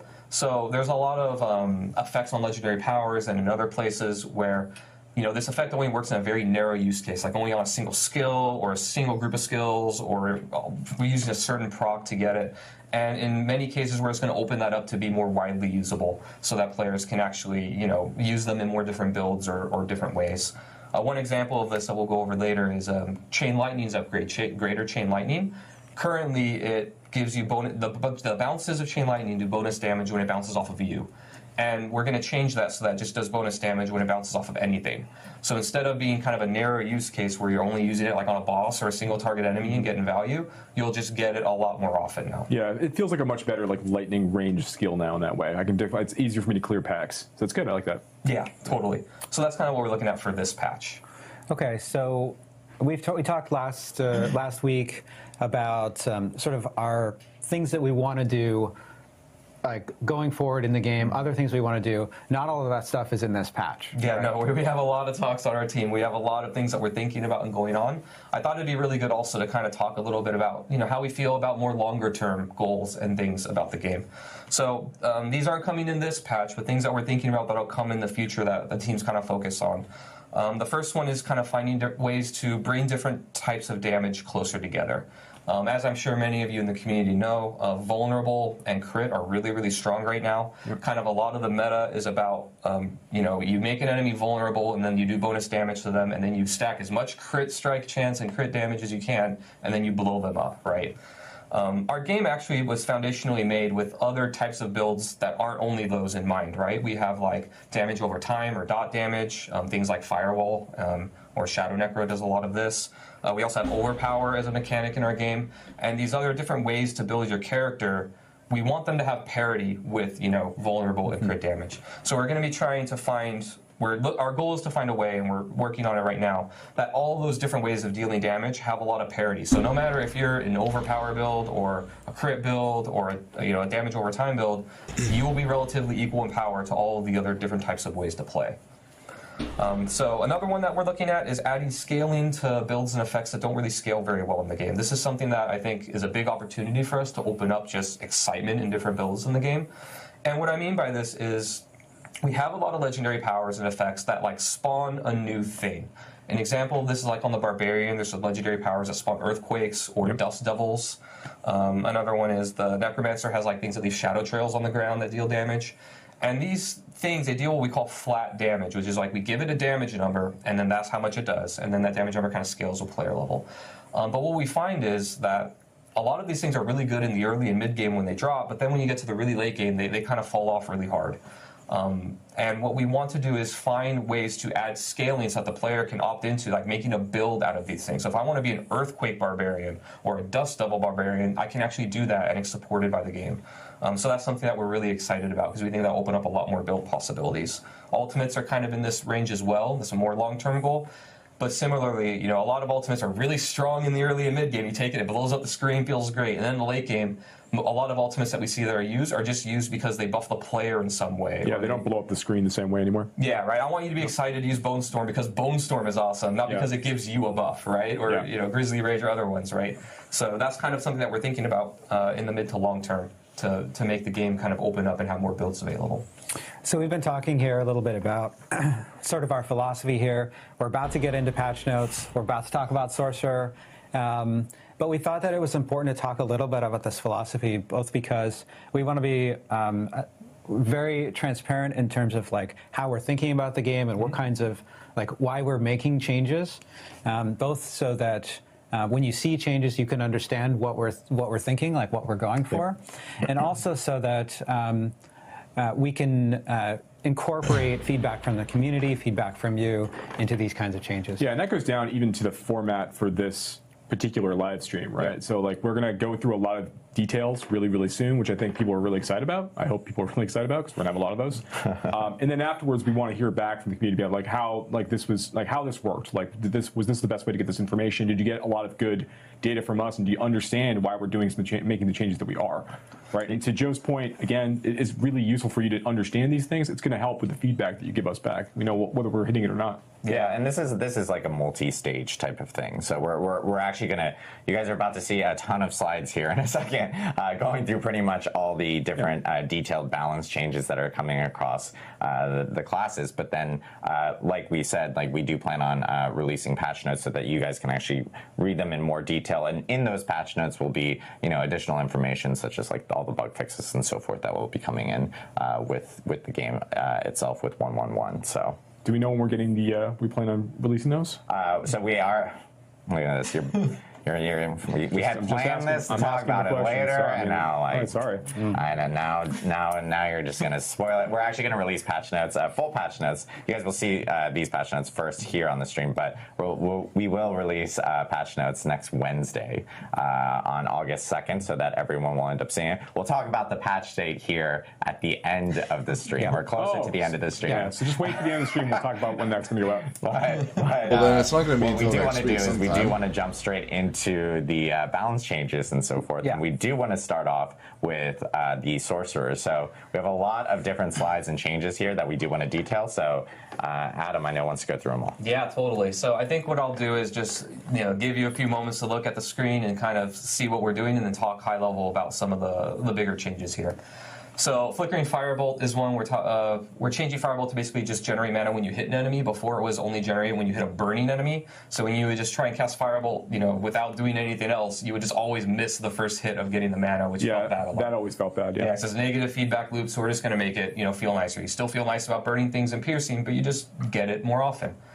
Probably another big one here is the greater chain lightning change I talked about, where every time that it bounces, the next hit would deal damage rather than only bouncing off of you. And then we're also buffing the other choice for destructive chain lightning, so you get more crackling energies. Next one, let's go to the passives. These are all the key passives at the bottom of the skill tree. Isu's Ferocity is a big one. You're going to see a lot of these kinds of changes where it used to work kind of in a more narrow use case, and now it works in a case that it didn't, so that's just generically good. This one, it used to not really work on bosses very well. You had to kill enemies by critting them to get the bonus, and now you can also get it during boss fights by just hitting the boss and critting them. So you'll just have uptime and usefulness in a part of the game that it didn't before. Next, for Paragon, we're going to talk. Have to clip all these. See, these are a lot of the defensive changes that we talked about. So you've got some damage reduction increases to a lot of the glyphs and nodes across the board. Again, we're targeting that late game survivability for the Sorcerer.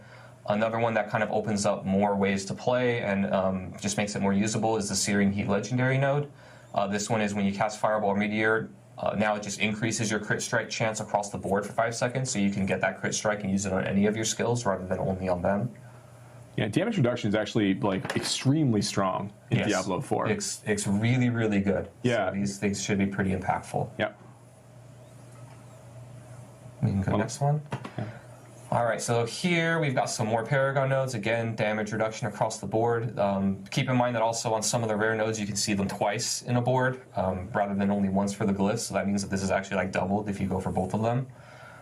And then we're also increasing the maximum life bonus on a couple of nodes. Again, just targeting that late game survivability.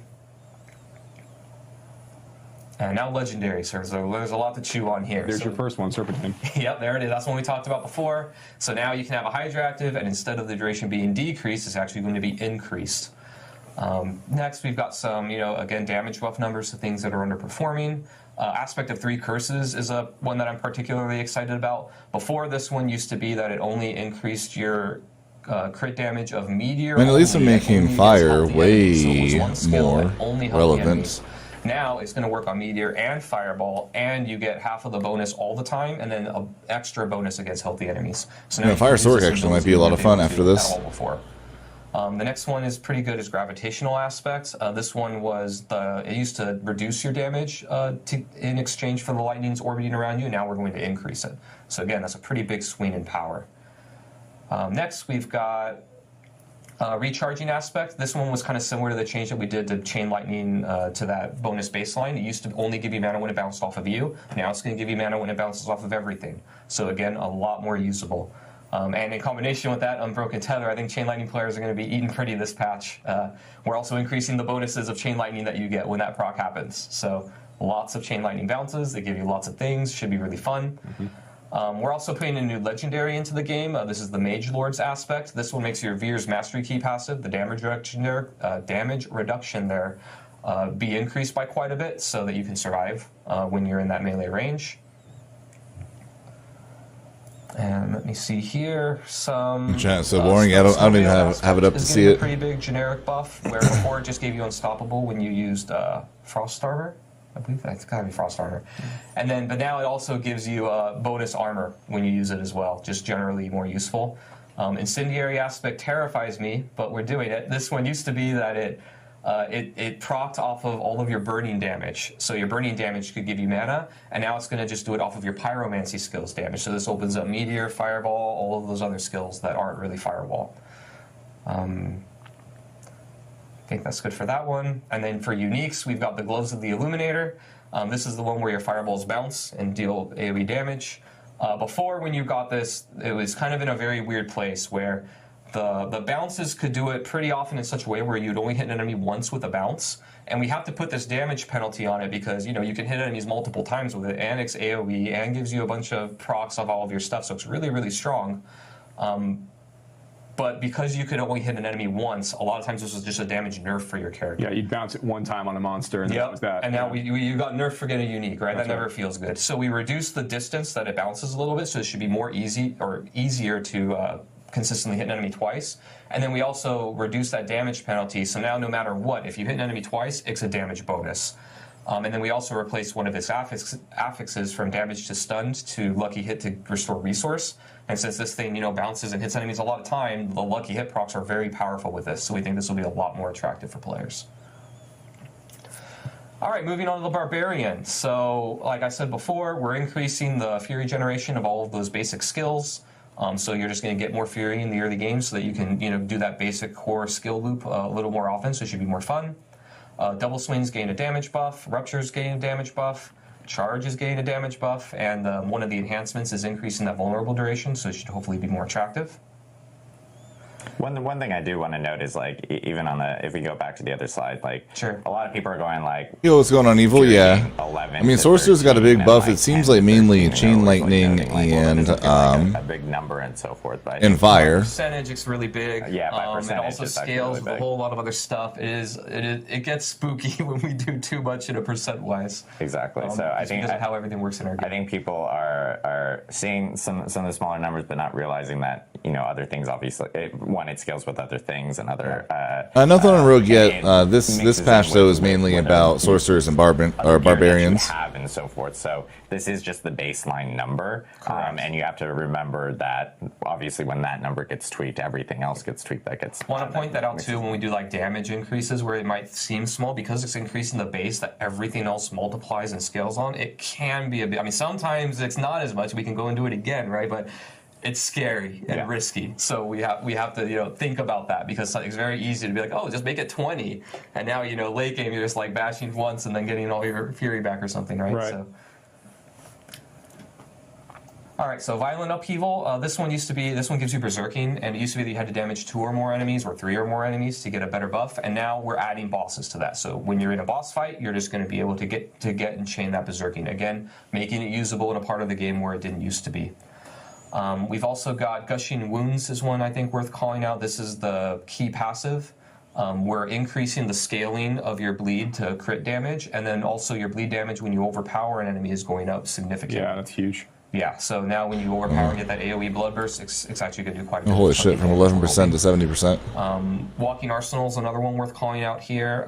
We heard some feedback that, you know, it's really hard to keep up all 3 of your weapon types when you're doing Walking Arsenal. Usually 2 is fairly easy. You can like have a basic and a core that are different weapons, but getting that third one to consistently happen, especially if you're using a cooldown skill like Charge or Leap or something like that, it can be hard to maintain that. So we're just increasing it to make it more forgiving, which should also increase all of those legendaries and other powers and uniques and stuff. That was possible for me when I had Deathblow charges, but whenever I was only running like 1 Deathblow charge at a time, like that build just didn't. Yeah, Deathblow's probably one of the more one of the easier ones to get, and even then it can be a little hard, right? Yeah, for sure. This is great. It opens up a lot. Yeah. So next, let's talk legendaries. Let me see. One of them, the aspect of Unrelenting Fury here, is one worth calling out, where again you're going to get a benefit when hitting bosses, so now it's useful in a part of the game that it wasn't used in at all. Another one is the aspect of, or 2 earthquake aspects there at the bottom, Bulkathos and Earthquake. We're increasing the amount of damage reduction and damage bonus. So if you want to do that earthquake build, you know, like I said before, we want those earthquakes to do damage and be meaningful. But in the meantime, while you're standing in them, Yes, it's nice though. It definitely seems like be a little bit more powerful. So hopefully we can. They're trying to make them better go through that fantasy. all around for whatever build you want to do. Kind of like buffing Chain Lightning and Fire on again, the kind of a high sorcerers. Here is we're generally improving just the base thing the unique does, and then also trying to replace an item stat that wasn't very attractive or not as attractive with one that we know players really, really like to make these meaningful for them. So Fields of Crimson, this is the one where you do blood pools when you rupture enemies. We're increasing the damage. We're increasing the damage that enemies take standing in pools, which is a pretty big buff. And then we're also changing the rupture cooldown reduction with bonus crit strike damage. And again, combine that with the bonus in the key passive where the from lead 11 to damage, 70, right? where that scales better. That'll just be quite a bit more damage across That's the awesome. board. Hellhammer we talked about. Ramalandi's Magnum Opus, we're replacing the physical damage affix with vulnerable damage. 100,000 steps, the base affix of the boots, we're replacing the evade cooldown affix with just more evade charges. And then we're also replacing the damage against stun enemies with bonus movement speed, which you'll see a couple times in boots that we're doing because we know how attractive that stat is. Let's talk about. sorry. So, I was just going to say we said that we were going to buff Sorceress and Barbarian. We're going to make some changes in 1.1. But Adam, you've been working on. We don't want to leave the other 3 classes out, right? Yeah, totally. Most of these changes that you've seen are for Sork and Barb. But I think we had some time to make some changes to the other classes We too. totally did, so we can go on here. One thing I do want to call out, though, the focus of the patch is the Sorcerer and the Barbarian, so you're going to see a lot more for them, but we wanted to give the other classes something exciting as well. Rogues are actually, I think, eating pretty well right now, so they're pretty good, but we still found some things of underused things to buff. Probably one of the more big ones here is Forceful Arrow. We're changing the functionality here so that every time that you cast, third cast of the arrow just pierces all enemies, which is a pretty big just generic bonus. We got some feedback on Rain of Arrows that it was kind of weird that the second wave was the one that knocked all the enemies down, because a lot of times, you cast a skill and the combat is in a certain state where the enemies are where you want to hit them and probably where you want to CC them, because you usually want to group stuff up to CC them. But because it happens on the second wave, the first wave comes, does a little damage to everything. They all move. And then they all move, and then everything goes and falls apart, right? So this just makes it more reliable. It sets itself up. It sets itself up, yeah, exactly. Here, let me look if there's anything noteworthy. There's some buffs to things that are underused. So the aspect of Elusive Menace no longer requires hits to be from close enemies. So again, we're just making things more generically usable. It's crazy evil, Who would have thunk it? And then for uniques, kind of similar to Barbarian, we found some room here to make a couple stats replaced with things that we know are really, really attractive. So in Wind Force, we replaced the all stats affix with bonus vulnerable damage. And then the Word of Hakan, we replace ultimate damage with cooldown reduction. So Druid, kind of similar to what I said about the Barbarian, about that early game kind of feeling a little bit slow. We're also improving all of the spirit generation of the Druid's basic skills. So across the board, you're just going to be able to get to those core skill casts a little bit easier. We're also improving the passive damage generally of a lot of their companion skills. So your wolves are going to feel better. That both passive and active damage is going up. The upgrades for the wolves are all going to be a little bit more powerful. And then same thing for ravens, their passive damage is going up. And then brutal ravens, this is the one that gives you a couple more little ravens to go peck your enemies to death. They're also going to peck a little bit harder. So a little bit more fantasy fulfilling there, I think. And then we're also looking at rabies. We know that poison druid, just if I want to do pure poison druid, is a little bit behind. So we're really targeting rabies as a pretty meaty upgrade there in its damage. This will also, by the way, improve the legendary, I think it's legendary, where your wolves can cast rabies. That's also going to be improved by this. So just that whole archetype will be better.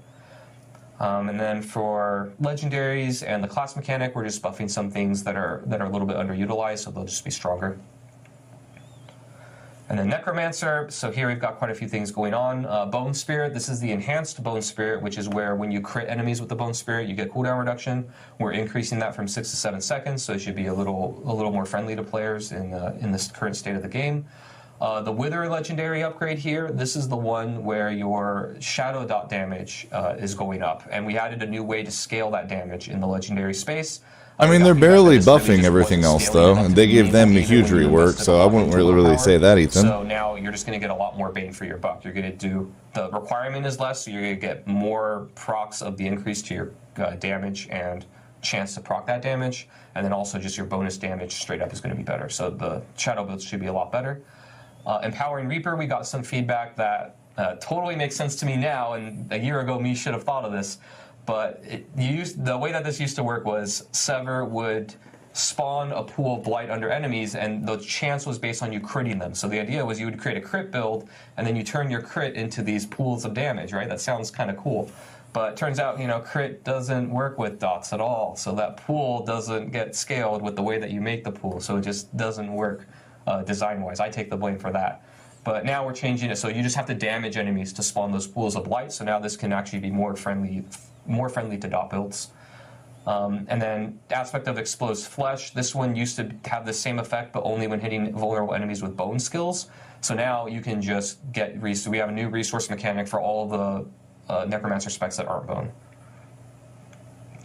And then here, let me see, probably one of the big ones to call it, even though it's just a number buff, is Aspect of Torment. That essence regeneration was just woefully undertuned, so we increased it pretty significantly. Hulking aspects, this one, I'm hoping gets to see more play. This used to be a resource legendary, which looking at it now, was a little weird because it doesn't actually give you resource, it's just cooldown reduction on the golem skill. So we're going to move that to a utility. So now you can put this like on your boots and other places that you didn't have to, and it doesn't have to take that prime ring slot to use this legendary. And then we're also updating the effect a little bit to be stronger. That's a lot better. And then for uniques, kind of similar to what I said before, the Greaves of the Empty Tomb. We're changing the bonus intelligence affix to be replaced with bonus move speed, which I know is particularly attractive for necromancer players. Yeah, mobility for necromancers. Yeah, well, necromancers they make more mobility a little bit. Usually the slower individuals in the group. So yeah, helping them out a little bit. Here, this is a monster change, but it impacts minions really, so necromancer and druid. But these attacks now from the Balrog and some elite affixes are going to be dealing reduced damage to necromancer minions and druid companions, so your pets will just die less often to these things. And then now we got some of our generic updates. We only have a couple of them. The first one is to a malignant heart. This is the caged heart of spell breaking. And this one used to say that when you took elemental damage, you gained damage resistance to that element, right? It was thematic to reducing only that element. But we found that was really, really narrow. Again, trying to open things up so it's not so narrowly useful that you're not going to ever take it. So now it's just going to give you just generic damage reduction when you take elemental damage. And then our last one here for item updates is Temerity. So we got a lot of feedback on this one. It's funny because when we launched the game, we thought that this item was crazy and going to be really, really good.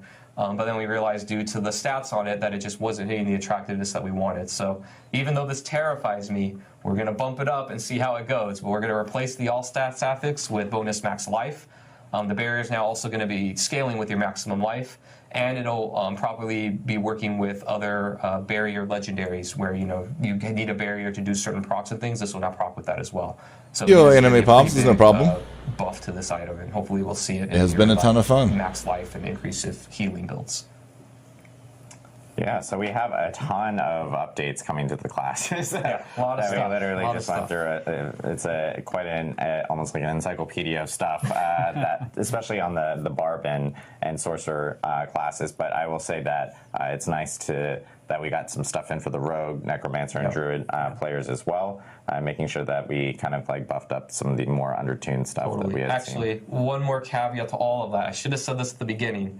It's not final yet. Not final This yet. is planned. That's why you probably saw the little the odds are very high we do 90% of it or most of it, maybe even all. But as we get into the weeds of things and we're updating things, some things may change. So this is our plan. It's very likely it'll be at least most of it, if not all of it. But it's not completely in the game yet, so there might be some number tweaks, basically. We always add a small caveat just because things are still going through testing right now on our side. Correct. And we want to make sure testing, all that stuff. Yeah, so. we want to make sure we're not completely. I'm very careful. I always caveat, not final until you see it in the game. Adam's being very cautious about it. It's not going to be.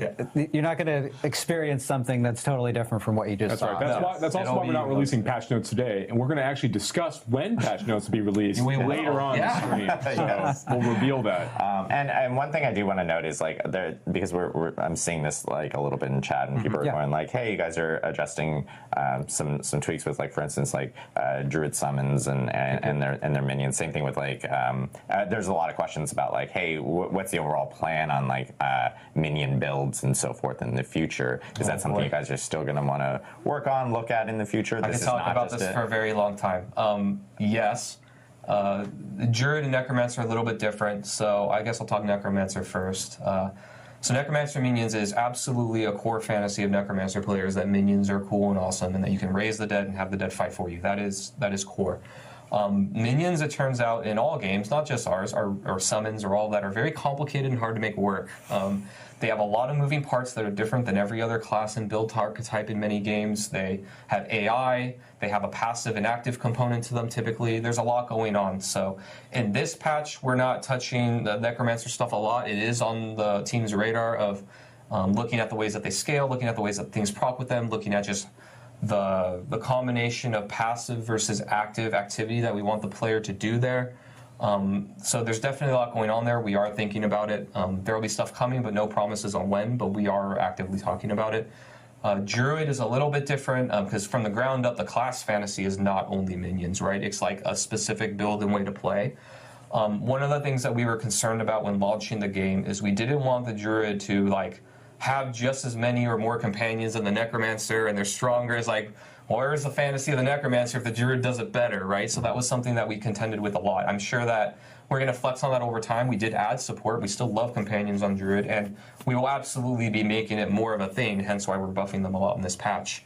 But we are careful about the design space and the fantasy of the different classes, right? We don't want all the classes to be exactly the same because then you don't feel different when you're playing. You don't have new interesting mechanics that are between them.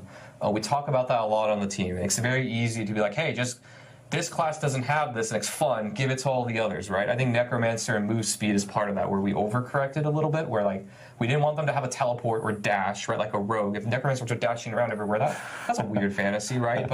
But not giving them enough movement speed options at all, I think, is something that we're coming back on. Yeah, but they didn't. I mean, they didn't buff druids like that. They gave them a little bit of extra spirit, but that's really all druids got, and they helped out the companions a little bit. Keeping true to the core. So I just wouldn't agree with that, Ethan. You know, we can't fix it, and we do need to bend a little bit. And it's always a the druid didn't even get damage. It just gave him a little bit of sustain with spirit early game, and then they made the companions more viable. But no one really runs companions right now, which is like them buffing the barbarian to make the barbarian relevant. They're making the companions part of druids more relevant. I'm going to have all these buddies with me. I think it's kind of like moving our hand a little bit. It's like, oh yeah, actually there is something really cool here. There is fantasy here for us to really latch onto and more that we can do. But to Adam's point, it's still very important we make sure that the Necromancer feels distinct and the Druid feels distinct after these changes go in. Correct. It's the eternal struggle for us on class design. Sure. Yeah. We also have a lot of quality of life items that we wanted to talk about that we actually kind of hit on last week when we were talking on the Campfire chat that would be coming in 1.1.1, and I know we wanted to talk a little bit more about those here. I know we have some changes coming for monster density, for instance. Yeah, I want to talk about monster density. So we've said a few times now that we're going to increase monster density in Nightmare Dungeons and Helltides. The changes are in 1.1.1, like we said last week, and I think we have an image of an example of a Nightmare Dungeon. This is how it is today. Yeah. If you go into Nostravis Deepwood, of course, monsters are going to not be exactly like this, but this is an example of it. And then in 1.1.1, it's going to change, so you can see there's going to be so much more XP here. There it is. And this is really going back to, we talked about our mission statement for the live game of after you've achieved your build, being able to go in and mow down large numbers of enemies, deal with large numbers of enemies. That's sort of a core part of an ARPG that we want to make sure that we're delivering, especially in the end game content. So that's how to look for Nightmare Dungeons. On Helltide, we've been doing the same thing, increasing density. As I said last week, there are some areas of Helltide that are highly dense, and we want to make sure that all of our players across all of the different platforms that we support can enjoy this increased density, so it's not just the people with the absolute top-end equipment. So we've also been making sure that as we bump up these densities, that we're doing it in a way that performance stays stays reasonable. So you can actually, like, if we I mean, you guys are buffing and then mysterious the game chests turns too? into a slideshow, we That'd be can tight. actually make the game more fun, even though there are a lot of monsters. So it needs to stay performant at the same time. So we've been working on that at the same time so that we can really hit that target. And this is something too that, you know, when 1-1 comes, 1-1. 1-1-1. We gotta have like Triple one. We gotta have a different name for these patch notes. For these patches, it's fine. It's fine. When that comes out, we're going to be looking at the density there and seeing how close it comes to this mission statement, this goal, right? And if it's not hitting this goal, then we're going to keep working toward that goal. So we really want to make sure that it's capturing that fantasy of mowing down hordes of enemies. Yeah, it's a great goal for us to line ourselves around too, right? So once we're able to capture more data from players on live, we can see how players with different like PC specs are able to interact in these spaces. It's going to continue to inform us and let us do more and more double down some of these decisions as we go. And then I know we have some changes coming in regards to bosses and so forth as well. That's right. So we didn't talk about this last week, but we have gotten a lot of feedback before about the about players, particularly like in World Tiers 3 and 4, fighting like dungeon bosses and world bosses, and being able to go in there with their enhanced power. Now they've got like some uniques online. Their build has really come online. And they've got like a lot of like damage to vulnerable targets, you know, like they're mowing through some of these bosses faster than we expect, right? So, or rather, fast enough that's not really The person challenging should be fired. and not really engaging. So we are boosting the health of bosses in World Tiers 3 and 4, you know, at brackets as you're kind of going up the experience. But you know, in exchange for this, in exchange for making some of these pieces just a little bit harder as players are going through them, we are also going to be making a change to the rewards that you get from going through these. Yeah. So now, like after 1.1.1 goes live, dungeon bosses starting at level 35 even. So this is before you even get into World Tiers 3 and 4, and then it's the so once you've done that, or once you've killed those, you're going to have a guaranteed legendary item drop in that space. And that's going to carry up as well into World Tiers 3 and 4. When you complete a Legion event, that's going to also give you a guarantee. Yeah, I mean, there's two sides to that argument. You know, there's a chance before 35, but there's guaranteed at level 35. You're going to have. There's definitely better, more efficient ways to do it. It's just a lot harder to design. Butcher has a 100% chance to drop a legendary as well, because he's a boss, of course. And then another really big one is we got, and this is funny. I did it. Please don't follow me on Twitter unless you really want to see a lot of nerdy stuff. But I did a Twitter poll a while ago where I basically just said you know, what do you think is the chance at which a treasure goblin will drop a legendary item? And I said it was like, you know, 10%, 25%, 40%, 50% with the 4 options. The majority of players or voters, I should say, right, all selected 10% was the chance, and everybody had their own, you know, their feelings on it as they were kind of going through it. But the reality is at level, and I said level 50 treasure goblin as part of this. But the reality is they have a 50% chance to drop legendary items today. And that's like going back to like level 35. They've got a very, very high chance to drop legendary items. But So what you're saying is sometimes I kill a treasure goblin and it doesn't drop a legendary item. That's Yeah, correct. that's what I heard. That's exactly right. So basically, if you flip a quarter every 25 minutes, you know, that's basically your chance to get a legendary item when you're fighting treasure goblins in the overworld. And it's very easy to have like tails 5 times in a row, and then That's what happens to me every time. And as humans, we are 7 times more likely to remember a negative thing than a positive thing. So this is nothing wrong with rather there's nothing wrong with the player's perception of treasure goblins not feeling rewarding. You don't see them that frequently relative to other content types, and when you don't get a legendary item from something called a treasure goblin, that can feel bad. So what we decided to do is we've gone back and said, starting right at level 15 for treasure goblins, 15, they have a guaranteed legendary item drop chance when you kill one from that point forward. So now when you see treasure goblins on the map, you start hearing them like snortling around in the corners of your screen. You know you need to go fight that thing. You need to take it out. You need to get a legendary item from it. That happens very, very early. So we think that's going to be like a really fun like update to kind of help get these things across. 50% isn't useful in this. I mean, that's really nice for early game and late, to be honest, but really for early. Actually, probably more than 50% more fun. I will note, Joe missed a wonderful opportunity to drag in Gabi, the goblin. Oh, the treasure goblin into the frame. Should I try? We have a plush treasure goblin just off screen. We have a very large plush. Here's this giant treasure goblin that absolutely doesn't fit on camera Look at how all. happy he is. And now he's off camera again. now. Staring at Joe as he's literally talking about. We have a lot of other stuff to discuss. Staring at Joe as he's literally talking about killing him. So yeah. They're happy to be of help. It is a plush creature. So yeah. I know, and so we talked more about, or you actually, when we were on the stream last week. Sorry, about 2 weeks in a row, you guys. We talked about respecs and so forth. So I know that is also coming in. Yeah, in 1.1. we just want to confirm that the stuff we said last week, we're going to reduce respec cost by 40%. Players are going to get an extra stash tab, and Elixir stat count is going to go up to 99. Yeah, and the stash tab is just purchasable by gold. Right. So it's just to make sure people don't think we're just selling it. Tab 1's 100K, Tab 2 200K, Tab 3 300K, Tab 4 is going to be 400K. So you can buy that for your seasonal stash and for your eternal stash. Yes, exactly. And then one other thing that we did want to talk about, because this was a question that came up last week in regards to like the leaving dungeon options and like teleporting out of dungeons and so forth. And I know you wanted to talk more about that here today. I don't know. I think I explained it pretty well last time. So clear. There's a loop there. I don't know why anyone's confused. This is very clear. No, I'm just kidding. We're going to change it back to 3 seconds. Yes.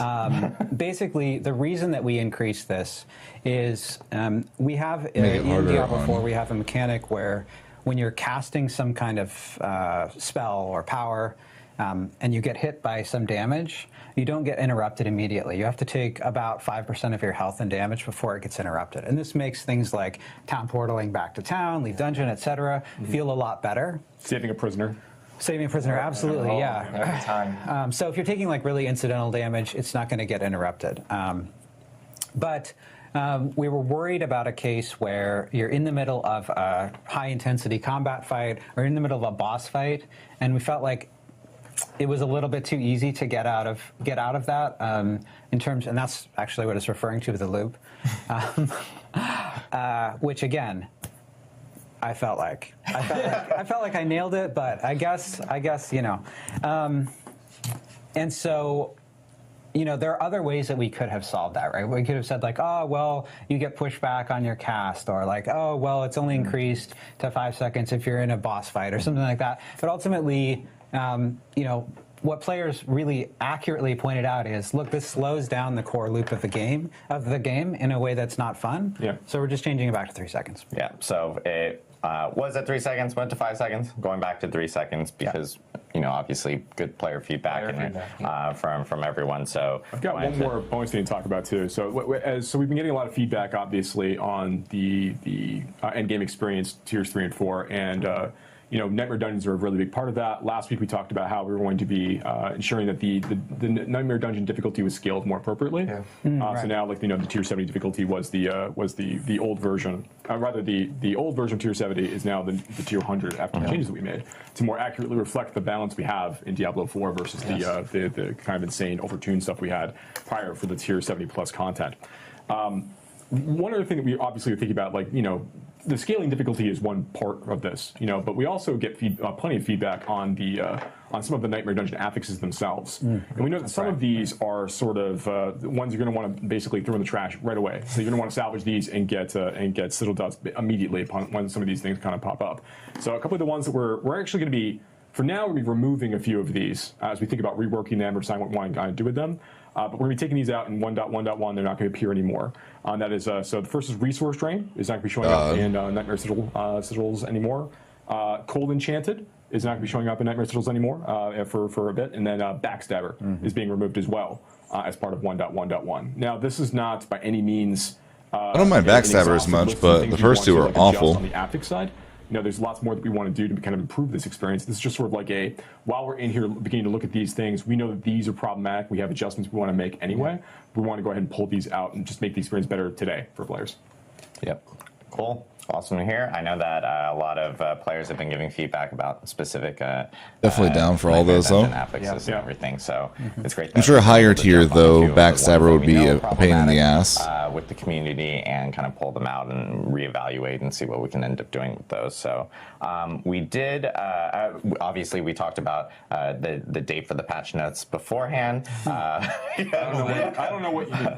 But we do want to specify that we are going to be releasing patch notes, full patch notes next week. It's actually going to be on August 2nd next week on Wednesday. We'll be releasing full patch notes. And then 111 is going to be coming out on August 12th, which is Tuesday. So players will. Did I get those dates right? Yes. I'm doing this by memory. I'm doing it by memory. No idea. So. I've seen so many calendars in the last day. Tuesday after. Oh, sorry. It is. No, I lied. It is August 8th. Yeah. See, this is dates. Everything's a blur right now. August 8th. Sorry, August 2nd is when the patch notes will be coming out in full, and then August 8th is when the patch will actually hit. Sorry, I apologize. This is still working on. Remove Bontrix as a. Yeah, buff the date. That's Boom, also there part we of the go. patch Okay. notes. But No more double so players commands. We'll be able to see everything next Wednesday. removed We'll be you as posting a- those, so make sure to stay Why are you tuned, still of course, posting on that? the Diablo social media, etc. We'll end up updating the patch notes there, so players can see it. Just remember, the patch is not that day. We're just posting the notes early so that players can actually see them. This goes back to exactly how we were talking about. Just getting rid of we want to buffs better fully. communicate these notes here, similar to how we're doing this here on this Campfire chat. And then, of course, August 8th is when the patch will end up going live for all players so that they can actually experience it and jump through with all the changes that we are kind of detailing out here, and they'll be seeing in the final patch notes on Wednesday next week. We do want to jump into Q&A because we just went through a whole bunch of stuff right here. I know one question that, as we start to populate questions, feel free to ask them in chat on Twitch, by the way, because we have chat enabled there. But I know one question, and something that we talked about last week as we're waiting for questions to kind of come in, was about XP in later game, or for late game players and stuff like that. Do we have any update and in regards to that specific topic? Yeah, I can talk about that. So we did talk about this last week, and what we said then was that, you know, we are not looking to make the game feel slower across the board. We're not looking to slow down the players' XP gain rate in response to feedback about some of the other changes that we had made. You know, the goal was really, we want to make sure the players are having a good time progressing through World Tiers 3 and 4, not feeling like they're hitting a point where it's really, really difficult to make progress. So in response to some of these thoughts, we had gone through and we had raised the amount of experience that you gain from before the 1.1 patch. When we raised the amount of experience gain you get from Nightmare Dungeon completion, from Helltide Cache opening, from Whisper completion. We went and did a good buff on those activities to make them feel juicier as part of that. And now we're going through and we're updating density inside the Nightmare Dungeons and in Helltide areas as well. So all this to say, we are committed to increasing the speed at which the players be progressing through these later world tiers. We're not happy with the speed at which players are getting through some of this content and the kinds of behavior incentivizing as a result of that, right? We want to make sure that players feel that they can play the way that they want and they can progress at a decent pace. But now that we've made a number of these changes, we do want to see what the impact's going to be on the overall XP gain rate across the board for players, and just seeing how different kinds of players adding to the density of Nightmare Dungeons will fix that too. Making soon, I think probably likely for season 2. When we go through and we make these changes, that's going to be informed by what we see players going through and what their experience is like now. So it's really just a question of how much are we going to make adjustments, what's going to feel right, and that's going to be based on what we see from players. We have 2 people actually asking pretty similar questions, but one was specifically calling out Adam Jackson and his thoughts on this, but they both are very similar questions. One is from Febzilla, the other one's from Karnaga. I'm so sorry. Can I just jump in really quick? Can I ask chat a question? Do you, yes or no, do you want Adam to read the names of people that he's getting the questions from? I think we should. Yes. Okay, he's saying he should. Okay. I think we should, just because I don't want to go into that whole situation where that other outlet made up names and we don't do that. So, sure. But Karnaga and Febzilla, they both ask about. People are all like, no. I knew it. I knew it.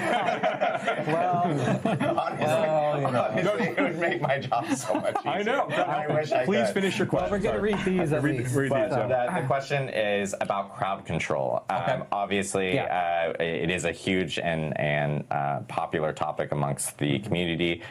What are our thoughts about crowd control? What are we planning on doing about that here in the future? I bet we all have thoughts on that, actually. We do, yeah. Yes. Let me You just can say jump on first that we think that as you get into situations where there are lots of monsters on screen and high-end areas where the amount of damage that you're seeing going in and out is really high, so you're having to react really quickly.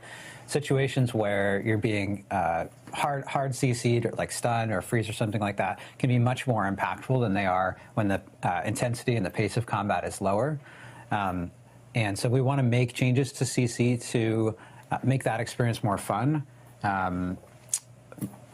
We want to do that. It's not in 1.1.1, but those are changes that we're looking at right now. Yeah. There's larger CC stuff that we're discussing internally that we want to kind of pair with a few of the big changes we have planned in the future. In fact, we're working on stuff like that for that right now. Yeah. There is a question here regarding, it's my favorite question because I always get this, it's from Cookie Drops. So are you guys planning on addressing the issues related to like the imperfectly balanced on Necromancer, the decrep aura on Necromancer, and those are addressed in 1.1.1. Yeah, we fixed it. Those are, we just didn't list all the bug fixes and stuff There's like that. There's a whole lot of bug fixes. Yeah, so you guys will see those with the final notes and everything, but those are addressed in this specific update, and it's something that I know a lot of people have been asking, going like, well, I can only add 1 point, yet it says I can add 3, and so forth. So most definitely being addressed in that. We've actually just been getting a general decent amount of questions related to resistances and what the intent is going to be with resistances here in the future. There's a ton of questions, so lots of names, but I guess like what's the vision on resistances here in the future? I talked about it a little bit. The vision is kind of, I think, what the standard vision of most games is, which is everything is impactful and meaningful and feels good, and you invest and get rewarded for those things at all times. But reality is a little bit harder than that, but that is kind of the North Star and what we're trying to do. The idea is that when you invest in elemental resistances, you will notice a difference in the damage that you take. We don't want just armor or damage reduction or any like king stat that is just way better than everything else. That's the only thing that you care about. It is tough to find a perfect balance there of how impactful some things should be versus others, and then can you negate certain kinds of combat when you max things out or only focus on only one thing. And there's a lot of gray area there that we're talking about, but our goal is that, and when we go and really take a deep dive at it, is one, we don't want you to just stack armor and that's better than everything else. We don't want you to stack just like general damage resistance and that's just better than everything else. We want elemental resistances to be meaningful, but we also don't want to get to a place where you fight a fire boss and you stack all fire resistances and it actually can't hurt you. Right? There's always a push and pull in this one. The inverse of that is actually also really dangerous, which is that you're wandering through the game. You don't always know the kinds of creatures or affix. Obviously, you don't know the kinds of affixes you're going to be dealing with. You've got 0% poison resistance, and you get basically one tick from a level 60 poison creature kills you. Sure. Right. It's like there's a balancing act. The team is as we move forward, everything that Adam just said is 100% accurate. We want to make sure that the choices between like armor for mitigation, for damage resistance based on passives, legendary powers, glyphs, and paragon nodes, those things are impactful, and that resistance plays a really, really important role. The big difference here is that resistance is a thing that you are going to stack and earn separately, and that they are usually tied to affixes or inherent affixes on rings and jewelry. So it means that some players will be able to go and encounter situations where they are not going to have a predictable amount of resistance when they go into an encounter, which means that we just need to think about what that is going to feel like for that player and imagine a world where they are able to still complete the content, but it's much more effective to have the appropriate amount of resistance. We need to make that feel impactful. Yes. So there's going to be situations where we are going to ensure that if you are getting into a predictable fight against a creature that is going to be dealing a certain kind of damage and you don't have resistance in mind when you go into that fight, you're going to be penalized for that. That's going to be a really, really difficult situation for you. But we are, trying to balance this against the general flow of Diablo 4 as it stands today, as opposed to trying to like remake it into an entirely different experience. Right.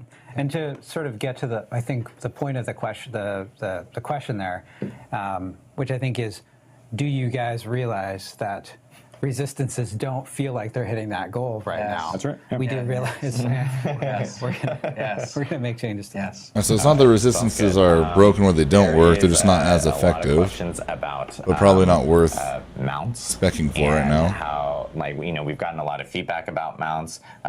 We've seen Carbot videos. Our friend Carbot Animation had made an episode about mounts. Very funny. If you haven't seen it, highly recommend checking it out. But are there any discussions? Are you guys aware? Like, what are you guys planning on doing in relation to mounts? Yeah, there are a few changes here. So we want to make mounts feel better, sort of broadly speaking, and a couple of those things are making sure that the boost feels really good, especially with controller, where it's underperforming, and the boost actually, the boost mechanic on the mounts, it actually stacks. There's a bug right now with that on controller where it's not stacking properly. We're going to fix that,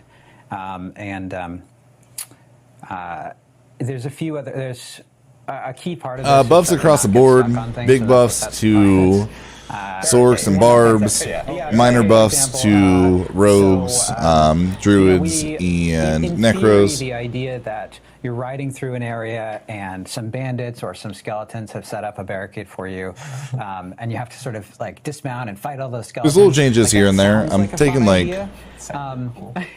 It doesn't exactly play out that way.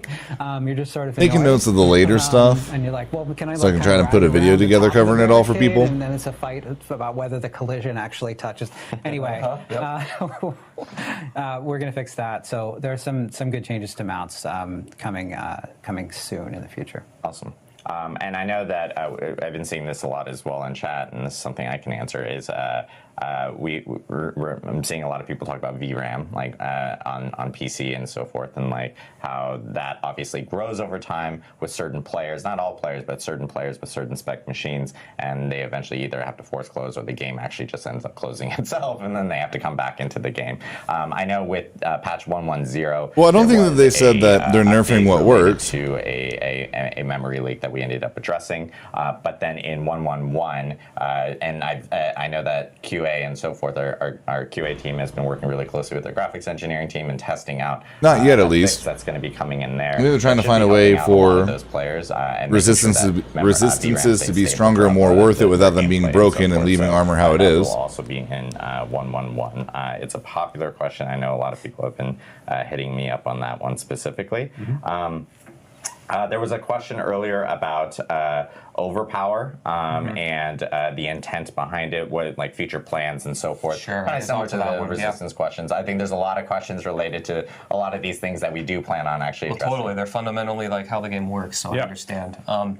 So the intent of overpower way back in the day was we really wanted to create a stat that was different than crit and felt meaningfully different that players could chase that had kind of a unique mechanic attached to it.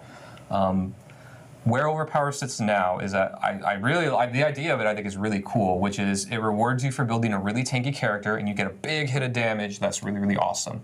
It also scales off of your max health and then the current health percent that you have at the time, and then also scales with Fortify. So normally these stats aren't things that you want to scale to kill things, right? So we were trying to add another avenue, a vector to do that. And then the other thing that's unique about overpower and how we didn't want to just turn into critical strike chance and damage like a lot of mechanics can be, is that you have a baseline low percent to do it, right? It's 3% across everything. And you can never increase that baseline percent ever. And that is a design choice and a goal. And then the idea is that you can, however, get guaranteed overpowers by doing certain mechanics. So the Druid has some, the Necromancer has some, where it's like, hey, you do this thing, and the next one is guaranteed. So you can still play around it, but unlike crit, where you're chasing the random chance to get higher and higher and higher to get those procs, overpower just naturally happens kind of rarely, and then the builds that can use it get it guaranteed. And then that you have different vectors and avenues to scale it. The problem right now with overpower really is not necessarily an overpower problem, but it's really the crit vulnerable problem of these other things that scale multiplicatively just overshadow overpower in the same way that even dot damage is very much a lot of times overshadowed too. And so when we're looking at our revamp, the dream and the goal and the utopia we're moving towards is all of these vectors, and not even just overpower, but there's some other ones that I know I'm thinking of that I can't legendary affixes that spawn stuff is another example. Oh, sure, Adding, yeah. Like we want, when we give you a fantasy as a player, whether it's baseline or via legendaries and uniques, that you're able to build that into the late game and it's delivered on, and you can actually scale and be just as good as anybody else. That's the goal.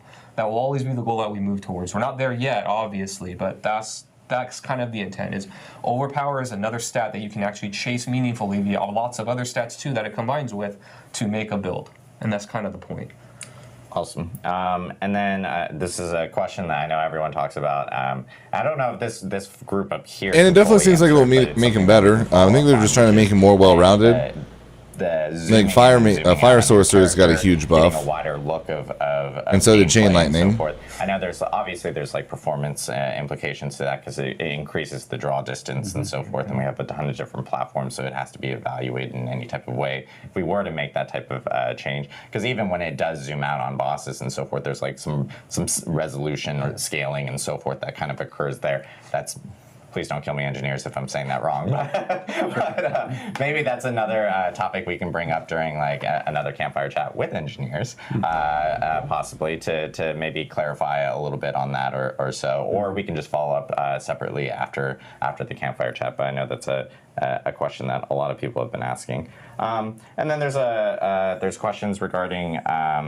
Are there any additional options for customization down the road that you guys are looking at, like pets or wings, etc.? I know it's something that we're looking at and evaluating, just depending on like player feedback. Right now, we're very focused on, obviously creating more content for players to play through at the moment, more so than some of the cosmetic pieces and so forth. But it is something I know that players have been asking for. Yeah, we want to add more stuff like that. That stuff. Yeah, I'm going to try to figure out a way to put a video together covering everything. Right now, what was really important is helping sorcerers. That way people don't have to do that. And some of these other buffs to classes.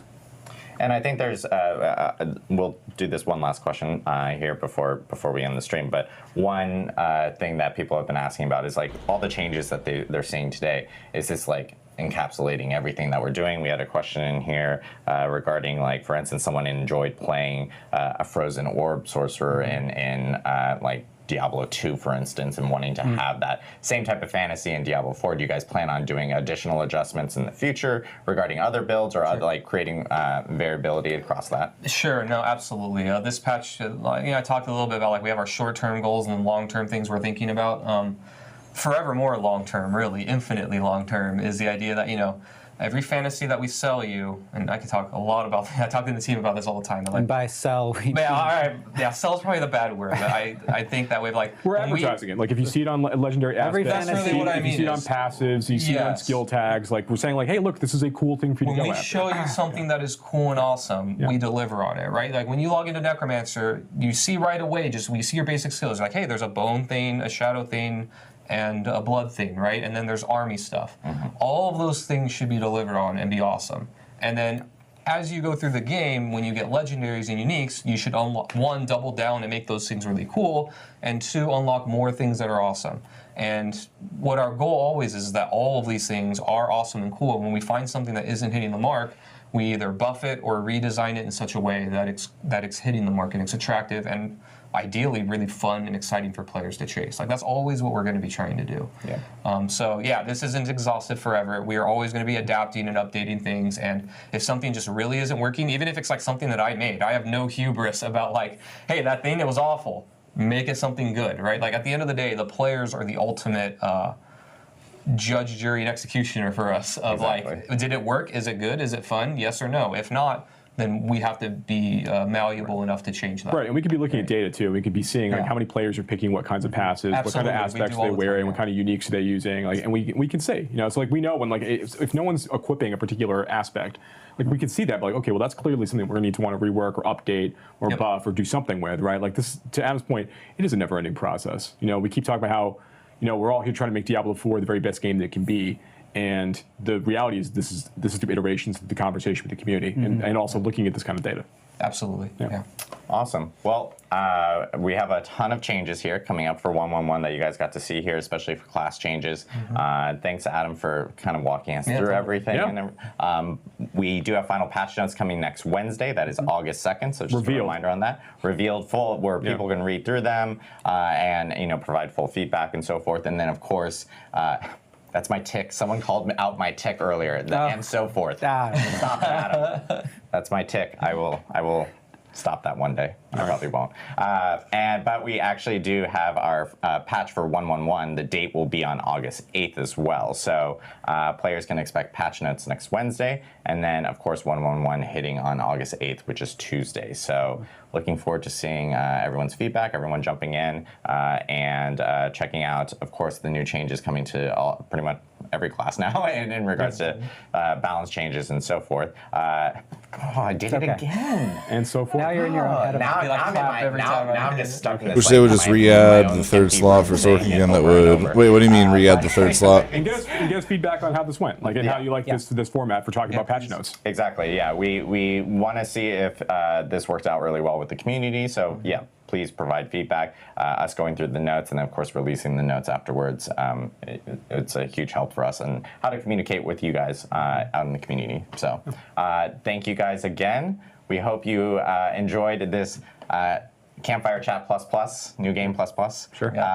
And we will see you on our next stream, which we haven't announced on. We're thinking about doing some Campfire Chats with like maybe other teams here, whether it's our art, animation teams, audio teams, and so forth, just so you guys can see kind of a deeper look into some of the development within our seasons and Diablo 4 from other people. So we do plan on expanding these a little bit more, and of course, having Campfire Chats and dev update streams to talk more about the game, gameplay, and design, and so forth.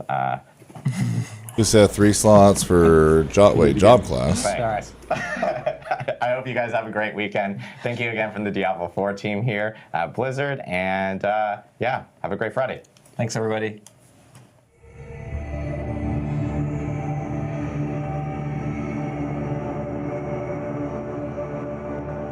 Boom. Will it let you go back? Oh, nice. Okay, so yeah, I can go. I'm gonna leave this up, so when I get back, I can mute it and go through things. There's just way too many things to look through as far as like the different buffs and changes.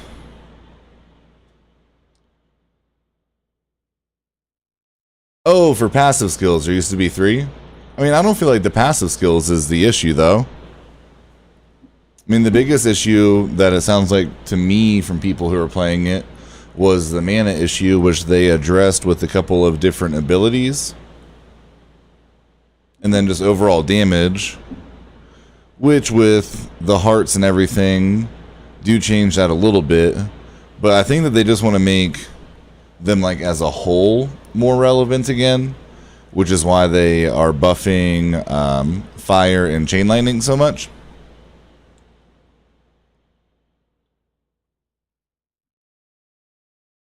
Unless there'd be like a 3rd slot for some type of mana regen, or I don't know.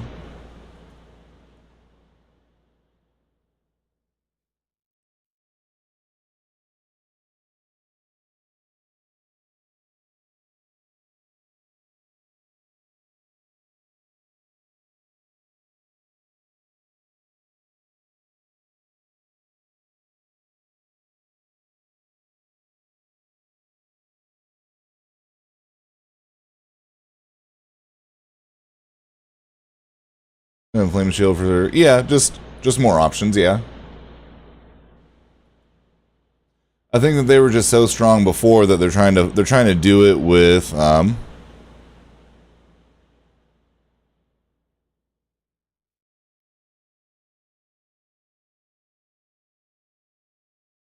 yeah, but they're making them more balanced, though. You know what I mean, Jerry? Like, if they address it in another way where you don't lose any attack power and they just make Sork super tanky, everyone's just going to go back to playing Sorks. I think they're trying to find a way to make it so that they're strong, but not so overpowered where it's the only class that people run. Like in preseason, it was like 45% of people were running sorcerers. So that's why they got the biggest nerf, and now they're trying to make them relevant again. Where, yeah, they're not like the only choice for the majority of people.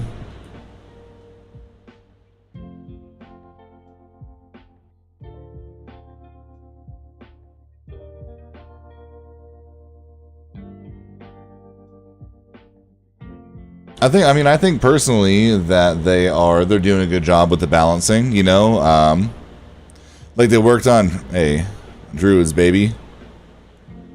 But like they buffed Druids, but not a ton, more like early game for Spirit, which will still feel kind of nice late game, but won't be the biggest change in the world, you know what I mean? I don't know enough about Rogues for the changes that they made to them. Didn't sound like anything like crazy substantial. Same with Necros, just kind of a few nice like quality of life things to make more builds relevant and get people away from using Bone Spear. I mean, I appreciate the slower approach that they're taking. Instead of nerfing into the ground and buffing it into oblivion. Like they nerfed everything really hard.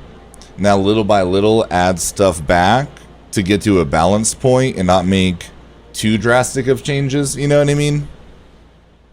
I think that's definitely better for the long term of finding that sweet spot. And also nice to hear that our Druids aren't getting nerfed for a long time. So the poison build is going to be, I mean, these patch notes don't come out, like the patch doesn't hit until the 8th of August. So we still have at least like almost, you know, we have 10 days before that patch comes out. Season dropped on what was it, the 20th? So that's what, 1, 2, 3 weeks before the first patch came out. So that means we got at least a solid another month or so before another patch comes out. Because I mean, they're going to need to drop this next patch. They're going to need time to figure out what they want to do, like what's working, what's not. So probably at least 6 weeks. So at least for half this season, the Poison Landslide is going to be super OP, which is nice to know.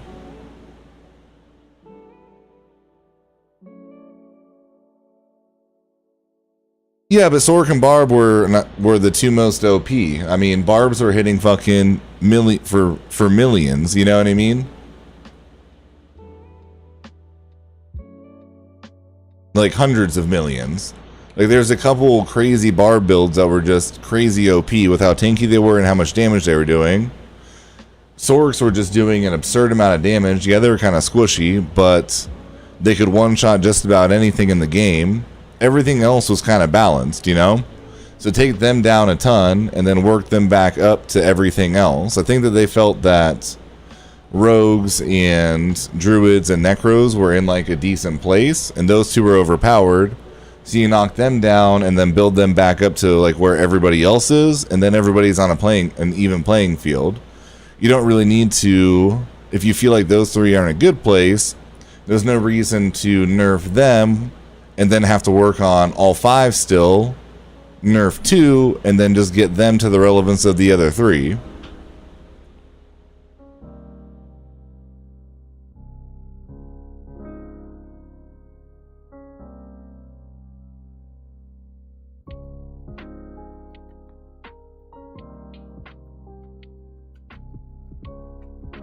Yeah, which I didn't play either class, so I don't have like the they did a lot, William.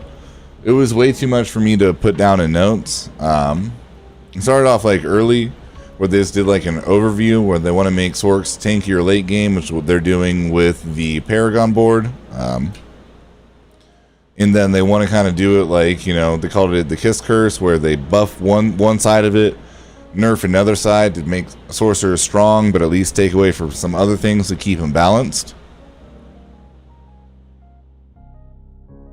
Then barbs, they're buffing the early game, giving more fury early game, make late game better with buffing uniques and a few different things. Hellhammer was one like specifically. This build is so fun. Leveling, just leave the butcher at 33. Let's go. But yeah, I did take notes of everything, and then I'm gonna go back through and like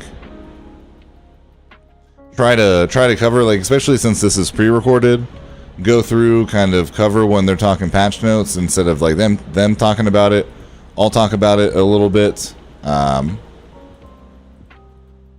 then just cover like the questions and shit that they got in the end. That way people don't have to watch like, well, how long was it? An hour and 15? I'll try to cover everything in like 15 minutes. So people, for 10 minutes if I can, you know, people can see everything in a, you know, yeah, in 10 or 15 minutes instead of sitting through, you know, an hour and 15.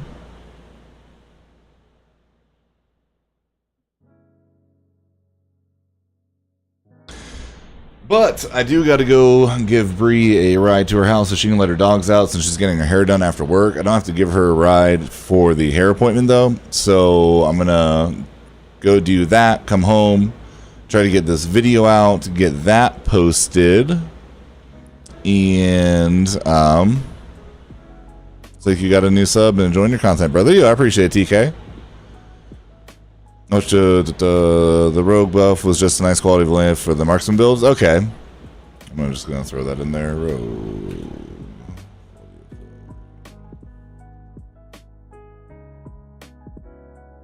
Marksman build. But yeah, I'm gonna get that video done since I am just going over like their stuff. It really shouldn't take me that long to record. There's not really much editing since I'm going over their stuff, and it's just getting it posted. I don't know. I guess we'll just see. I don't know how YouTube works, if I should post it and wait a couple hours and then go live on YouTube, or if I can post it and go live. I have no idea how that works. So I'm going to post it and go live after and see. Because I don't really want to wait to go live. And then, yeah, we'll be streaming for a while after that. Probably until like 8 o'clock my time, 10 o'clock Eastern. So for another like 3 or 4 hours tonight. But yeah, have a good afternoon and evening, everybody. I don't see, for those who didn't see the patch notes or want to like revisit them or just want to watch the video and help me get boosted in the algorithm when I do post it, it would be greatly appreciated. But I will be back on in a few hours tonight, and then we'll be doing another long stream tomorrow. But yeah, have a good one, TK, William, Anime, Doyle, and everybody else lurking out there, guys. And I will catch